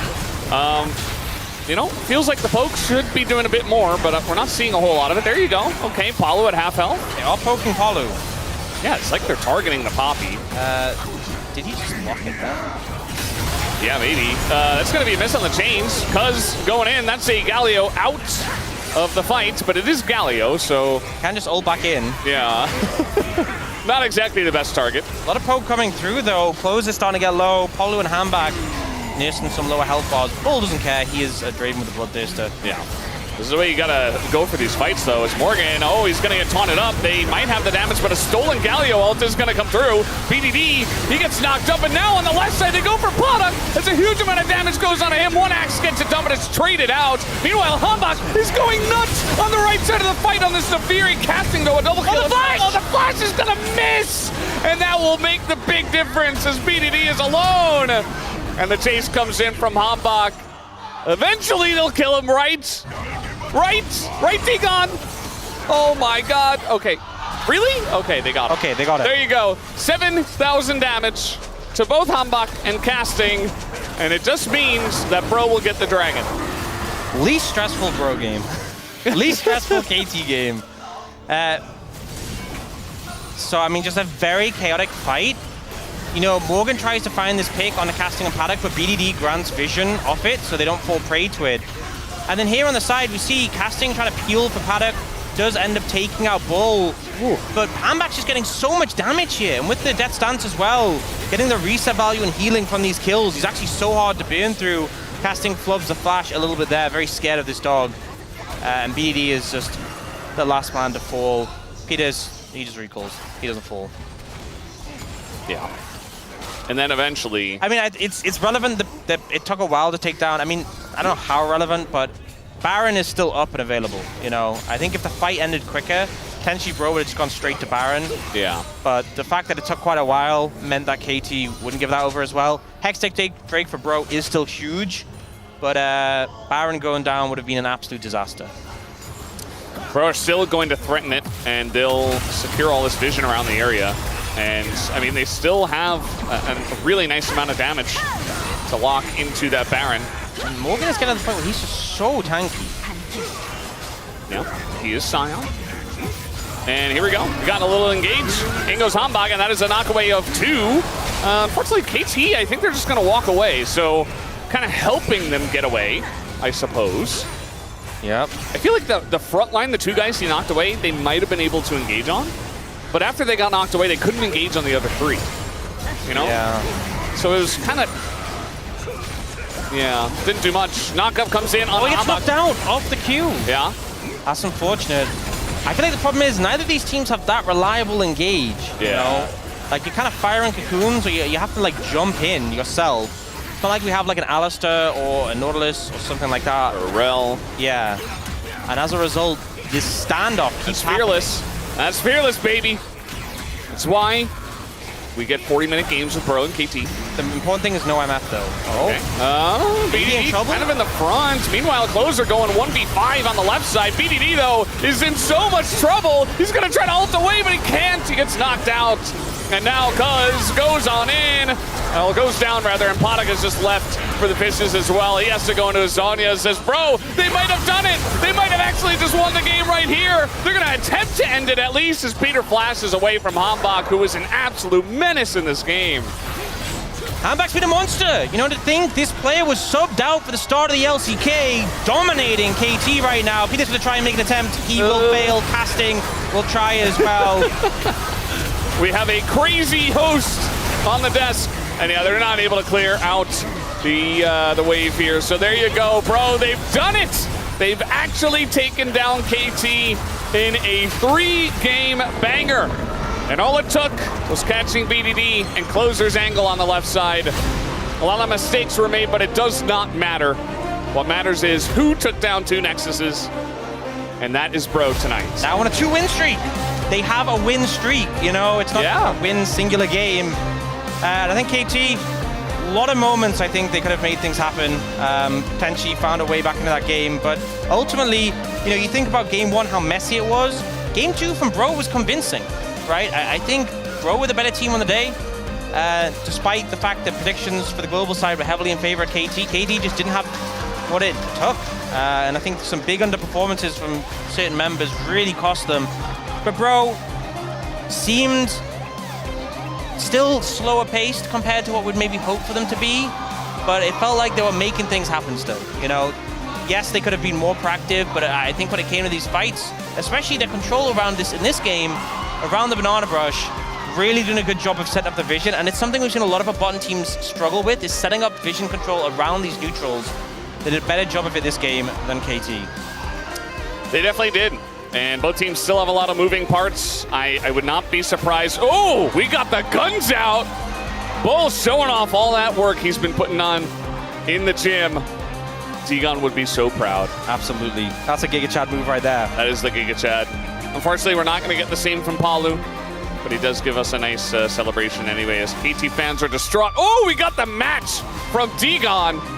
Yeah. He's hyped. Didn't predict him against Gen G, though.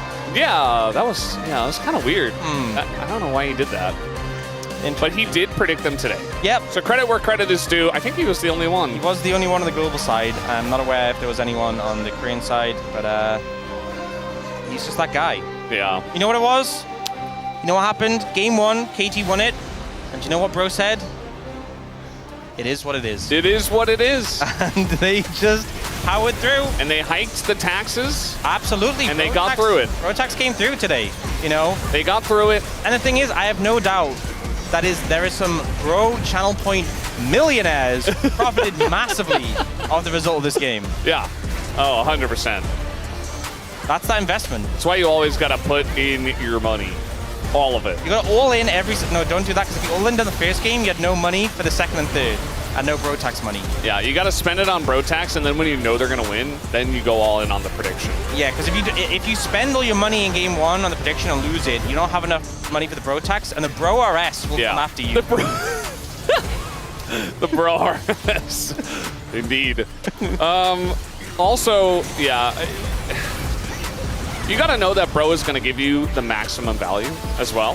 And sometimes, you know, they're just like, we'll just lose game 1. That'll make things a little bit more tense today. Yeah. Right? And Hambak just... I'm going to say it. I don't think he ever should have been subbed out. I think we all agree. And I don't think he should ever be subbed out again, if I'm being honest. I think he's had a pretty fantastic series today. He's a great player. He just needs time to figure out the LCK. Game 1 of the Sejuani was a bit messy, but also he was getting some clutch smite steals that kind of kept him in the game for a long time. And then 2 and 3, he was on form. This guy's good. He's a very, very good player, and he works well with Closer. Been a fan of him since the Challenger days, when it was him and Lucid, the two going head-to-head for top jungler. Lucid did win at that time, but Hambak, you know, took him a little bit longer, but he's here. You gotta believe. Yeah, and remember, like, Lucid is a great example of a player who didn't immediately come together right on his debut. It took some time before things really started to work with G+, and now easily one of the league's top junglers. They were just so challengers pilled.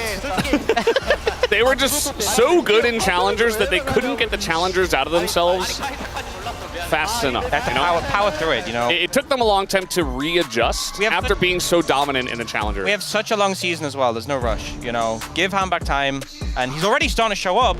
You know, he already showed up in Kesper Cup and in the LCK Cup, but give him more time and he'll really show what he can do. I think Prince is a bro predictor as well. I'm not gonna pick up the POM. That's not a big surprise. Honestly, I don't even know who else you would vote for. Maybe. I don't think there's another vote. Morgan? Morgan did nothing on Yorick, let's be real. Yeah. There's no other vote. He did have the Ambessa game. He really tried in game 1. Palu, like maybe, but not really. Not compared to Hambak. I think he'll be full Hambak. I don't think Hambak did way too much. Yeah, this series. Well, guys, we do have the POM interview ready to go. I'm going to hand it over to Deer for the translation. Thank you very much, guys. This is Deer for the POM interview translation, joined by Hambak on the side of OK Savings Bank Brion. Congratulations! Continuing the win from your last match, you secured 2 consecutive wins in a row with today's victory. How do you feel? First of all, being able to get 2 wins in a row in the LCK makes me so happy. No, I think it actually does feel better that I was able to defeat my former team, KT. You know, I wasn't really emotional after the victory, but I just didn't expect this match to be so rough and so draining. So I'm just so relieved that we're able to win today. Yeah, it has to be such a meaningful win for you personally, since this is your first POM. What do you think has changed over the last 3 matches? SK에 어느 정도 좀 적응을 해가고 있는 걸 몸으로 No, I think I am feeling like I am adapting to the LCK stage, so I think I have a good feeling. I feel like I can improve and get better from now on. And so we saw that you guys had Bull in the bot lane after a while. So what kind of change did the team intend to implement with this player swap? I think with Bull, we're able to sort of go ahead and draft based on, I guess, around Bull, because he is actually really good with Draven, and there are a lot of moments that we can enable him as an AD carry with his champion pull. And your Nafiri was on a rampage, and in game 3, you gave Jace away to take Nafiri, Sion on Draven. And with such a wombo combo comp, what do you think? How do you think the draft phase went? I think we just really tried to go with the feedback regarding having an AD jungler. And I think that's just something that we were able to accomplish after that feedback. And in the Fury, scaled steadily, but you could not let your guard down during the team fights. So when were you sure of today's victory? I feel like every team fight, I had a good feeling that we would win today. But obviously there was a lot of back and forth, and I think all we really needed was that one banger team fight, one refreshing one that we just can take that decisive edge.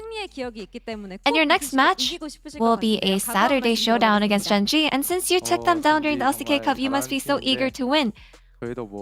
Yeah, Genji, they're such a good team. But since we have that Kingslayer nickname, we'll make sure that we are definitely prepared for that match and make sure that we're prepared to win as well. And what would you like to say to your fans? Now, there's a lot that I want to say if I get POM. I feel like regarding my performance, it had been pretty unsteady during the LCK Cup, but I just wanted to say and extend my gratitude towards all my fans that have been so supportive regardless all this time. And that's the end of the interview with Hanbak, and back to the space. Thank you. I think that fan sign there at the end said it best. Basic needs, what was it? Water, food, oxygen, and bro win. I feel like I've aged so much here. It is, what a game. Yeah, it was one of the games of all time, as Chronicle has put it both of our previous segments. I don't know what happened. It was the perfect final game. When Chronicler's voice gets higher and higher like that, that's when you know there was a lot of pent-up emotions that he's feeling at the moment. I think everybody's feeling. Every KT fan, every bro fan. Wolf, because I'm a little scared because I haven't asked you this, but I know that you've kind of let go of your KT fandom, but I can still. Is there a little left of you? I feel for BDD. I've been feeling for BDD for a while, but today you don't. Today I'm kind of looking forward to BDD's next match. I'm looking a little bit forward to BDD's next match. Well, before we look forward to BDD's next match, we have to take a look at the future predictors. That's right. Me and my boy Prince. Y'all didn't know? The broadcast didn't. YouTube chat didn't know. You know who did know? Can you say you Twitch actually knew? Did you actually know, though, Digon? Were you I was a knower. When there was time to put channel points on the line, to pay the tax. Not even Chronicler really cares about this one. Well, Dagon, I do really want to highlight that there is an old saying about a broken clock and it being right. And I know, how many bro predictions have you done again? Well, I've got 2 of them right. So I guess if I get any more right, then I'm no longer a broken clock. A broken clock? A broken clock. It's just a working bro clock. A bro.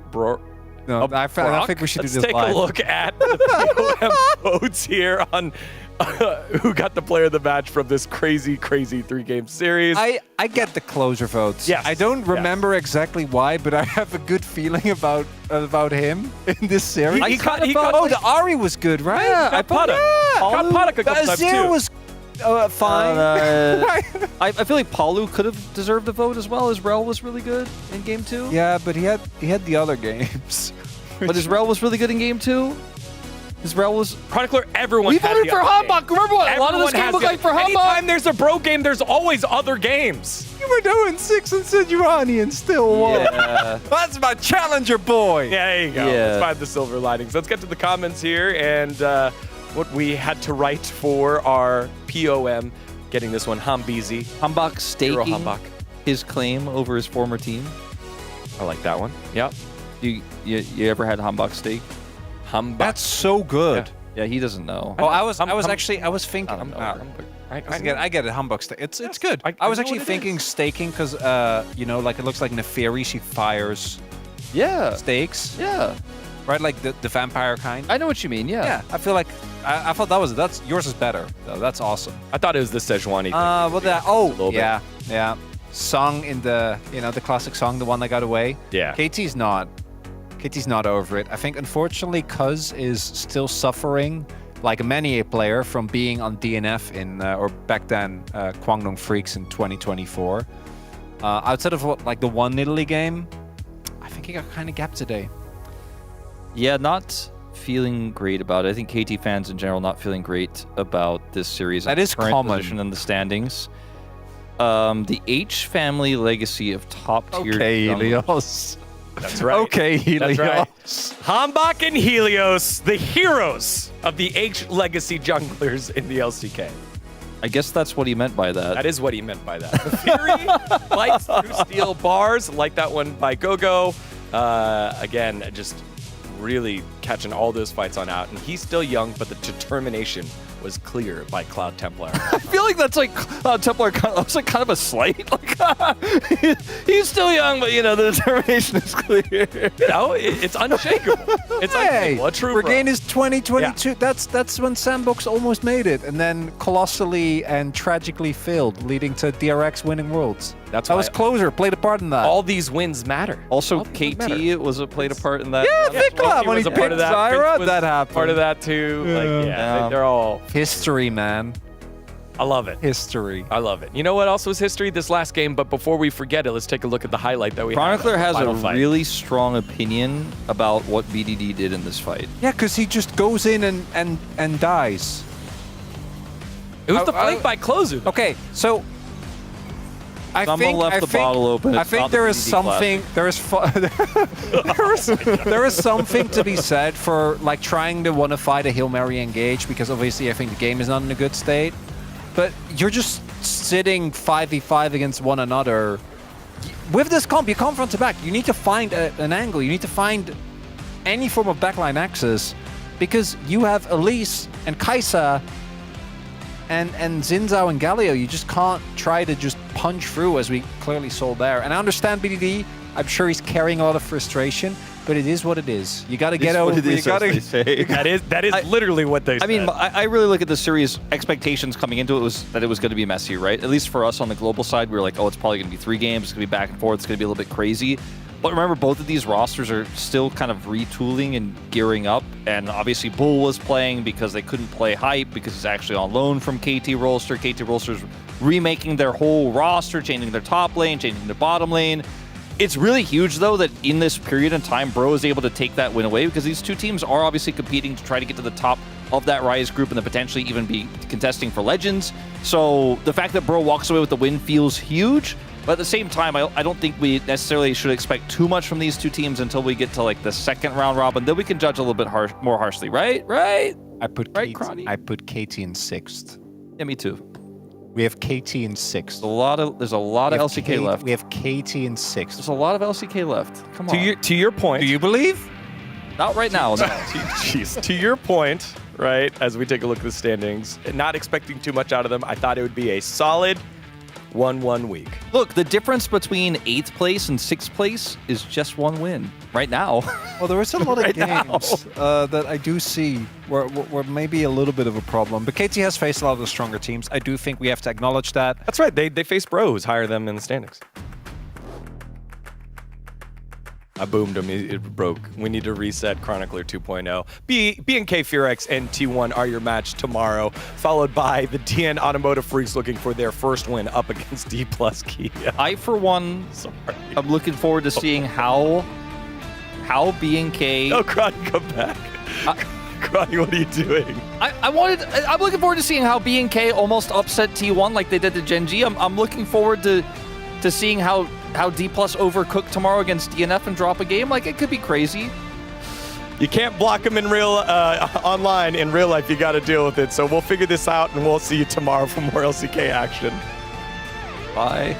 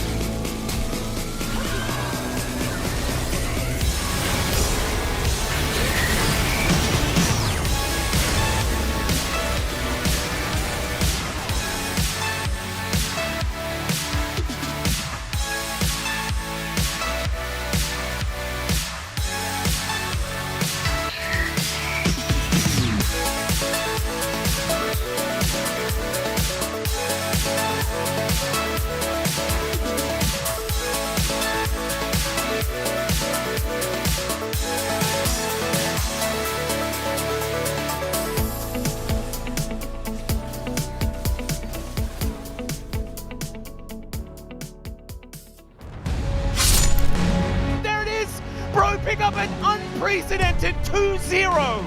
LCK의 호랑이 젠지가 OK 저축은행 브리온한테 사냥당합니다. 어떤 분들은 뭐 경기 내용이 일방적인 것 같다라고 하지만 오늘 같은 날 의외로 그 이변 드라마가 나올 수 있어요.